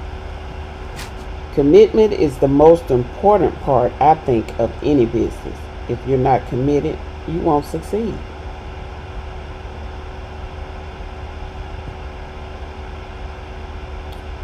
Problem-solving skills.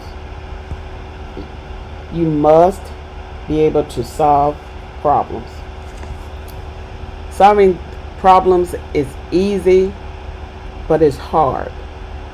The only thing hard about it is what you make it. And nothing is hard unless you make it. A lot of people don't know, if they think that way, they can accomplish anything. No problem is ever too large that it can't be solved. It may take a while, but it'll eventually be solved. Tolerance for ambiguity. You got to be tolerant for really anything. The entire business, you need to be tolerant for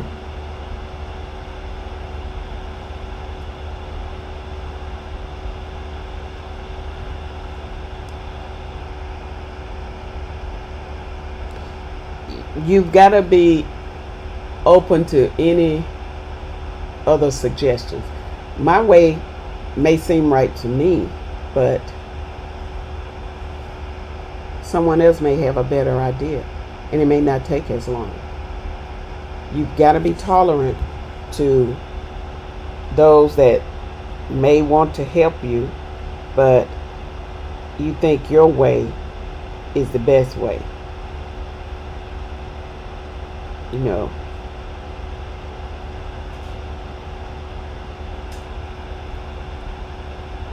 strong integrity.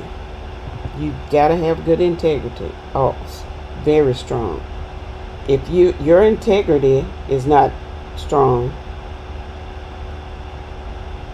you may miss out on a lot of business. Having good quality, good strong qualities, and moral principles are very important when it comes to business. People need to know that you have good integrity.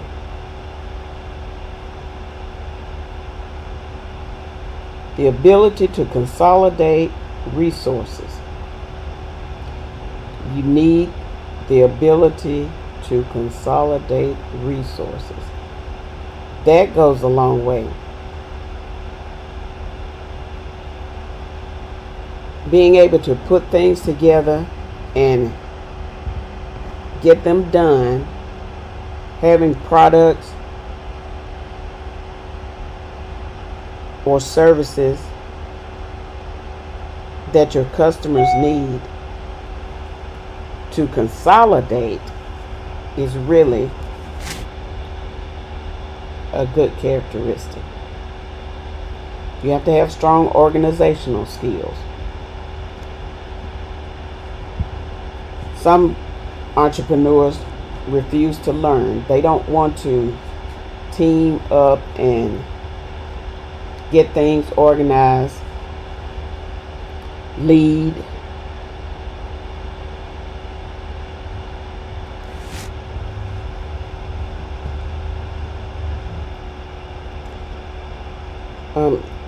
You must have the ability to stay focused on different tasks. Like I said earlier, sometimes I think I'm ADD because I'll start doing one thing and then I'll get a call and I'll leave that, start doing something else.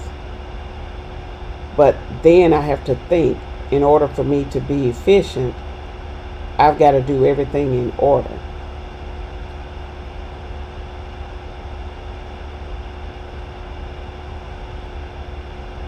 Competitive. You've got to be very competitive. If your business is one that competes with someone else, you've always got to be planning how you can make your business better. Always. In order to achieve the outcome that you want to get, you've got to stay steady. You've got to focus on what they're doing. Know your target. Know what they need. And be able to give them what they need. You've got to have a tolerance for failure. Remember, all bad things happen for a reason. If you fail at one thing, try and figure out how you can make it better. Do it again. If at first you don't succeed, try and try again. Never give up. You never lose until you quit. You've got to have a sense of humor and fun. Everything is not always so serious. I'm one of those happy-go-lucky people. Even when bad things happen, I can find the humor in it. Because if you don't find humor in some things or make it fun, you'll stress yourself out. And you cannot allow this business to stress you out. That's how you just stay calm and be ready for the next day. Nothing is so bad that you can overcome it. You have to have a sense of urgency. If you have a product for sale and you have a delivery date, I look at Amazon Prime. If they tell you you will have something in 2 days, you have it in those 2 days. Sometimes I order things and I get it early, but it depends on what it is. If you have a product for sale and you don't think you can deliver it on time, at least communicate with your client and let them know there's a back order in shipping or something, but don't ignore. Always treat your clients as urgent. That's how you maintain your business. You always do this for your client. Emotional stability. You've got to be stable. You can't be a basket case walking around waiting to go off on people when things happen. I'll never forget, I had a client. She was a nurse, and she wanted to talk to me at like 11 o'clock at night. I said fine, because that was her hours. I had to be there, and I always tell my clients, if I can't be there when you need me, you don't need me. So I always make it a point. If someone need me after hours, I'm there because I'm trying to be there for my clients, and I have the desire to want to do whatever it takes to make them satisfied. You have to be ready to handle difficult situations, handle adversity, and remain productive, all while you maintaining your emotional stability.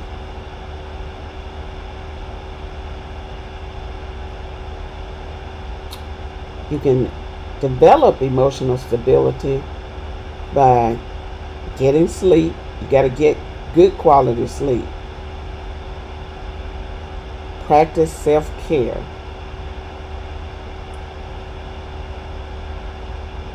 You can ground yourself by meditating, or just create structure. Those are things you can do for emotional stability. Goal-oriented behavior.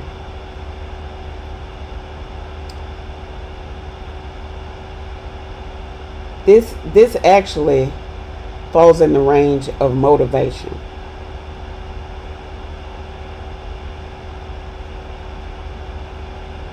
You just have to make sure that you stay focused on your goal in order to accomplish.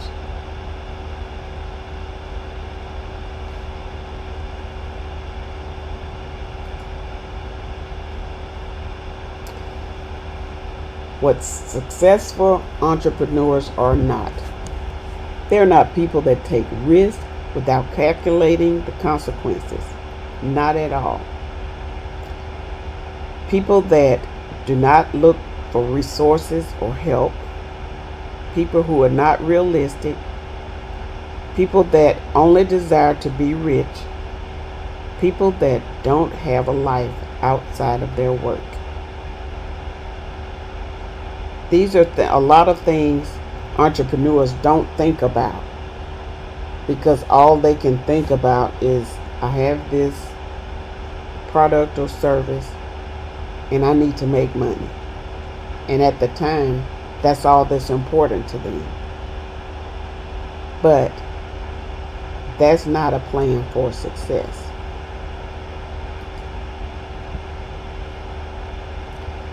Small businesses fail because of lack of experience. A lot of business owners don't have experience. Sometimes they have the knowledge, but not the experience.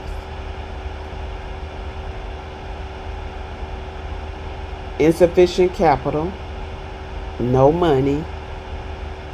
That's a lot of small business problems. Poor location. A lot of time, and I call it cheap. Being cheap is not the best way. Just because a location is inexpensive does not mean you will really gain any customers. It has to be a good location if you plan to be a real business. Because if people don't know you're there, they're not going to patronize you. Poor inventory management, poor internal controls. If you have a product and you cannot supply your customers, you're not going to be successful. You can't buy 1 or 2 widgets and expect to sell them to 5,000 clients. Eventually, people will say they can never get me what I need, and they'll go somewhere else. Overinvestment in fixed assets. Just like you're in a poor location, if you invest in the Eiffel Tower, and you know rent at the Eiffel Tower is $25,000 a month, but you only get $1,500 a month. You already know you won't succeed. You may stay in business long enough to get a couple of clients, but at that rate, it's too expensive for you. So you know you cannot sustain success if you go that route. Poor credit arrangements. That goes a long way. You can have bad credit, but poor credit arrangements, you need to order something, you can't get it because of your credit. Your supplier is not willing to extend you any more credit. So you don't have the widgets to supply your clients. Personal use of business funds and poor record keeping. You shouldn't commingle your funds. I tell all entrepreneurs, you need a business banking account.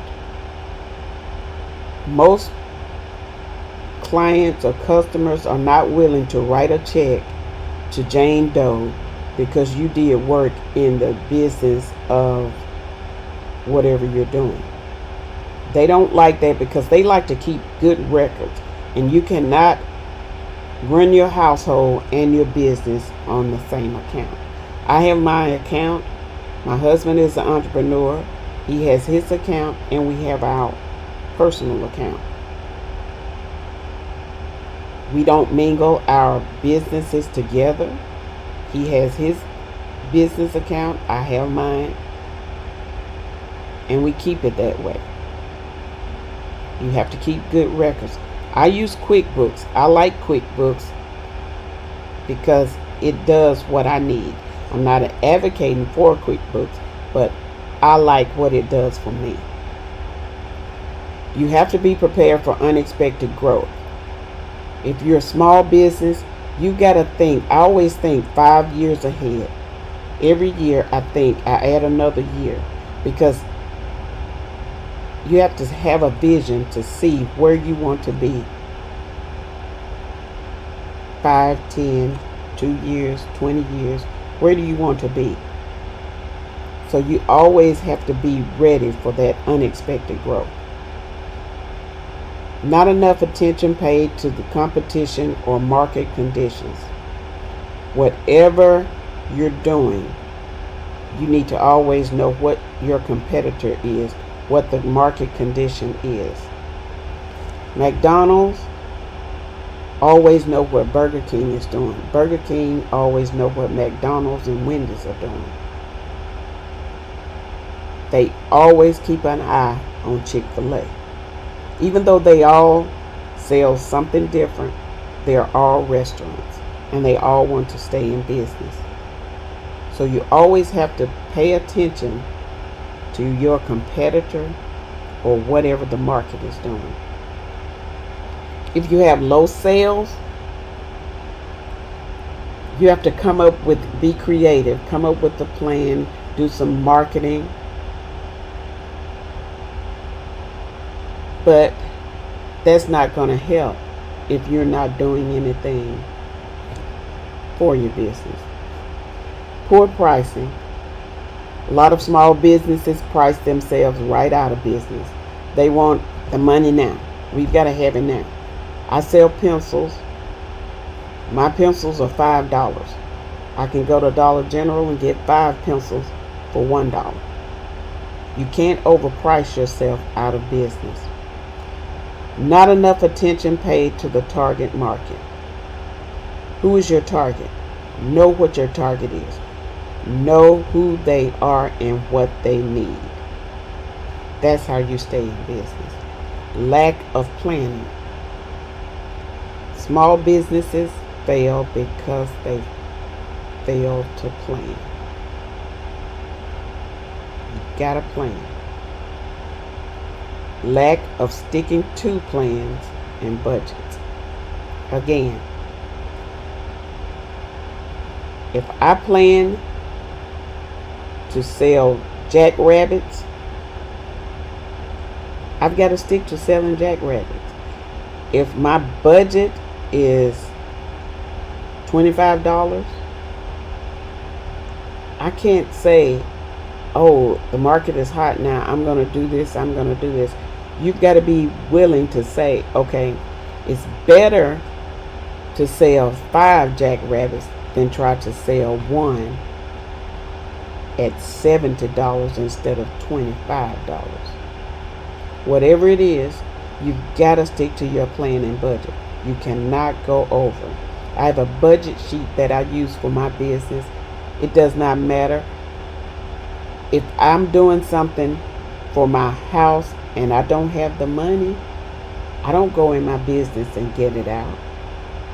I just don't do it. It doesn't matter what it is, doesn't matter how bad I want to do it. I don't do it if I don't have the money, because it's not so important to me that I've got to have it. That means my business will go lacking because I took from my business for something personal that I wanted, and I don't do that. And most business owners don't, but a lot of small businesses will. Entrepreneur weaknesses: personal problems, financial situations, too much control, workaholic, not enough experience, communication skills, time management. What weaknesses do you have? We've got to think about that. Whatever weaknesses we have, those tend to control our business, and we can't give that weakness that much power. Why small businesses succeed: they have a clear sense of what they offer. They base their goals on realistic expectations, understand their strengths and weaknesses in comparison to the competition, focus on correct group of clients, target market, specialize in resolving customer problems, are organized for maximum flexibility, create loyalty among clients and assure that they return, construct relationships based on quality, honest attention to clients, they keep good records, and they maintain diligence in costs, prices, and profits. This is why businesses succeed.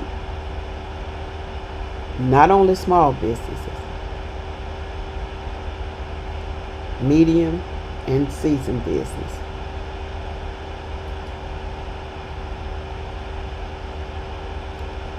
Entrepreneurs take a lot of risk. They risk failure, loss of their own money, because when you start, most entrepreneurs start with their own money. They have many long, hard hours of work. Family problems: if your family don't understand what you're doing, if they're not on the same page, that will cause family problems. Bad timing. The timing has to be right. If you do everything right, your timing will be right. On the upside, reasons people become self-employed: because it helps you control your destiny. You can be your own boss. You can do the things you want to do, go places you want to go, spend time with your family. The financial reward: it may not be lucrative at first. Some people luck out and really make it big of one sale. Everybody's not going to do that. But hard work and long hours directly benefit you. The growth potential is not limited. If you're on a 9-to-5, you're only making X amount of dollars. But the growth potential is unlimited when you're self-employed. You have variety, challenges, and opportunities to learn. There's no limit on the knowledge you can gain from being self-employed. You have a creative urge and you do what you love to do. I really enjoy what I'm doing. And if you don't enjoy it, if it's not a passion for you, maybe you shouldn't do it. But most self-employed individuals, some people are just pushed into it, and it turns out that that is their gift. But if you love what you do it.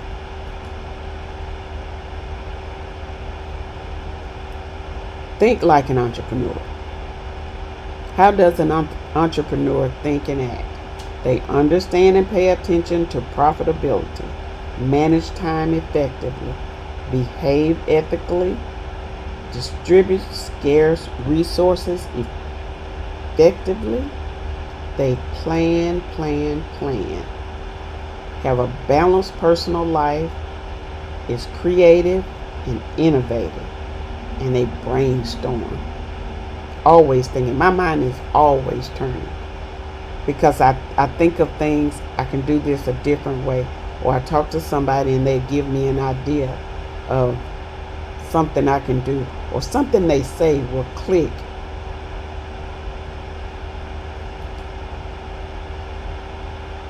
The importance of profit.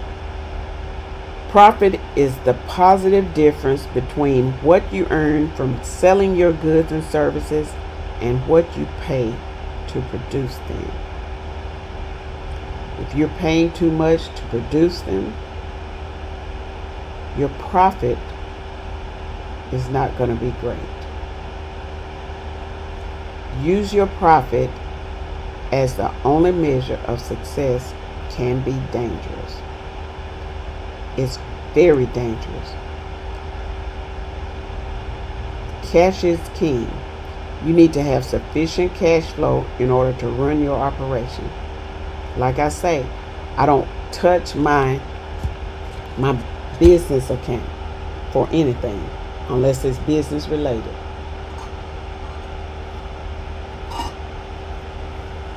Businesses should do regular profitability calculations.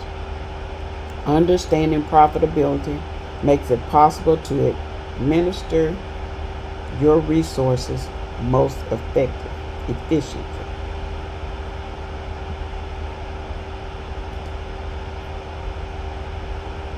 Bootstrapping. Getting by with as few resources as possible and gaining the most possible with what you have. Utilizing all of your skills and abilities to make your business viable. To finance a new business, you might need to have 3 jobs, take a loan from a friend or family, sell stock or valuable possessions, take a second mortgage on your house. Bootstrapping also means to look for non-conventional ways to generate income, to minimize cost and maximize your earnings.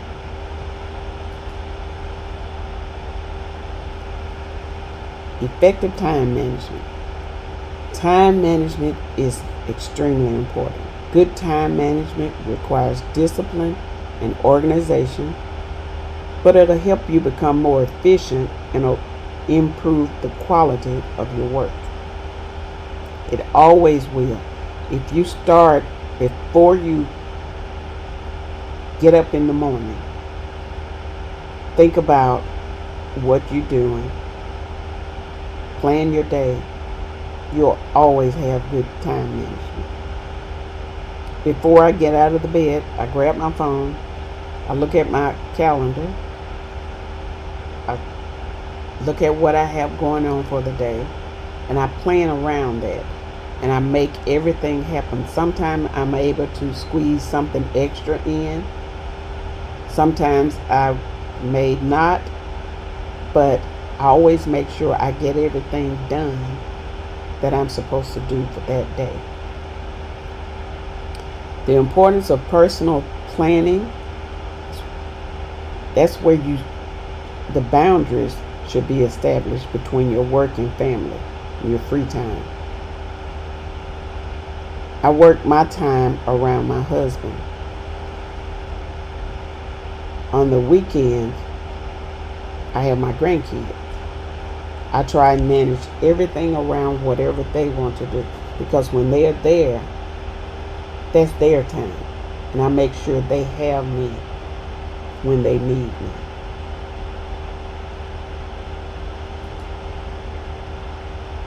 The importance of planning.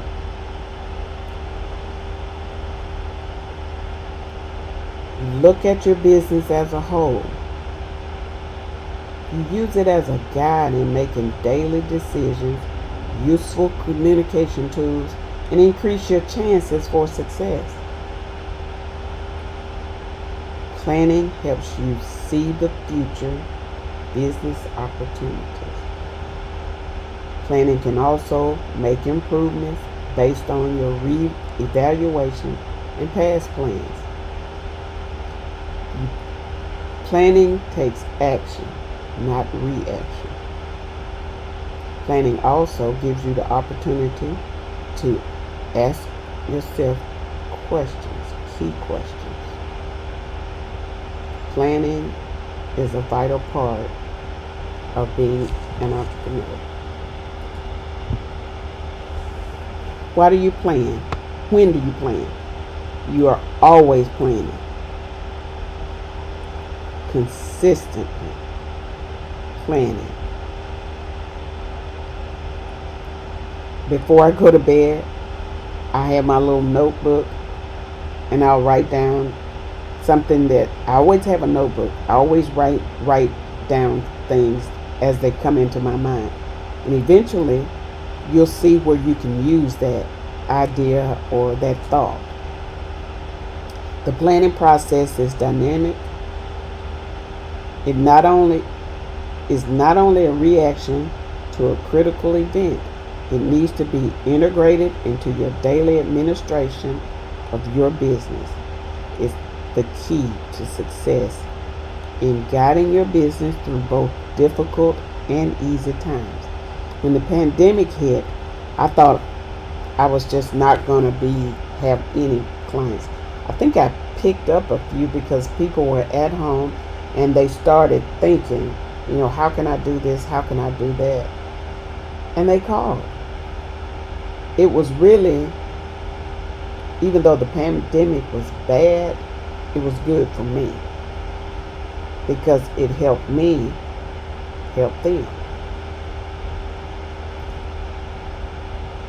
Planning should be flexible and reflect reality, always. You have to plan for it. The pandemic gave a lot of people clear perspective in what they wanted to do. Even though we didn't know it was coming or it was going to be as bad as it was, we had to plan around it. We had to be ready and be realistic about the effects.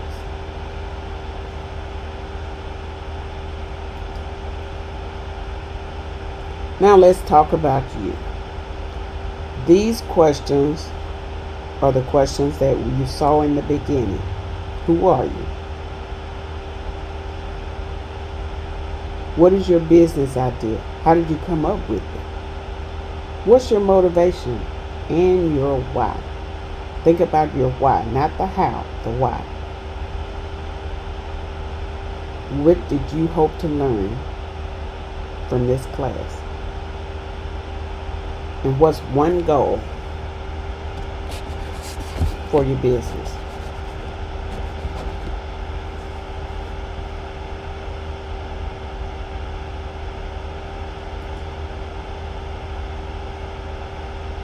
If you have questions,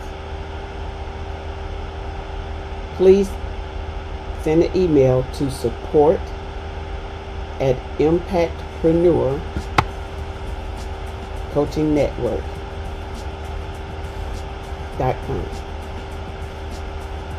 That's support@impactpreneurcoachingnetwork.com.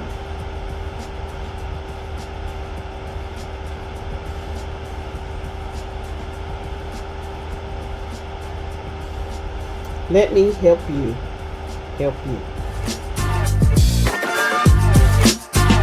His office. Loretta, the company is undergoing a corporate merger, and we have to let one of our top managers go. And it's going to be you. Me? What? I sat there and tears just started streaming down my face. I choose to work with families and entrepreneurs to fulfill my life's purpose. I help them start their own businesses because it is the only way to gain a competitive edge in life using the tools of entrepreneurship. I am on a mission to impact 500,000 individuals in my lifetime to monetize their own unique gifts, start a business, and change the trajectory of their lives forever. Hello, my name is Loretta Wetzel, also known as Mama Soul Wisdom, where I share old school wisdom for a new generation. I am the founder and CEO of Heart to Wealth LLC, and I hail all the way from Chi-Town, better known as Chicago, Illinois, or the Windy City. And yes, we definitely have the best deep dish pizza. With my help, my clients will crush it by starting their own small business, break negative patterns, and live a life of freedom and choice for themselves and their families while generating multiple streams of income. It's not just what you leave financially for your children, it's also what you leave in your children. Values, financial discipline, wealth, and knowledge to succeed in life. Education through exposure will create a better world. There isn't much positive news in the media these days, and exposure is the key to what's possible for yourself and your families to live a life you've always dreamed of. You can do it. Don't fake it until you make it. Faith it until you make it. Take consistent and intentional action, and your wish will be fulfilled.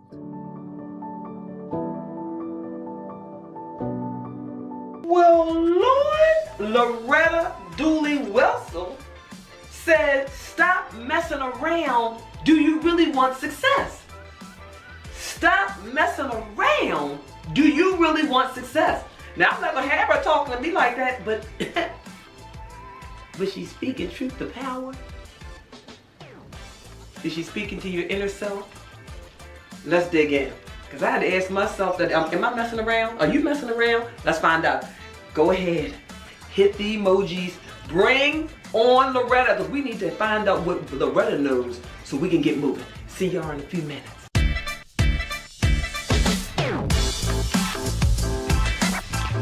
What if you could do right by your family? You want to live in good neighborhoods and have access to extracurricular activities for your family, don't you? It's better to send your kids to the best schools for quality education, isn't it? Why, that's not possible, you might say. I don't have enough money, I don't have enough time, and my circumstances are really tough. While some of those statements may be true, it's really your belief system that has you stuck.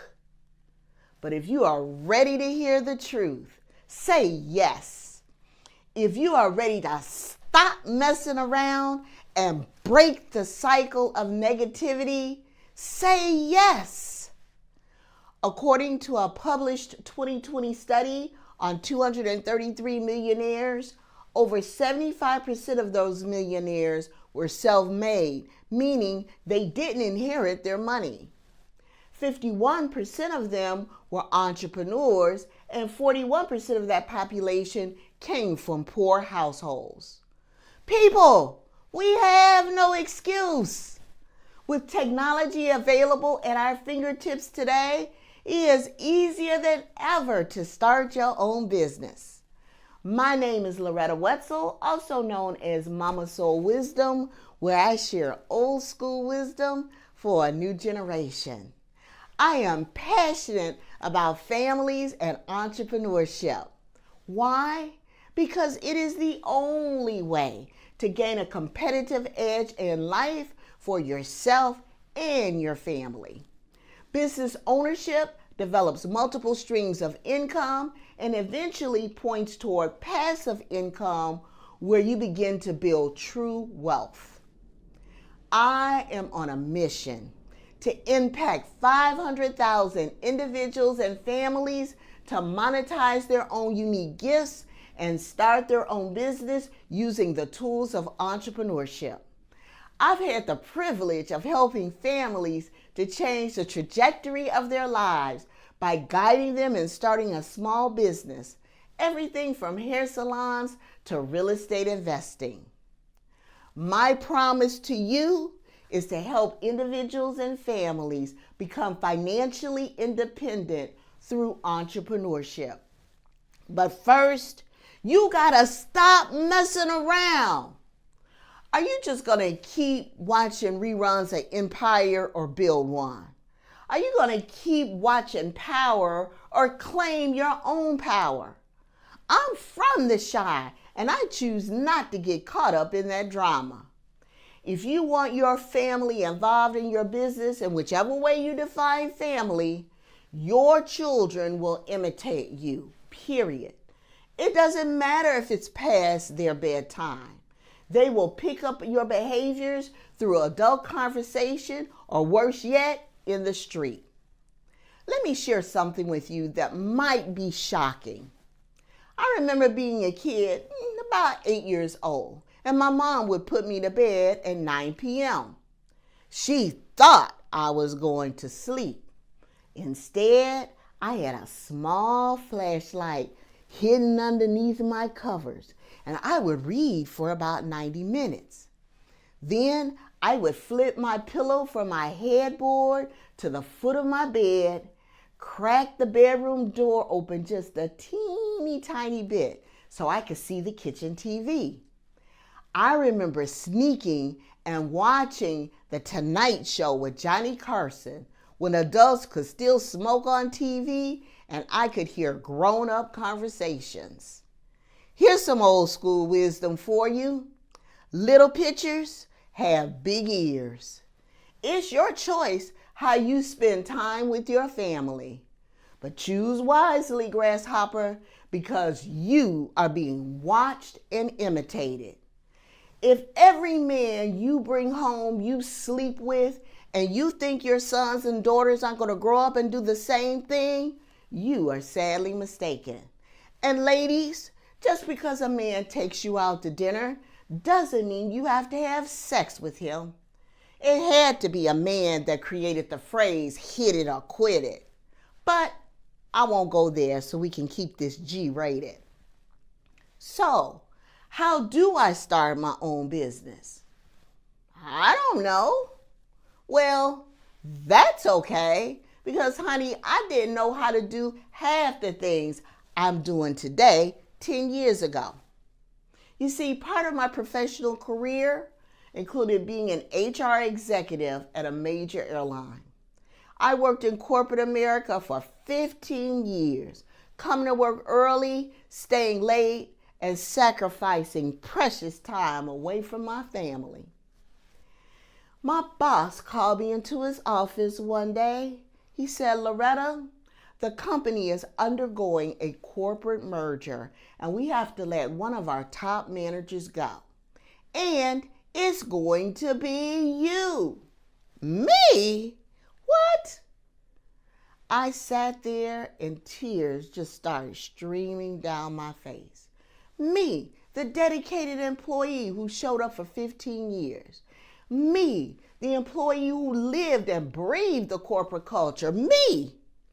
My boss had just yanked the rug out from underneath my feet, and I was angry. Talk about an angry black woman. Woo-wee. But after I calmed down, it really hit me. I was terrified. I had 3 strikes against me. Number 1, I was literally unemployed with no potential job interviews in sight. 2, I'm graced with age, and companies were hiring millennials straight out of college and give them 1/3 of my 6-figure income salary. But number 3 was the kicker. I thought I was going to have to break a promise to my 2 children in college with out-of-state tuition. Hello, baby. Mama lost her job. So that means you're going to have to come home from college and leave your dreams behind. Now, I don't have time today for the full story, but what I will share with you is that I transitioned into becoming a successful entrepreneur. And I used the tool of real estate investing. When I generated $80,000 net profit on my first real estate deal, results not typical, I never looked back. Moving forward, I've expanded my business as a prominent family entrepreneur expert using my 6P system that I have developed over the years with powerful results. Parents have personally thanked me for transforming generations to come. Here's what I want you to know. 99% of success is built on former failure. In my workshop, I'll reveal the first steps to legitimately start your own business. But first, you gotta stop messing around. You must be willing to take a risk on yourself and create what you want in this world. Write this down. The acronym CREATE stands for the following. C is for creating your why. If you don't know why you want to start your own business and achieve success, when times get rough, you won't have anything to anchor onto. R is for reading books. Most CEOs read a minimum of 100 books per year. If you choose to be a CEO of your own business, then you gotta act like one. E is for excel, and let me be clear, that does not mean perfectionism. It does mean doing the best you have with what you've got. A stands for affirmations. How does our mind know what to believe? By verbally speaking affirmations. This helps strengthen our new beliefs and restructure our thought patterns so we can take action and manifest our dreams. T is for training.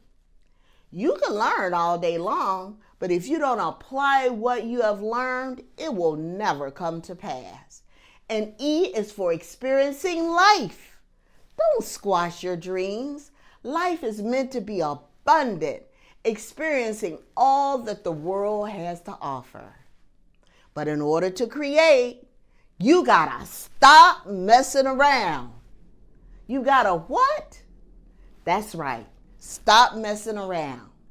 Here are 3 success factors for families and business owners to help you achieve success. Number 1, gratitude. Everything begins with gratitude. It can transform common days into holidays, turn routine jobs into joy, and change ordinary opportunities into blessings.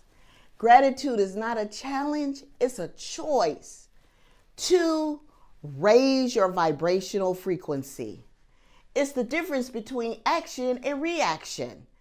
Action produces results.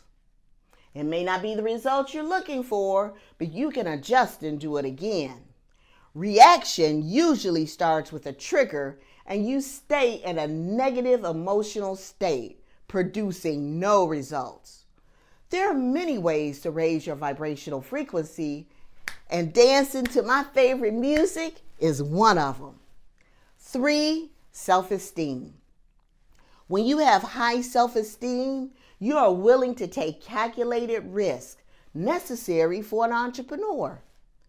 You don't allow people to place you in false frames, meaning they are defining who you are instead of you defining who you are.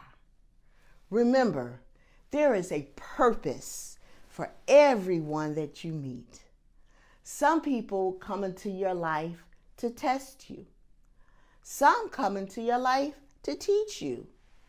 Some, they come to use you. And then there are some that bring out the very best in you. Don't wait. Take action. Text the keyword START to the number listed below and begin creating the life you've always wanted for yourself and your family. I can guide you to business success as long as you're willing to take the action. It all starts with saying yes to your life, saying yes to the ones that you love, and saying yes to what's possible. Walk with me on this journey, and I will not let you down. Remember, the opposite of fear is not love. The opposite of fear is empowerment. Create your dream business and start taking baby steps today. If you can dream it, you can achieve it.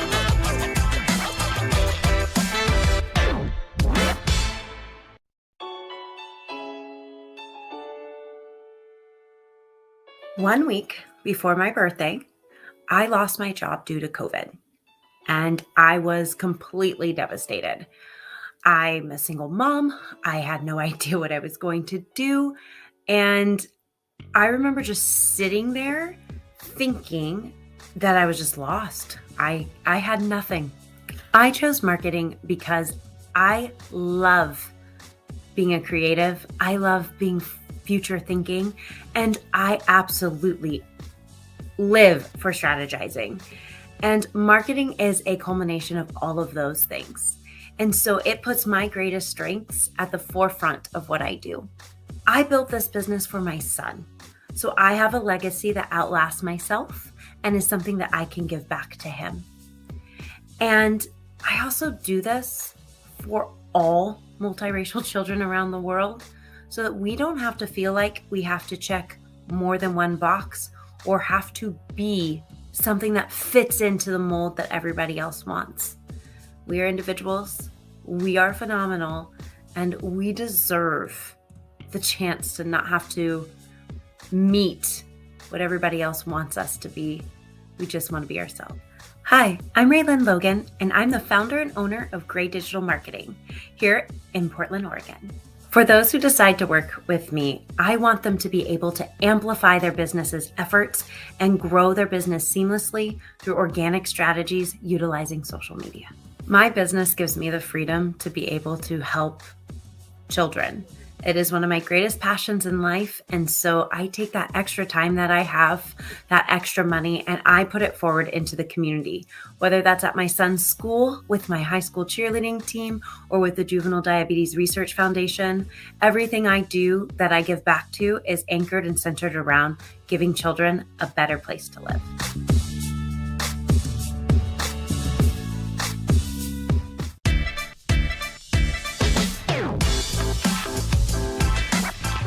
Hi. So I just wanted to share a quick story with all of you.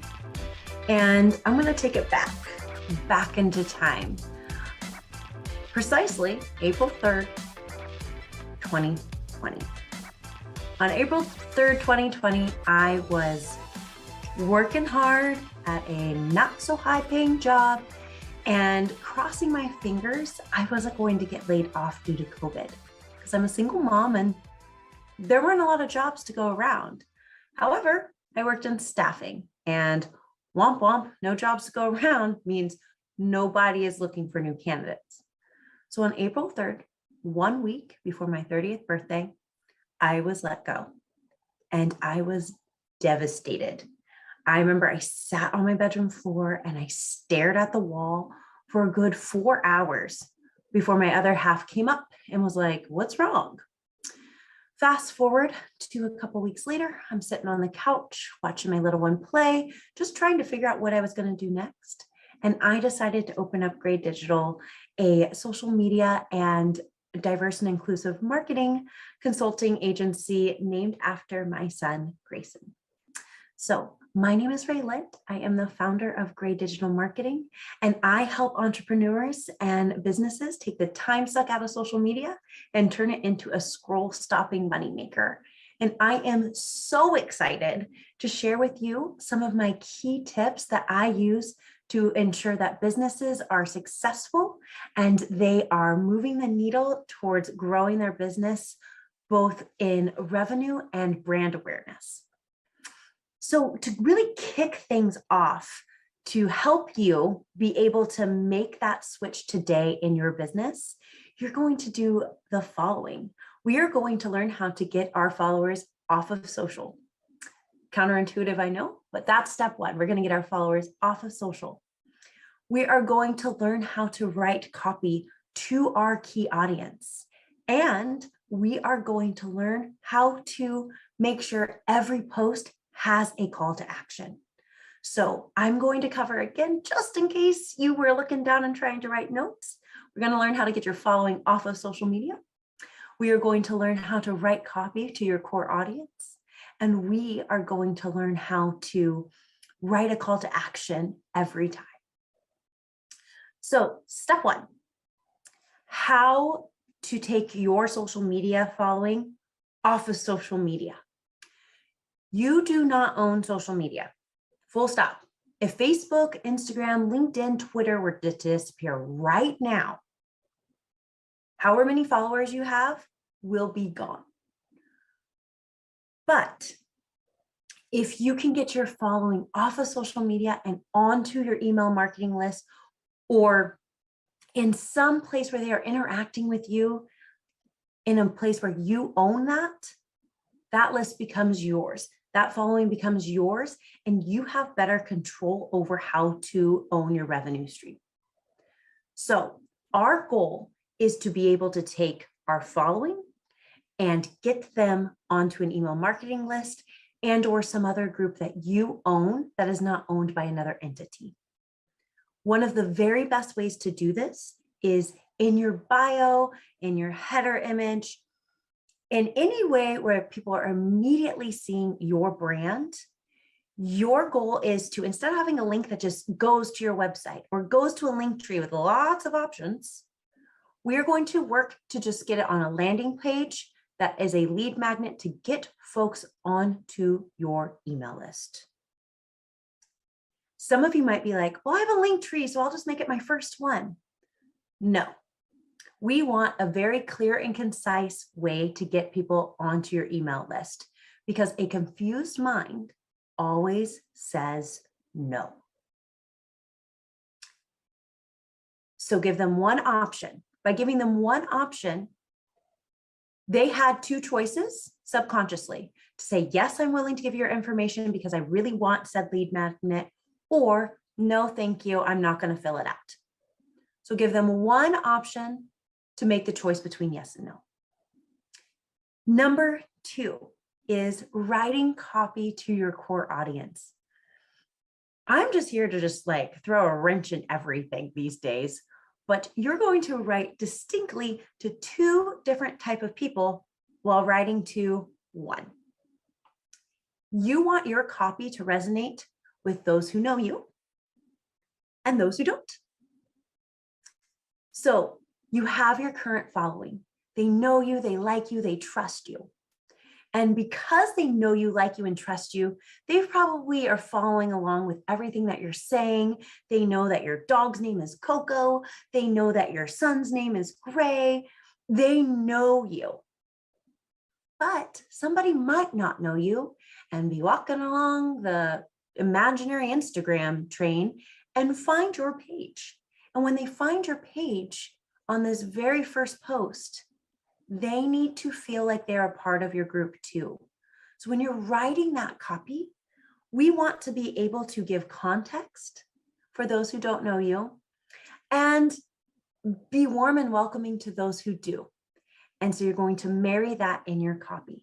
So if I were to talk about my trip to Maui and about the time that I almost puked on a whale, I would start that off with, let me tell you about the time that I almost puked on a whale.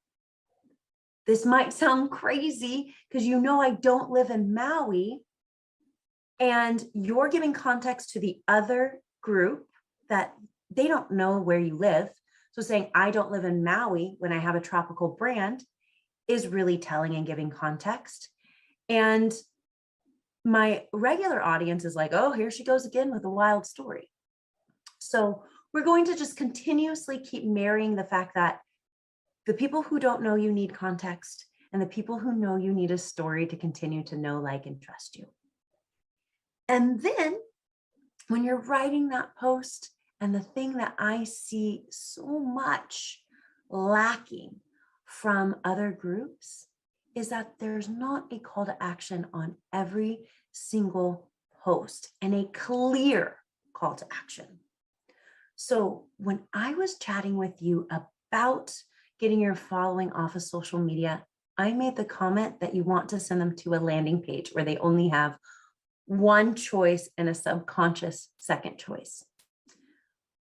If you were to scroll through your social right now and read a post that you made, you either did or did not put a call to action. And when I say call to action, I'm not saying come buy this. I'm saying you're asking the audience to take some form of action.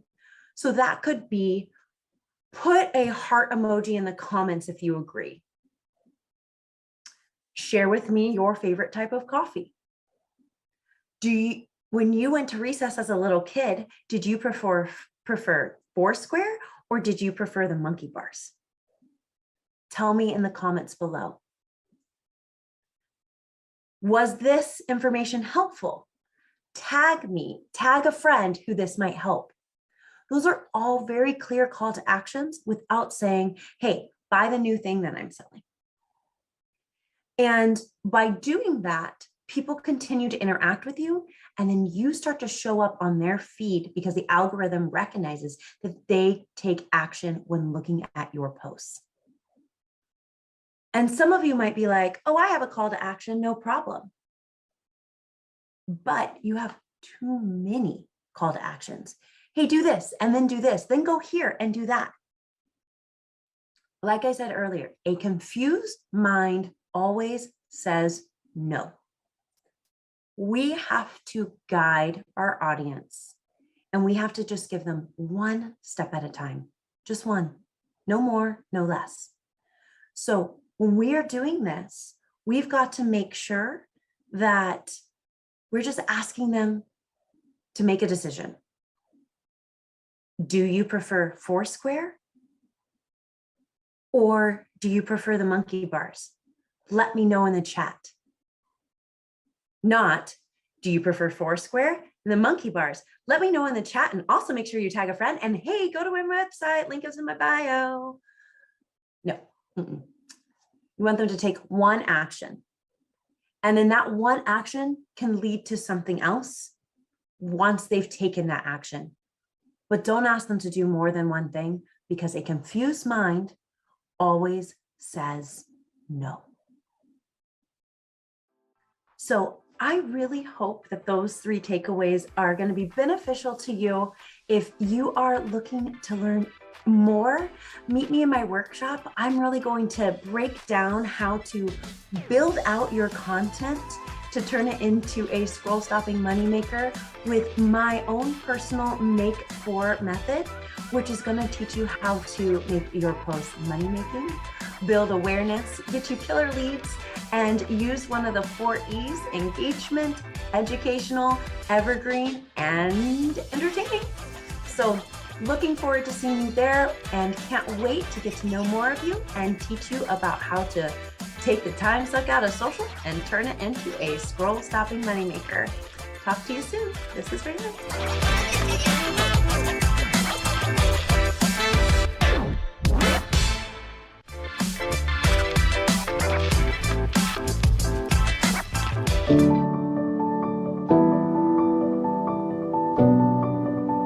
My biggest challenge was trying to find my essence in a toxic marriage that I had been in for 13 years. It was a roller coaster journey of feeling depressed, feeling not confident enough, not good enough, feeling less than. I lost all hope in myself. I stopped believing in myself.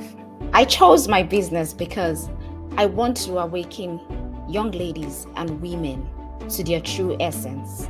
I'm on a mission to ensuring that every young lady or woman that crosses my path works in her purpose, embraces her essence, and literally works in her power. What's important for me is to see the lives of women transformed. What's important for me is to see that women are able to have a balance.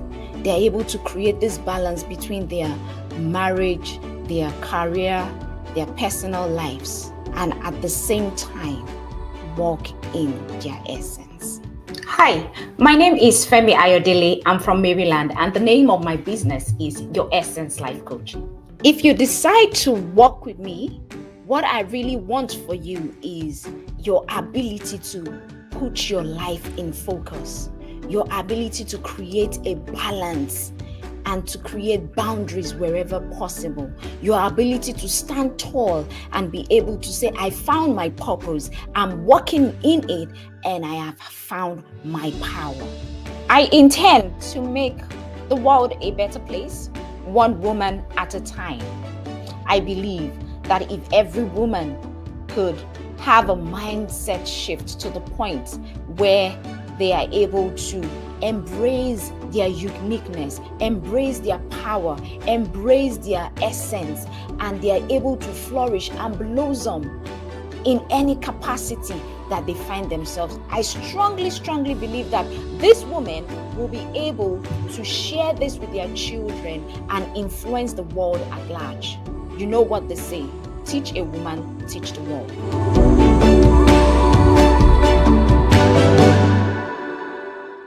Femi Ayodele says that our essence is our power. And sometimes there's a trap that keeps us from tapping into it. So let's go. Without further ado, let's hear from Femi Ayodele so we can find out what's those traps. We must avoid the traps. I can't wait to hear it. Come on, hit the emojis. Come on, hit the emojis. Call it to the sex stage. Femi Ayodele. Let's go.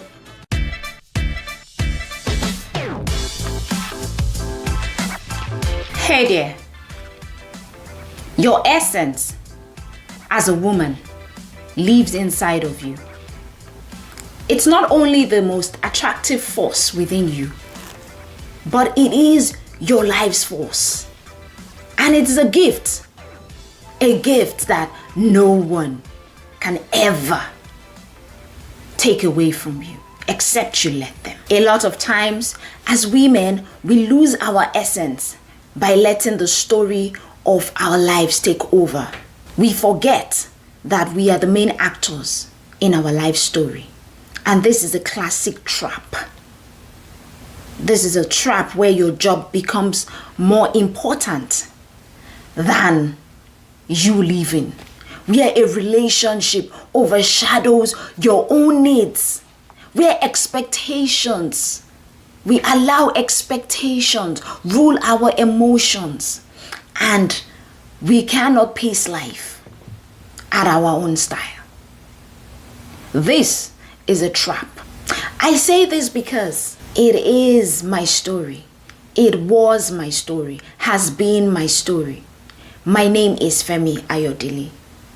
I'm a life coach who is focused on awakening women to their true essence. I want to ensure that every woman that crosses my path embraces her essence, understands who she is, and walks in her power.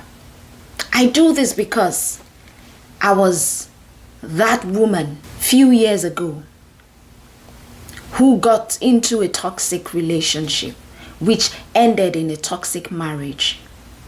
And I ended up losing myself.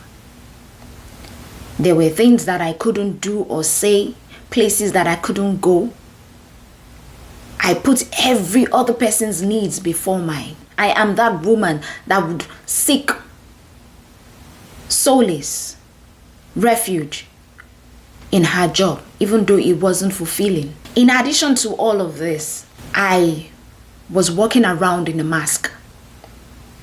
Wanted people to believe that I had a perfect life when I really didn't. I was dying slowly. I was so unhappy, depressed, so empty and unfulfilled. I was a shadow of myself. And at that point, I knew that I needed a change. I knew that I needed to make a change. I knew that I needed to get myself back. I knew that I needed to have a voice in the scheme of things. Above all, I knew that I needed to be good for myself first before I could be good for any other person. I had to set myself on a journey towards finding me. I'm saying this because a lot of times we lose our essence by allowing the situation to tell our story.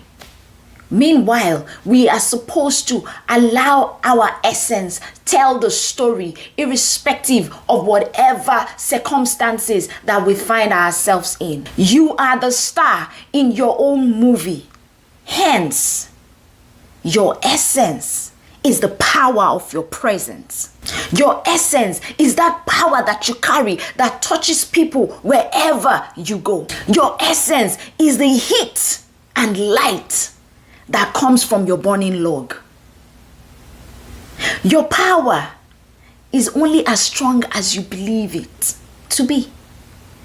The way you see yourself is how the world is going to take you. So the first step to take for you to start to live in your essence and embrace your power is you first need to ask yourself, what do I love about myself? Do I really love myself? What are those things that I love about myself? I found myself in a team building exercise, and the question was asked, what do you love about yourself? List 10 or 15 things that you love about yourself. I couldn't. At that point, I knew that there was trouble. I had to begin to write my affirmations and begin to say these things to myself. Another question that you need to ask yourself is, what makes you unique? What makes you different?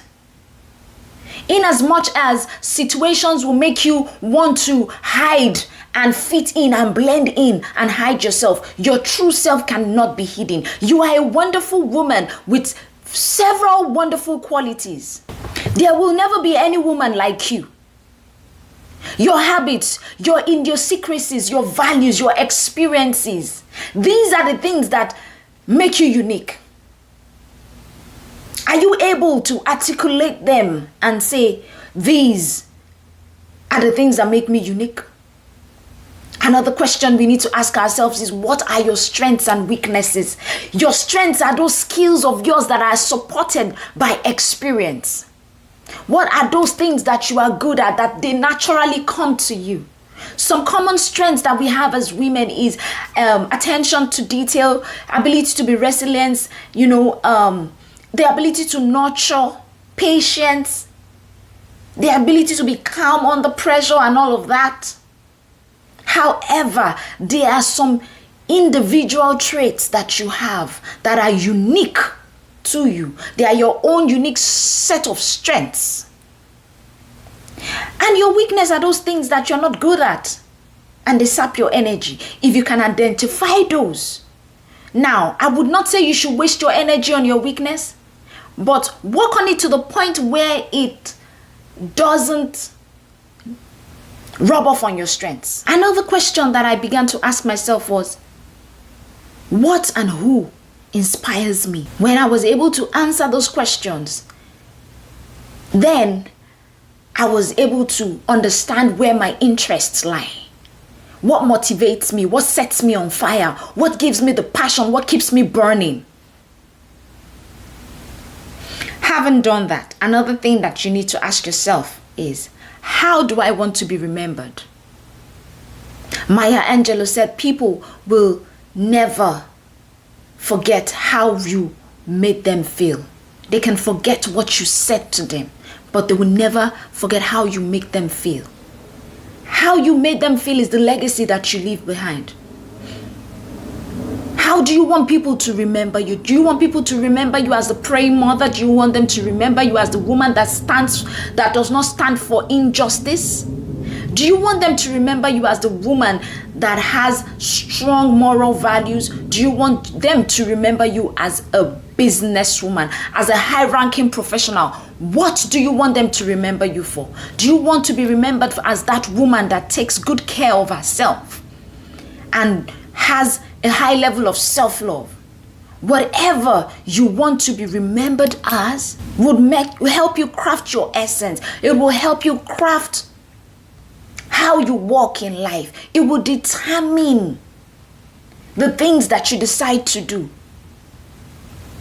So it's one thing for you to have passion for something. It is another thing to say, okay, I have a passion for this thing. It makes me curious. I have a passion for it. What vehicle can I use to move it forward? And if I'm moving it forward, how do I want to be remembered? In that way, you have been able to actually find your essence, embrace it, and walk in your power. So what I would like for you to take away from here is, number one, your essence is the power of your presence. Number two, the first step to living a powerful life is understanding your essence. Without that, you might live life, but you might not live it with your life's force, with your power in it.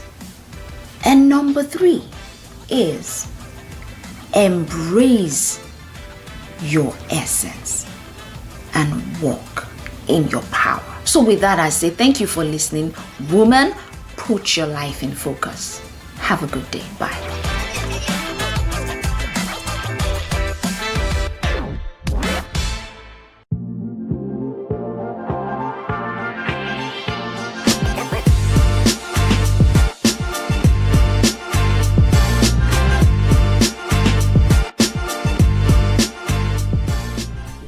If you could do right by your family, to live in the best neighborhoods, to have access to the best schools with quality education, to travel both domestic and internationally with your family.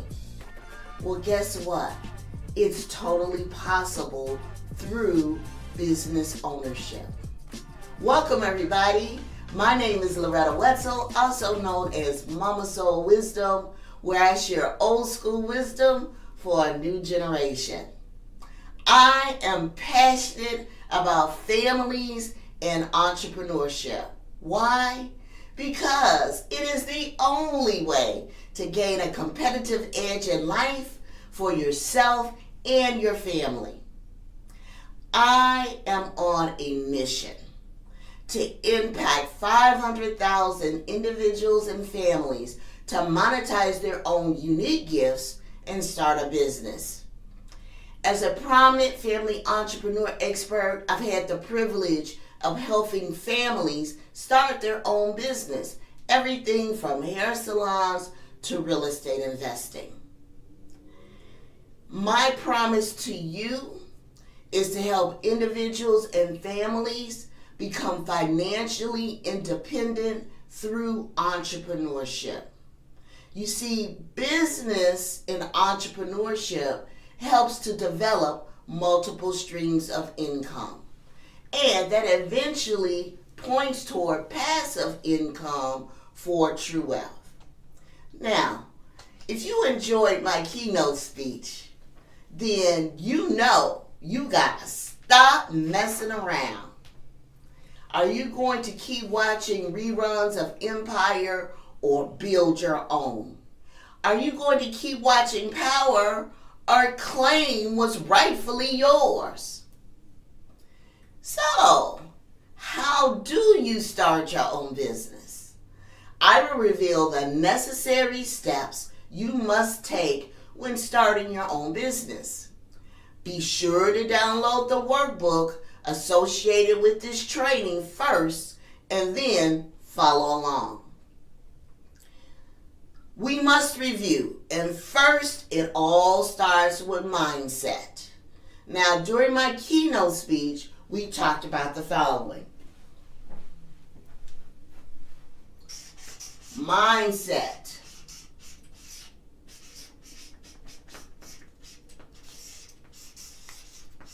And the ability to create. This is important, okay? Because you must believe that you are powerful and unstoppable beyond imagination. Now, how do you do that? You must be willing to take a risk on yourself and create what you want in this world. So I want you to write this down in your workbook. C stands for creating your why.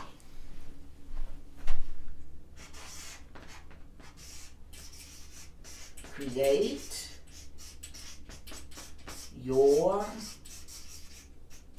why.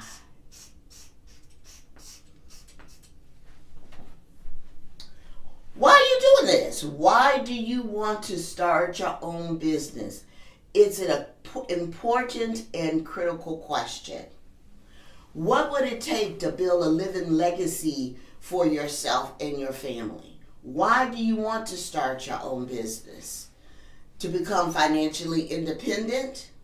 Be honest with yourself. Choose this for yourself and nobody else. Why? Because when times get rough, and they will because that's life, you must anchor on to your why. Oftentimes, you focus on the how or the doing, the running the business. That's great, but if you're busy doing, and you don't really understand why you're doing it, you're going to improve your chances to fail. So there's some action steps associated with this letter C. In your workbook, I want you to write 3 reasons, 3, why you want to start and expand your business.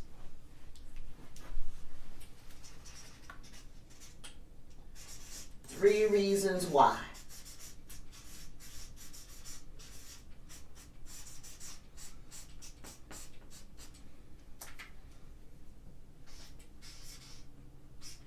The next is R. R for read books.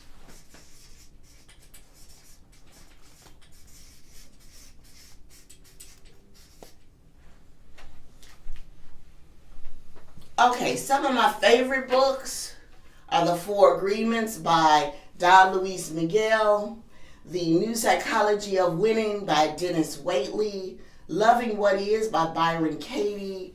Let's see what else. The Noticer by Andy Andrews. Let's see what else. Profit First by Mike Michalowicz. These are just some of my favorite books. Now, they're mindset books, they're business books, and they're spiritual books. But all of them are personal development books. So here's your action step. I want you to pick the 2 type of books that you want to start reading. Why? Because CEOs of businesses, they read at least a minimum of 100 books per year. So if you want to run your own business and be the CEO, then you got to act like one. So I want you to pick 2 types of books. It could be spiritual and business. It could be mindset and spiritual, or mindset and business. But I want you to post some of your favorite books in my Mama Soul Wisdom Facebook group, and I'll also share some of my favorite books, and then you can let me know how you enjoyed reading them. Great. So, action step, 2 types of books to read. What's next? E is for Excel.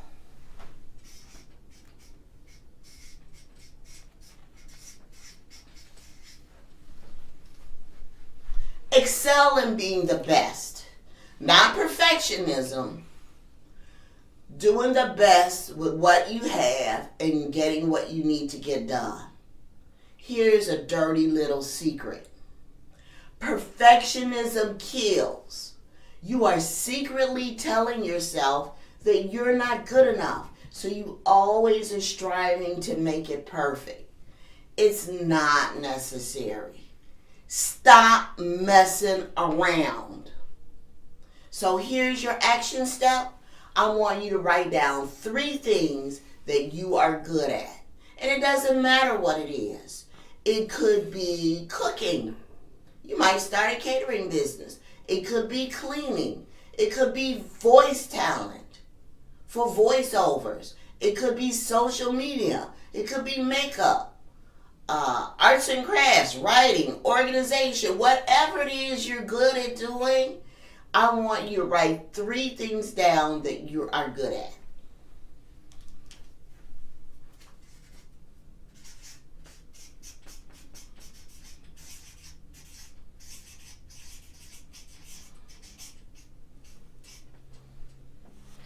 And then I want you to consider turning what you're good at into a business. Okay, the A is for affirmations.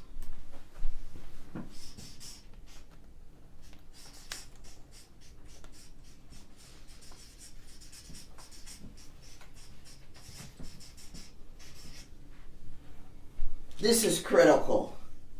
You know why? Here's a question for you. How does our mind know what to believe? Great question, isn't it? Well, here's a secret. By verbally speaking affirmations.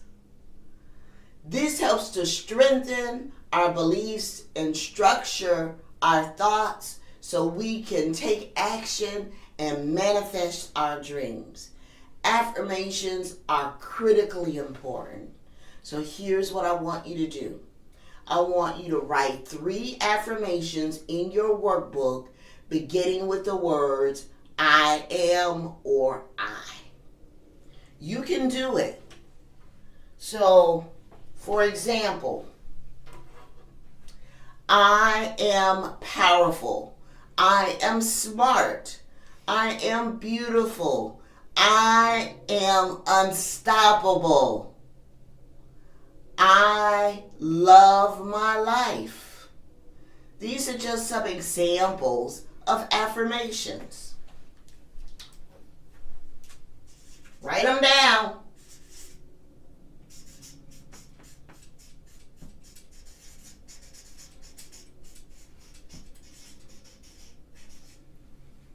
You must tell yourself every single day your affirmations. It is critically important. Now, if you want to see some of my favorite affirmations, you can go to my website. So it's www.mamasoulwisdom.com/free-downloads. If you click on the 2-word secret, you will see my list of daily affirmations that I use, and it just lights me up. Your affirmations should also lighten you up. All right, let's go with the T next.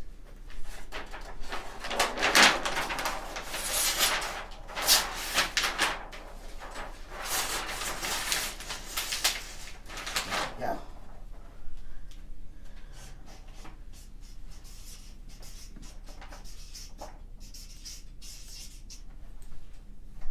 T is for training.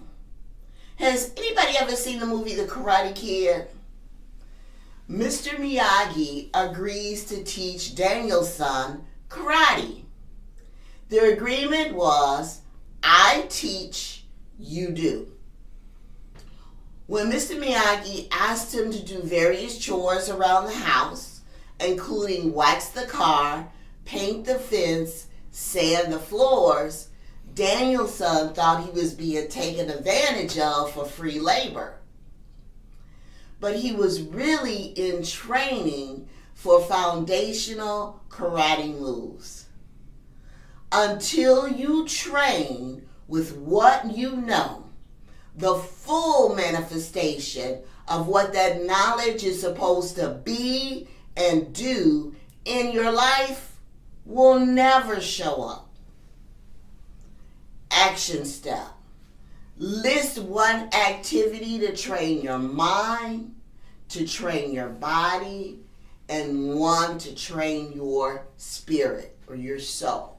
So, action, one activity, train your mind.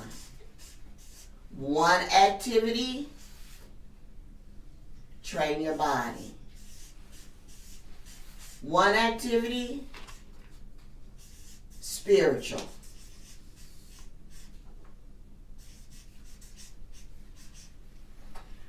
Training your mind could look like meditation. Body could look like physical exercise, walking around the block or going to the gym. Spiritual could be prayer. You choose the 3 activities, but it is critical because your mind, body, and spirit must be in alignment. Alignment.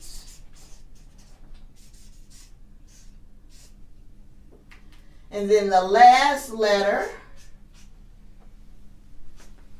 in create is experiencing life.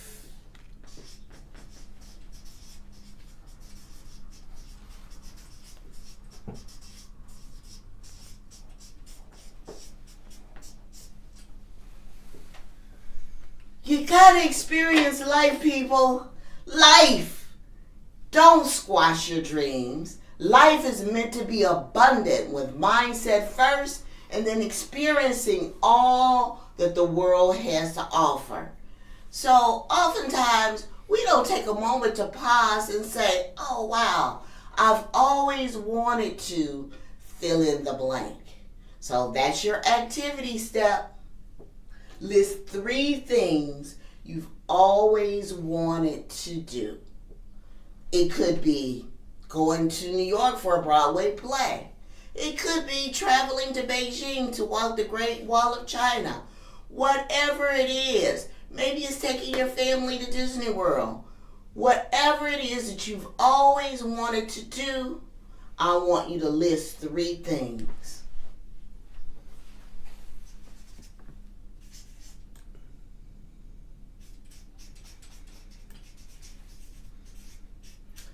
I've always wanted to do.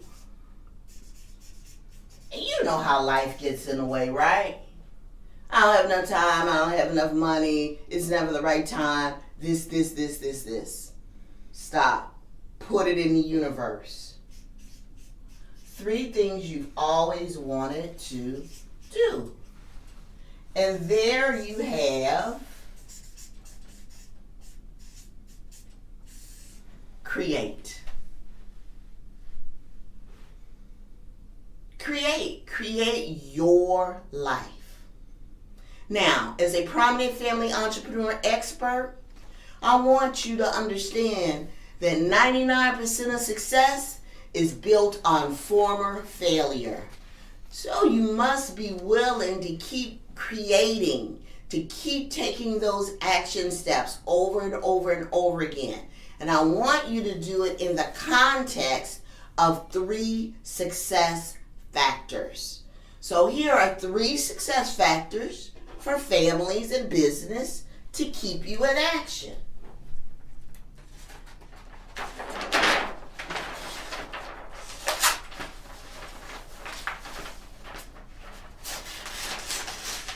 There we go. 3 success factors.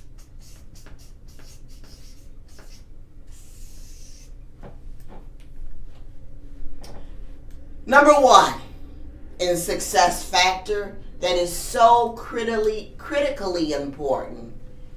You want to know what it is? Gratitude. Everything starts with gratitude. It can transform common days into holidays. It can take routine jobs and turn it into joy. It can take ordinary opportunities and change into extraordinary blessings. Gratitude is not a challenge, it's a choice. So here's your action step. Start a gratitude journal.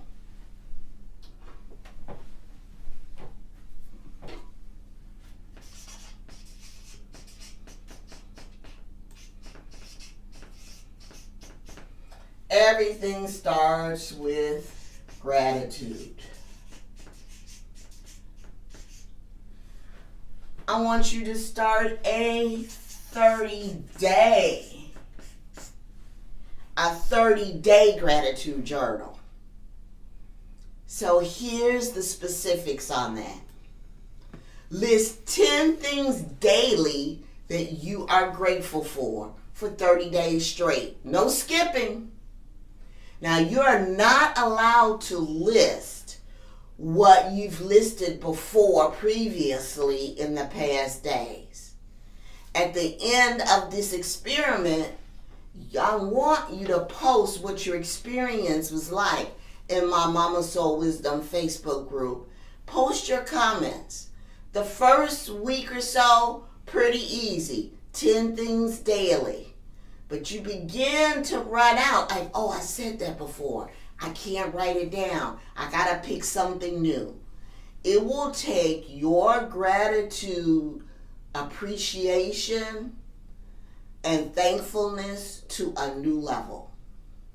Now, step number 2, raise your vibrational frequency. Got to do it.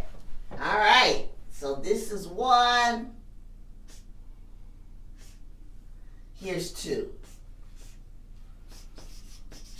Raise your frequency.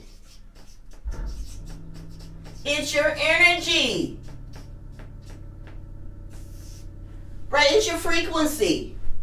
You cannot create your business from a low vibrational frequency. If you want your business to grow and thrive, you attract the people and the resources that you need to do business, you got to keep your energy up. Now, you're not required to bounce off the walls, but you do need to vibrate at a high level because it is the difference between action and reaction.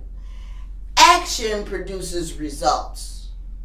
It may not be the results that you're looking for, but you can adjust and tweak and do it again.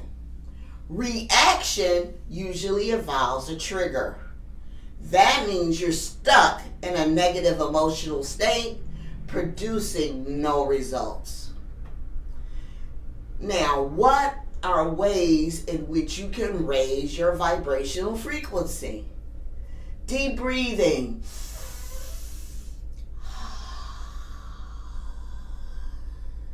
In through the nose, out through the mouth.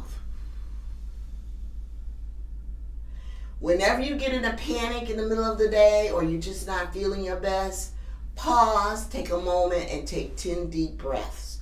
And that will help reset your nervous system so that you can create in a high vibrational energy. Here's another one of my favorites. Dancing. You could do that. You could do exercising, meditation, journaling. They're just some of the few ways that you can raise your vibrational frequency. Also, during meditation, light a candle if that helps you to focus. So what are your action steps?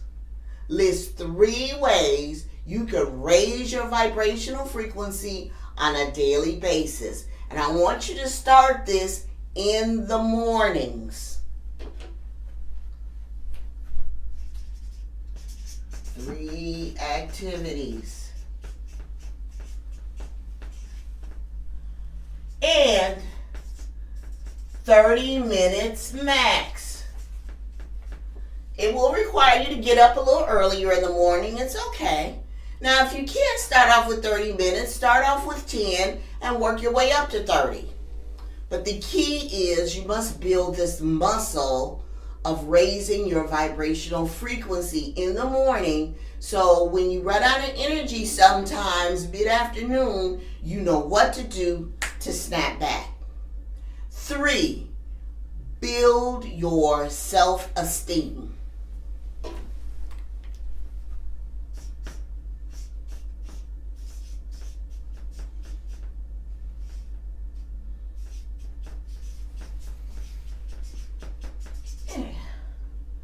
Okay? Self-esteem is having respect and a favorable opinion of yourself and also your abilities. Now, don't allow other people to place you in false frames. What do I mean by that? That means other people are defining who you are instead of you defining who you are. Self-esteem is critical. You must love and appreciate who you are in this world and what it is that you have to offer. So what's your action steps? Well, instead of watching the movie 10 Things I Hate About You, how about if we list 5 things that you like about yourself and how these attributes can be used in business? You can do it. 5 things you like about yourself.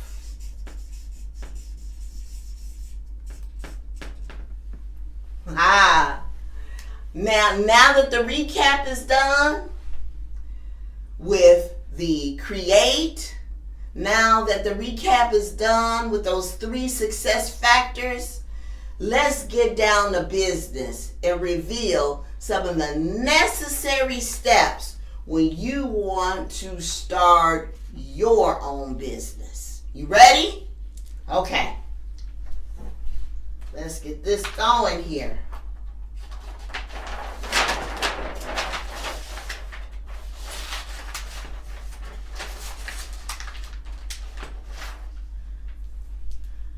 Starting your business.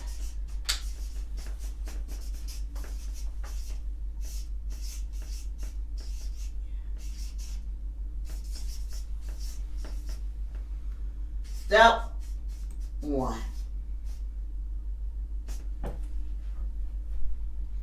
Step number 1, set your goals. Determine whether starting your own business is going to look like starting it from home and starting a home online business, or whether or not you want to do brick and mortar. Having your own business has its own unique challenges, so you better be clear on your big picture goals.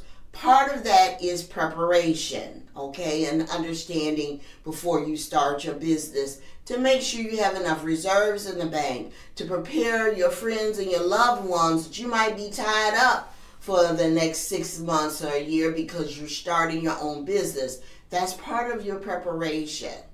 But when it comes to setting goals, they will help you to focus when things don't go quite like you expect them to.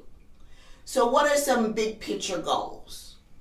You want to work on your own terms. Maybe you need flexibility to be with your family. Whatever your big picture goals are, here's your action steps. I want you to list 3 big picture goals for starting or expanding your own business, and I want you to attach a feeling to those goals. Goals. 3 big picture goals plus feeling.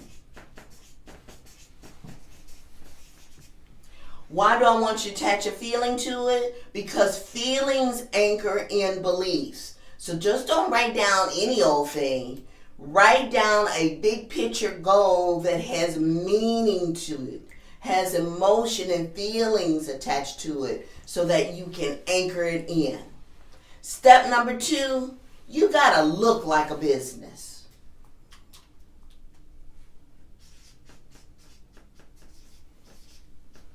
Look like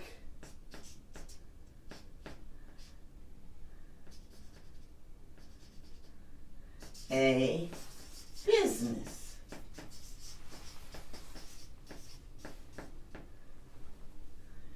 You know what? You can't just say you're in business. You gotta look like a business. Now, here are a few tasks for you to complete. Number 1, you want to create a customized URL. It's a link for your business.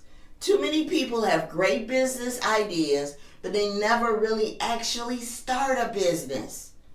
You can't have a business without having a link or a customized URL because you need it for your website. You need it for marketing materials. You want to be able to attract your target customers. Now, GoDaddy is a common service that you can use to go and get your customized URL link. But there are other vendors. You pick out the one that works best for you. Customized URL. Okay, what else do you need to do? You got to create a business email address. I like to party 24/7@gmail.com. That's not going to work. Or hotpants66@hotmail. That's not going to work. You want to be able to create a business email address, because otherwise sometimes your personal emails are inappropriate for doing business. Now, usually individuals will often use their business name at gmail.com, and that's perfectly acceptable. However, if you have flexibility in your budget, consider securing a business email which looks like your name at bcs.com or whatever the name of your business is. So sometimes it's a small monthly fee, but it looks professional if you have a business email address. Business email. The next,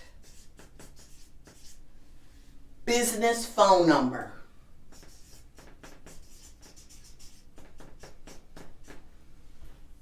Need a business phone number. There is nothing worse or unprofessional than answering a phone and you're yelling at your kids in the background or whatever is going on. But if you only have one phone, then how do you know when it's an incoming business call? Well, there are various apps that you can choose from to secure an additional phone number that can be used for business only at minimum cost. You can use Google Voice, no cost, Ring Central, Magic Jack. Those are just some of the few of the apps. But if you choose to use Google Voice, make sure you remove the announcement message.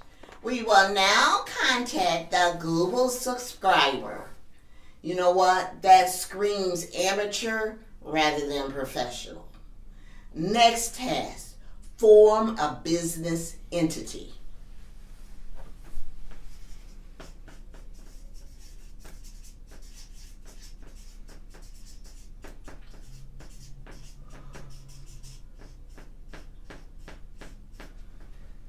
You got to form a business entity, and this is a big one that most people miss. Now, can you start your own business without incorporating? Yes, you can. It's called being a sole proprietor. Do I recommend that you start your own business without forming a formal entity? I don't recommend it. Creating an entity such as a sub-S corporation or an LLC for your business is critical for additional benefits. And here's the misperception. Most people think that you must form those corporations in Nevada or Delaware. Not true, people. That's for major C corporations. You must form your business entity in the state in which you're doing business in. Now, this will provide your business for many, many benefits. For sub S corporation, first of all, you're going to pay significantly less in taxes by eliminating the self-employment tax. You can also start your business seasoning, and when you are applying for business credit in the future, they're going to want to know how long you've been in business. So you might as well start your formal entity now. It can also reduce the possibility of you receiving an audit notice from the IRS. That's just some of the few of the benefits by incorporating as a sub S. Now, let me provide the disclaimer. I am not an accountant or a financial advisor, but I'm here to tell you, being in business for myself for over 10 years, my business partner over 40 years, this is what you want to do. So I want you to write this down. Go to pgwetzel.com to set up an appointment. The consultation is at no cost. You can have a conversation and say, I would like to set up a business entity. Can you support me? Now, the consultation is no cost, but to set up the business entity itself for incorporation, there is a fee, but the prices are reasonable. So I want you to write this down and go to pgwetzel.com. pgwetzel.com. Go to the website to set up the appointment. And if you mention BlackCEO22, you will receive a 15% discount. Next task, open a business banking account.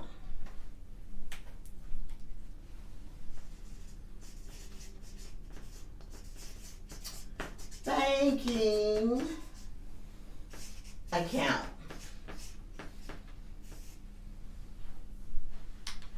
Now that you have a formal business entity, you have the necessary paperwork to take that to the bank and open up a business account so you can keep your personal income and expenses separate from your business income and expenses. This is critical for filing your taxes with the IRS and taking advantage of those business tax write-offs. Step number 3, set up your financials. Let me flip to another page here.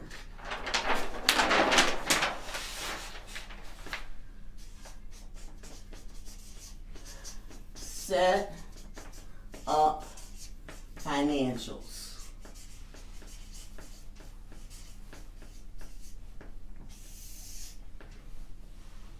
This is a critical step, and it is important to keep it simple. Sometimes people freak out when it comes to numbers. Now, there's a lot to do in this area, but we're only going to cover 2 action steps today. Number 1, you want to set up a budget.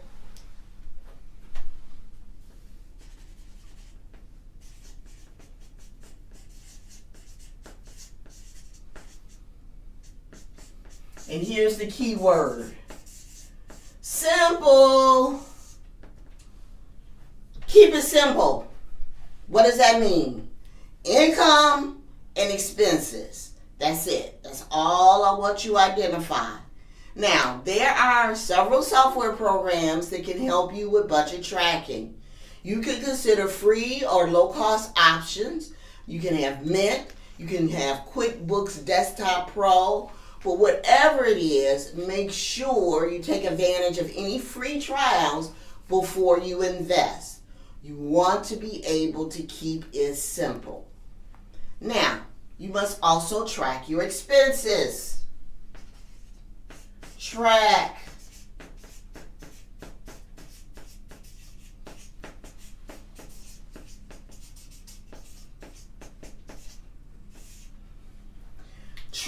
Track. This is the biggest mistake most entrepreneurs make because they don't want to track. You must track and then prioritize your expenses. I don't care if you take a 59-cent spiral notebook to track your expenses. It's better to use Excel, but whatever works best for you.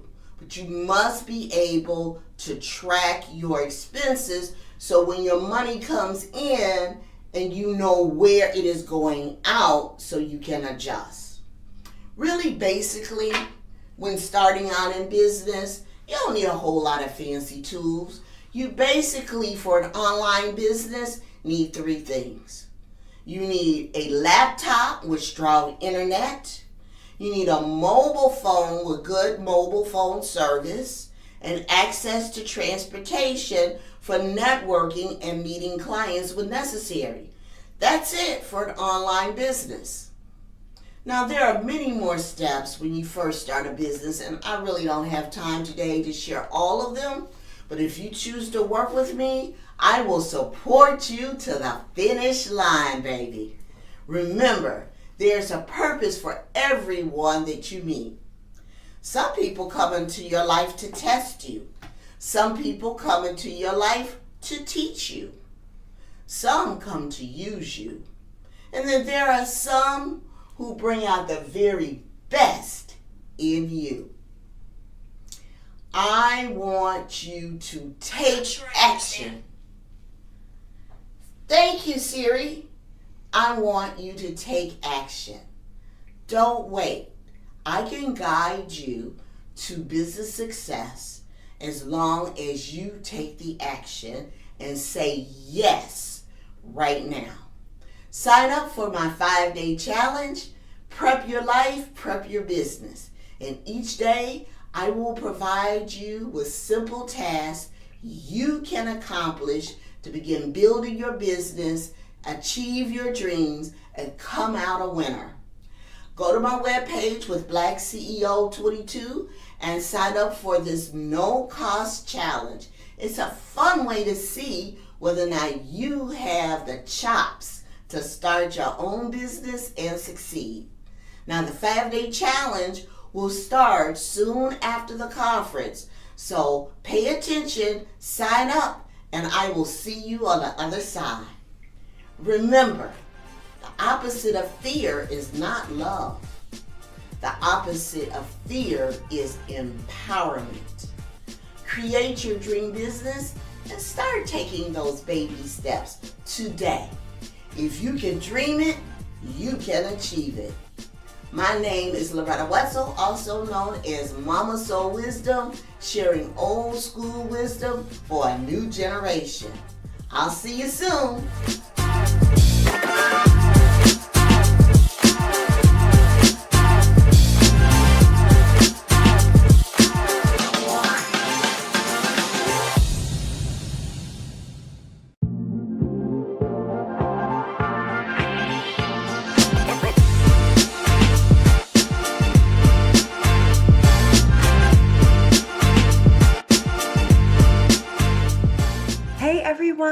Welcome to the workshop. I am so excited to get started. I'm going to give you just a quick second to grab your notebook, grab a writing utensil, and we are going to jump right into this on turning your social media into a scroll-stopping moneymaker with my Make For method. So, here we go. So, welcome to turning your social media into a scroll-stopping moneymaker so you can stop worrying about social media sucking the time out of your business. So, 4.8 million people around the world actively use social media. If you even had 1% of that number, what would it do to your business or mission? That would be 48,000 followers. And you would get a little check mark on Instagram.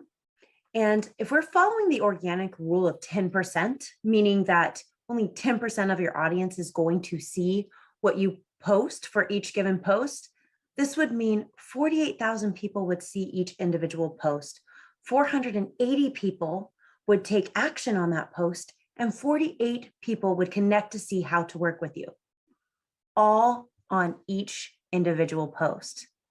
That could be game changing, because if we do some math, and let's say you post 5 times a week, if 5 times a week times 48, you would have 240 customers reaching out asking how to work with you.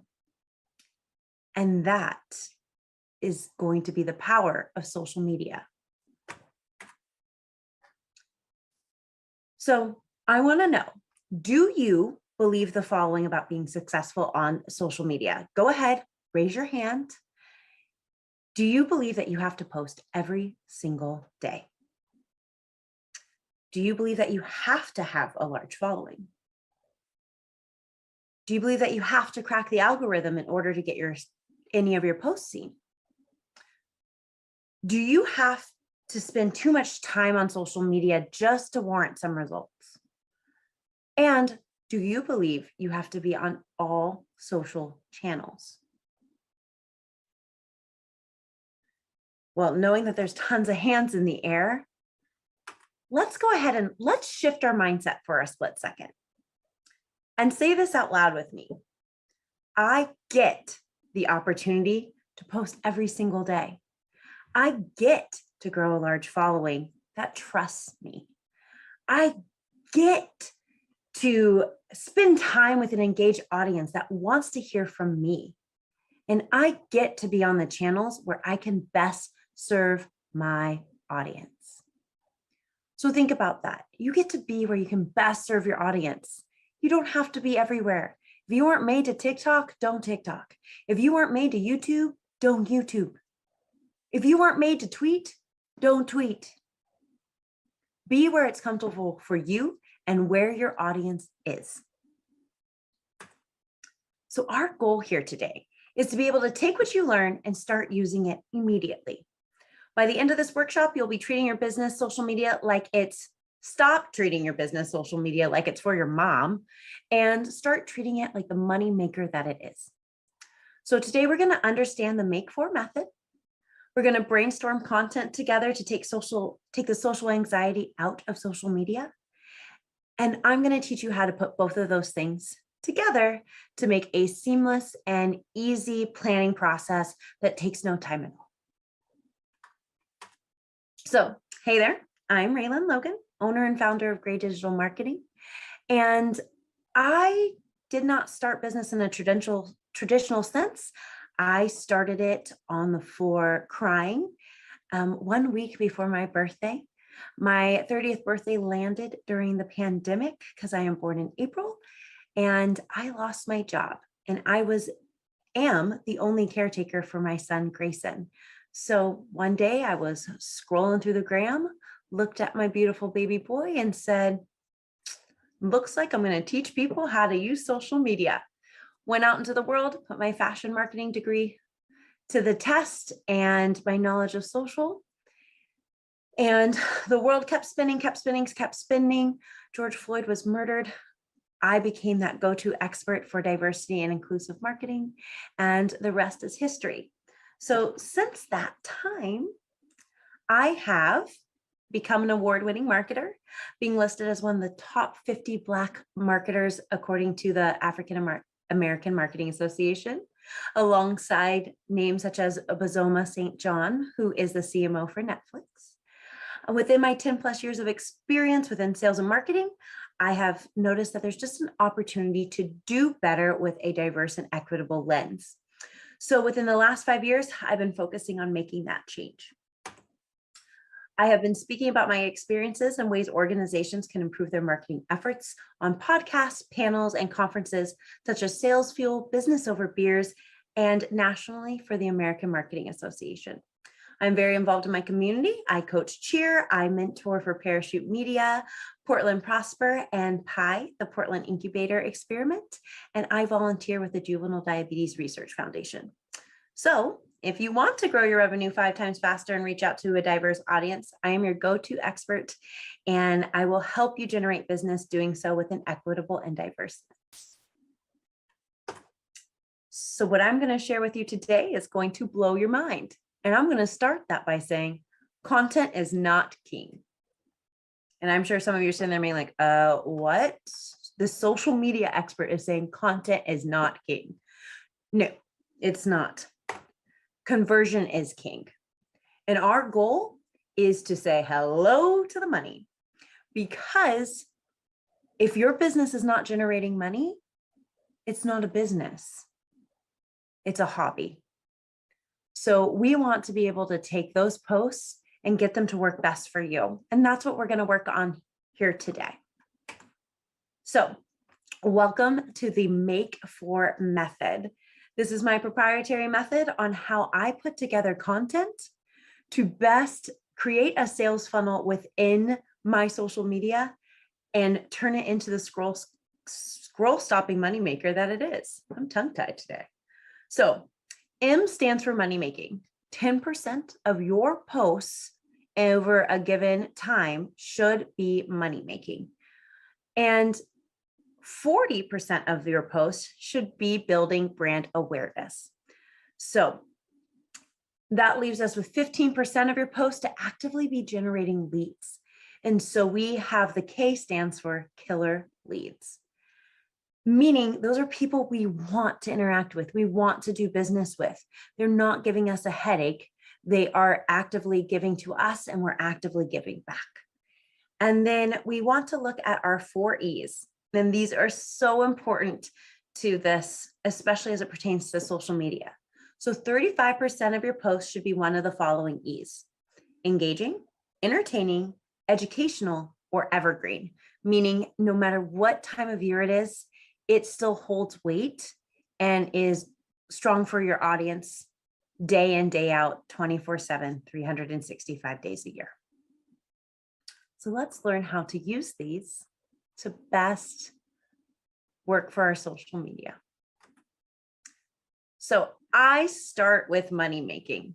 Even though it's the smallest percentage of what you're going to be doing on social, we start with money making, because that's the number one thing that is on your mind, and it is our end goal that we have in sight, is to generate revenue for our business.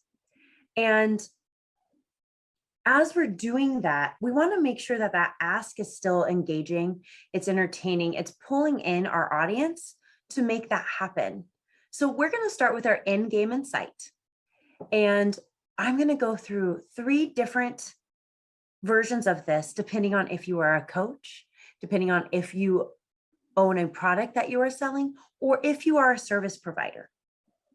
So after this, you can definitely use this information for one of your posts as you're going along and be able to just take this copy, it's yours, and see what kind of generation you get with it. So as we go along in these next 4 steps of the Make For method, I'm going to be giving key examples in all 3 of these areas. So if you are a coach, and play pretend with me here for a moment, is you could say, you could write this copy with a photo that says, there are no guarantees in life except ... Okay, so as your coach, I can't guarantee that you're going to get a Maserati tomorrow. But with my signature coaching program, the Make For method, I can guarantee a few things, like you will start getting DMs in your inbox asking how to work with you. I can guarantee that you're going to get a sale once a month. I can guarantee that people are going to look to you as the go-to expert in your field. Are you ready for a little bit more of me in your life? I'm offering free one-on-one calls with potential clients for the next 3 days. Send me a direct message and let's chat. So what's really great about that is it is engaging. It's sharing and teaching folks exactly what it is and what you do. And it has a call to action. And our goal is to get them off of social media. So by saying DM me so we can book a call allows me to better convert that person into being a potential client in the future and is going straight for the money. Let's try product. And just so you know, I'm making up some of these on the spot. So bear with me. Some of our products might get pretty hilarious as we move through because I don't sell products naturally. Soap classes in session. That's right. Today we're sharing a step-by-step demo of how to use soap. So we hope to answer any little questions you might have. Soap is our most popular. So if you haven't snagged it yet, hopefully this demo will inspire you. Ready? Here's a step-by-step tutorial on how to use soap. First, you're going to squirt a little bit of it in your hands. Then you're going to turn on your sink water and put your hands underneath and start rubbing them together.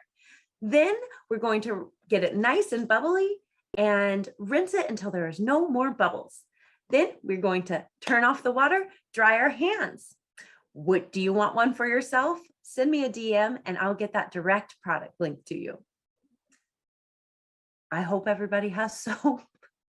But as you can see, I'm giving a way to show how you use that product in your daily life. And sometimes seeing things in action is all anybody needs to be like, ooh, I might need that. That solves a problem for me or gives into a want or desire. And by saying, hey, if you DM me, I'll give you the direct link so you don't have to go looking for it, even better. We shortened the gap on what it took to get to that product. So again, we're getting folks by DMing, by getting people to slide into your DMs, they are giving you permission to pitch to them, and you are able to easily send links, and you are able to easily get them off of social media and into the networks that you control. So very, very important. We have a very clear and concise call to action, asking them to just do one thing. So if you heard my keynote, it is really important that that call to action is asking your audience to take one action and do one thing. So let's move on to services. There's many service providers here, marketers, agencies, virtual assistants, and services are really, really important to what we do as business owners. So let's talk about if you are a service owner. Intimacy can be scary. I'll be the first to admit that. However, when it comes to making my clients happy, I want to know, will we be working together closely? How close? Well, there will be no need to change our relationship status on Facebook. But here, all of the ways we'll be in touch over time working together. So we will have one-on-ones monthly. I will be available for you via Voxer so we can voice chat at any time. And if you need a more group environment, you are also welcome to participate in our Facebook group. Does that sound like your dream setup? I hope so. Send me a DM today and let's see if we're a perfect fit for each other. So what's great about this is it has a really funny hook. And when you're scrolling through your Instagram, you can only see about the first sentence before somebody has to click on more. So when I even said intimacy can be scary, I was like, where in the world is this going? But to talk about the relationship that you have with your clients is really important because it is a more personal relationship when you're giving services. And that is something we have to be mindful of. So get to the crux of the problem quickly, even if it's with humor, it's entertaining. And that is what puts us in one of our 4E categories, is that is entertaining. It's also educational for somebody who's learning how to work with a new service provider. So keeping that in mind, that is just an incredible way to have fun and meet the needs of what people are looking for on social, while also giving a very clear, hey, I'm available to work with right now. Am I a good fit for you? So that's money making, but that's only 10% of what you're doing when posting on social media. So let's talk about awareness. Building brand awareness is the best thing we can do for ourselves and our business. Full stop, period. The saying, if I built it, they will come, only works if they were aware that you did it in the first place. And a lot of times, especially on the internet, we don't know. Until you have built up your Google My Business and you've built up your SEO, you're probably on page 400 for Google searches on the best soap product. And that's the harsh, cold reality. But you have to build it and you have to yell it from a mountaintop. That's just the way this works. So as we're looking at that, let's start with product, on what it looks like to create a post that has copy that's truly building awareness for your industry. So we might not use soap this time, but let's see what I come up with today. It's always the best of both worlds when you can support a small business by purchasing our Save the World t-shirt and support a wonderful nonprofit organization at the same time. The Save the World t-shirt is back in stock for a limited time, and you can only get it by pre-ordering before Friday. And when you purchase the Save the World t-shirt today, a portion of the proceeds goes to Save the Turtles Association to help find a way to get more garbage out of our oceans and save the turtles and all the other wonderful sea life that there is, so that our children and our children's children have fresh water and a world that they can be proud of. So I'm pretty sure Save the Turtles Association doesn't exist, but when you're doing this and you're tagging someone else, what is so important about that is they're probably going to be over the moon that you are doing something great for them. So they want to further help themselves by getting more people to come buy that Save the World t-shirt from you. And let's say Save the Turtles Association has a 1.5 million following, and you only have 1,500.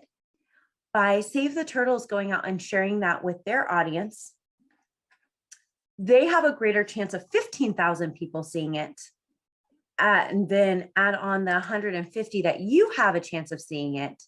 We now have a larger reach of 15,150 people who may potentially go and look at your shirt. And so if we say 15,150 people times 10%,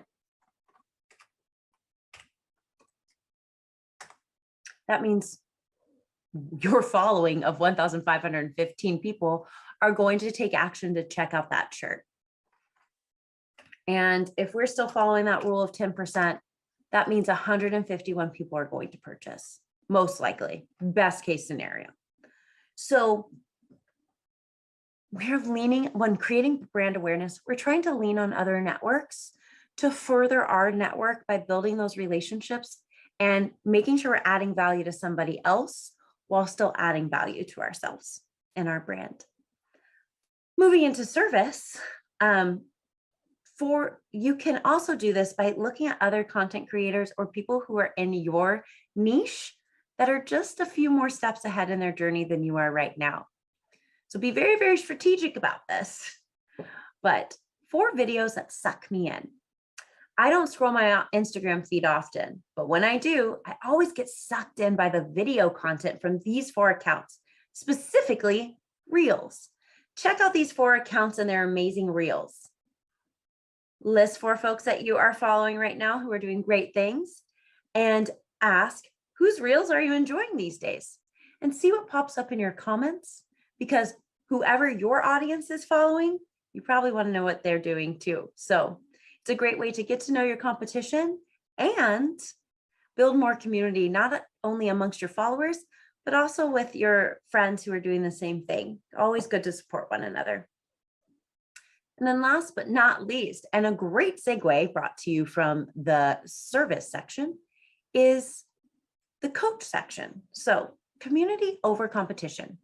I'm a coach, and yep, I have friends who are coaches too. I'm not worried about sharing how wonderful they are because we all bring different gifts to the table. Take Marcus, for example. who's fantastic at talking about social justice as it pertains to diversity, equity, and inclusion. Or take in Ciara, who is a magician at creating a pre-game strategy for how to start and run your business operations while looking at it with a diverse lens. Please head to their profiles and show them a little love too. You won't regret it.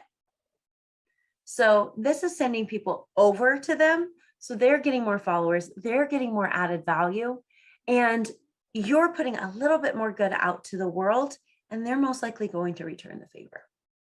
So the key takeaways from brand awareness are: utilize the networks of others to start your word of mouth. It is so important. There is nothing wrong about getting who is considered your competition and your community to share what you're doing, because they might say it one way and you might say it another, but you resonate with different people. And that is so important. So get it out there and get social and social media, because that is what's going to build your brand awareness. Killer leads. The best thing about this is I just needed a word that started with the letter K. So MAKE was a true acronym, but let's get down to it. Everyone loves a lead that actually brings in the money. Finding qualified leads can also be really hard, but you can do so by passively using the copy I have for you below. So let's kick it off with service this time. What's in a word? Recently, I asked my current and past clients to describe me and my services in one word. And here are the top 5 common words I got back. I got back relaxed. I got back vibes. I also got back bold and funny and easygoing. If these words describe the kind of service provider you'd like to work with, don't hesitate to book a call with me today. So this is just people, it's like very vague on how they're going to book a call with me.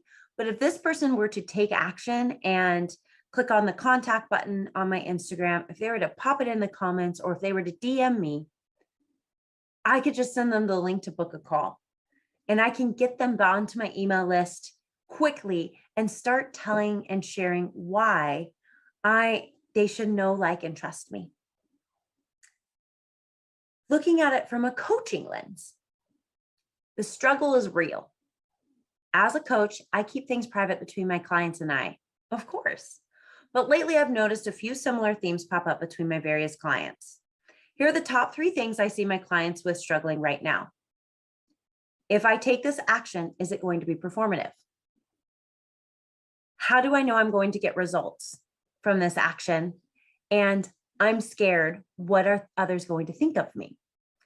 Are you working through one of those challenges right now? Send me a private message and let's get you out of this hump. So this is just inviting somebody to say, let's have a dialogue. Let's talk about it. I'm not saying that I'm going to charge you anything. I'm not saying any of that. I'm just saying, hey, welcome to my circle. Let's do this. Again, if you have that private conversation with them in your DMs, that's allowing you to build that know, like, trust factor. That is so core to your business, especially if you are a coach. And it's giving you that lead that you can ask and say, hey, I hope this was helpful. Was that helpful for you? Do I have your permission to share with you how we can work together further? Simple, easy, to the point, but it allows you that ability to start having that dialogue. And then last one, best one, product. Can you spare a square? No one likes running out of their favorite product, let alone toilet paper. The good news, we can make sure that you never run out of your fave again. All you have to do is comment "spare me" below, and we'll send a link to get on our mailing list so you never have to be without again. Go on, give it a try. We'll see you in the comments. So this is just asking people to just do something to be reminded of when a product comes into play. So if you're a retailer and you have a go-to cami, if you're a women's retailer and you always have it in nude, black, and white, and we know there's always going to be there, and then we have a pop of color. So In the month of March, it's going to be green, hot pink, and pale blue because we're moving into full-blown spring. And there's some people who they swear by this cami, they wear it under all of their clothes, and they collect those pops of color. And sometimes they also need to be reminded that it's time to switch out that white because it's no longer white. So getting them on your mailing list for their favorite item and sending those like monthly seasonal reminders saying, hey, meet the new color of the season. Have you replaced your black one yet? Has it faded out? Is going to be so important to your business. And again, like I said in the keynote, it takes them off of social media and into your network that you own, because you don't own social media. And it's really important to use this as a tool to funnel your business, and your business isn't on social media. Your business is with you. This is just a tool to get people moving in the right direction, and that right direction is you. Now let's move on to the 4 E's of the Make 4 method. So our 4 E's are engagement, educational, entertaining, and evergreen. The best part of social media are these 4 things. People go to social media to see what a company and brand does. And so we'll stick through there and we'll look at products and we'll do these things and we'll see if they're the things that last forever and be evergreen. We sometimes just scroll through it to be entertained because we have nothing better to do. And so I don't know about all of you, but I died laughing over that gentleman skateboarding with a cranberry juice. Like, why? That man now makes millions helping out Ocean Spray. Educational. I have learned a lot, even from my other fellow peers on social media, just because of great quick reels that are like, do this, don't do this. Do this, don't do this. And it's engaging. In the time of COVID, in this pandemic, we haven't been able to see lots of people depending on where you live in the nation. I live in a very rule following state. And so I spent most of my time in lockdown for the past 2 years. And I'm grateful for that. But at the same time, somebody as outgoing as I am needs the ability to engage with others. And so engagement on social media has been a huge factor for me.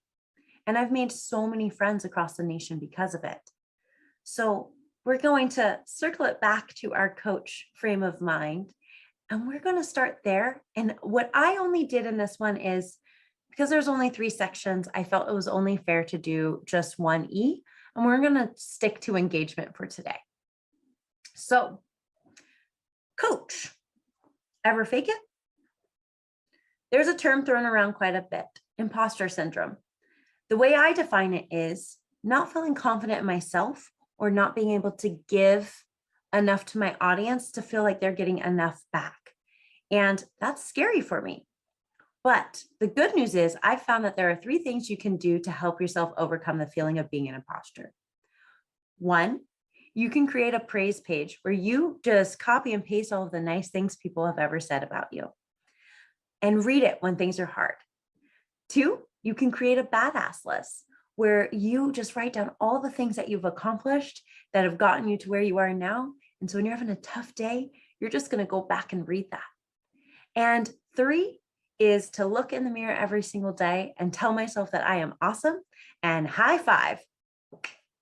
So save this post by tapping the flag icon for the next time you're feeling like an imposter.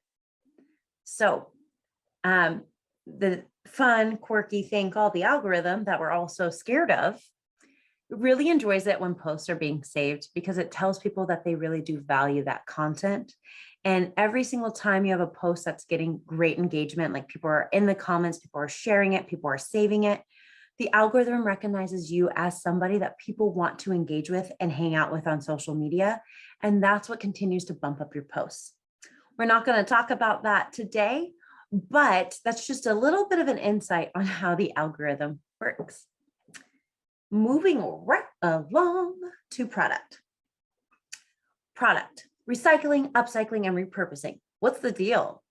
These aren't just trends, but actual ways that you can get your wrap-up cardigan to live on. long after you first purchased it. Have you ever considered how you might be able to repurpose one of our products? Here's a fun idea for you.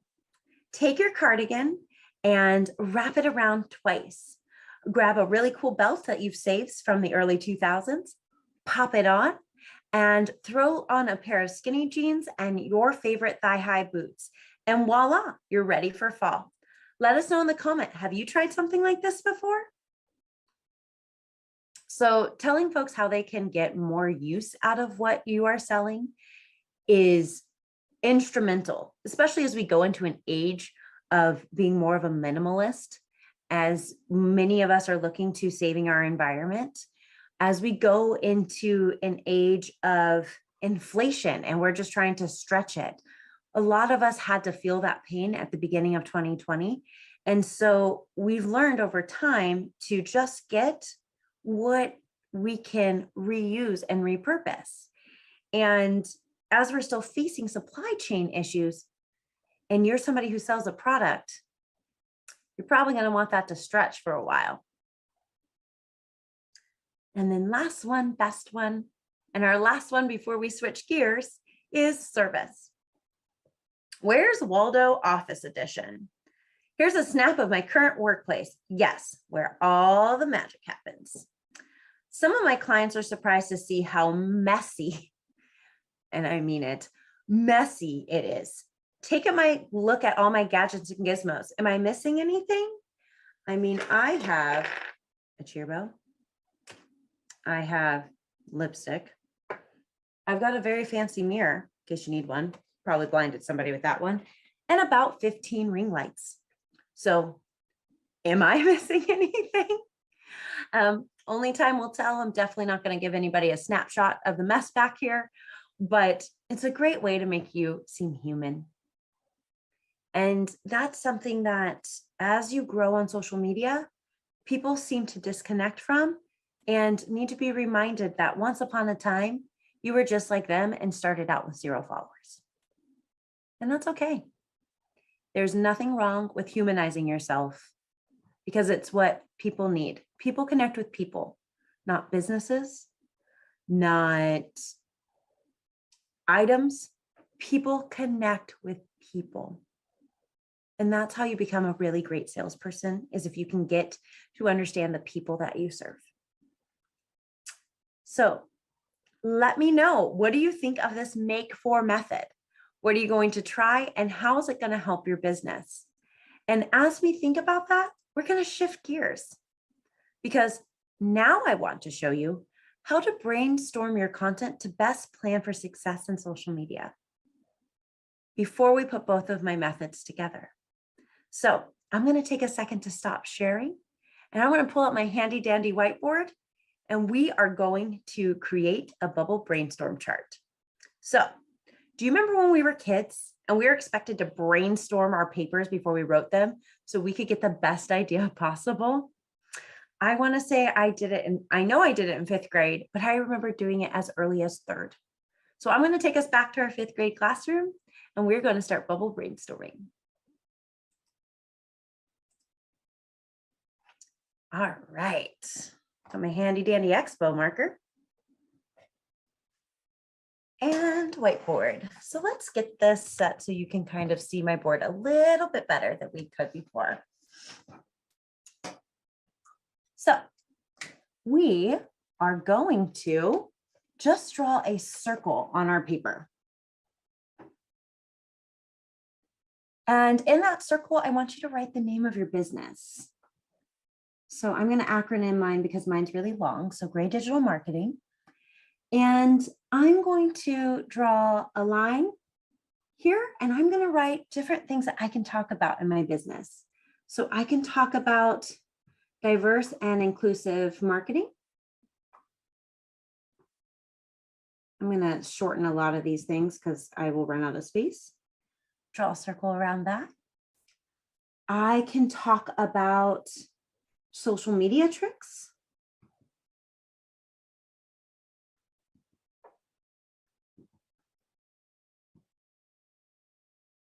I can talk about the make for method.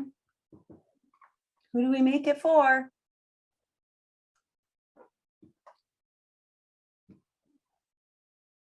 And I can talk about power of market research.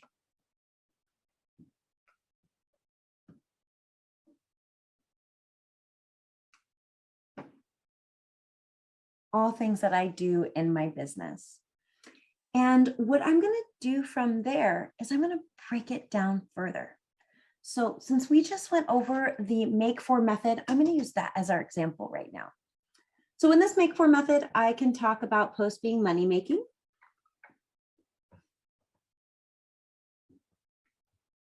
I can talk about awareness posts. I can talk about getting leads. And I can talk about engagement, to keep it simple.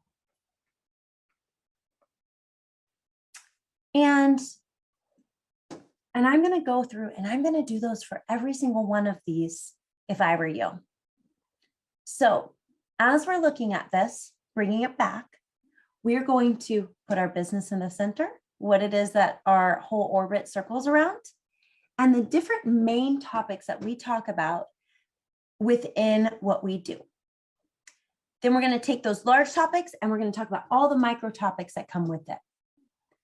And as you're planning this, I suggest that you do it once a month.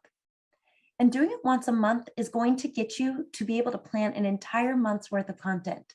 So let's do some fast math. Let's say I have 4 ideas for this and 4 ideas for this. Looks like fun little sons. 4 ideas for this.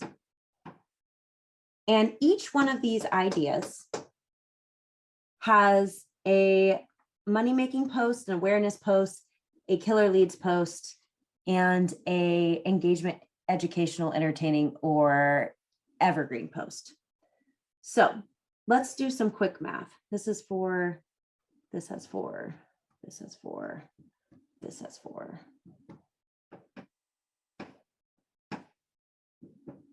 If each one of these sections has 4 posts within the subsections, that means each subsection is getting 16 posts a month. So 16, 16, 16, 16. And what is 16 times 4? Well, that's just not math that I have the power to do right now. So 12 plus 12 is 24. We're going to carry the 2. 4 ones plus a 2 is 6. That is 64 posts a month. 64. That is more days than there is in a month. And I bet you could probably do this in under 10 minutes because you know your business best. So if you had the power to just pick, say you had 4 topics in your business, and I'm sure some of you have more, don't go over 7. But you have 4 topics in your business. And of those 4 topics, you can make a money-making post, an awareness post, a killer's leads post, and an engagement post for every single one. Teaching your audience, letting your audience get to know you, letting your audience engage with you, letting your audience choose to learn how to work with you, and letting your audience buy from you. If you did that, if you posted basically twice a day, and you did this at the beginning of every month, you would never not know what to post. And the anxiety of what to post today goes out the window and is made so simple because you took 10 minutes to plan for it. And you did it with intentionality because you did it with the end goal in sight. And that end goal was to make money by putting it together with the make for method. So take a minute, take a beat, and do your bubble brainstorm chart right now. Give yourself the opportunity to just think of 4 things in your business you can talk about and 4 subtopics within those topics you can talk about. And then I bet you it won't be too hard to come up with quick posts because social media wasn't meant to be long form. It's bite-sized pieces. So how do you eat an elephant? 1 bite at a time. So let's put that away. Let's fix this camera. Gotta love angles, everyone. And let's get back to sharing our screen. So let's go over real quick what we covered today. So we started with lesson 1, which was structuring our content with using the Make For method. Setting up your post for conversion success is what helps you grow your business. By following that Make For method, you are setting yourself to be the expert in your field and serving your customers 24/7, 365 days a year.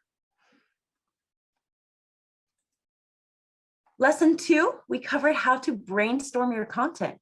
I did it in under 5 minutes, but I didn't complete it. So this takes that social anxiety out of social media, and it gets you off the metaphorical hamster wheel of, what do I post today? Giving you space to think clearly and see the path forward. And that is what lots of people struggle with. And then lesson 3 was putting it all together. Putting a process to your social media funnel with clarity on the topics you cover for your audience will put you ahead of your competition. Almost every single person who works with me tells me that they don't really have a plan. They don't know what they're going to post, and it creates a lot of anxiety for them because they feel like they have to be everywhere all the time. And you simply don't. If you do it for one social media platform, copy and paste that ish and put it on the next one. Because who sees it on Twitter isn't going to necessarily see it on Instagram, isn't necessarily going to see it on LinkedIn. So do it once and post it everywhere. And I bet you're going to get some pretty phenomenal responses. So at the end of this, did you know that you have the world at your fingertips, literally in the palm of your hand? So start posting right now, if you didn't already do so in this workshop. And I challenge you to post once a day, utilizing that Make For method to truly transform not only your business, but your growth as an individual and the connections you make online. But there's so much more to this that I couldn't just teach in a workshop that goes beyond the Make For method. So if you're interested, slide into my DMs and DM me the word make. You can do that at Gray Digital Marketing. That is at GRAY Digital MKTG on Instagram. And I will send you my free ebook on how to sell in your stores. It was such a joy to be able to work with all of you today. I hope you took away at least one thing, and I look forward to seeing you on social media. Talk soon. Mahalo. Catch you on the grab.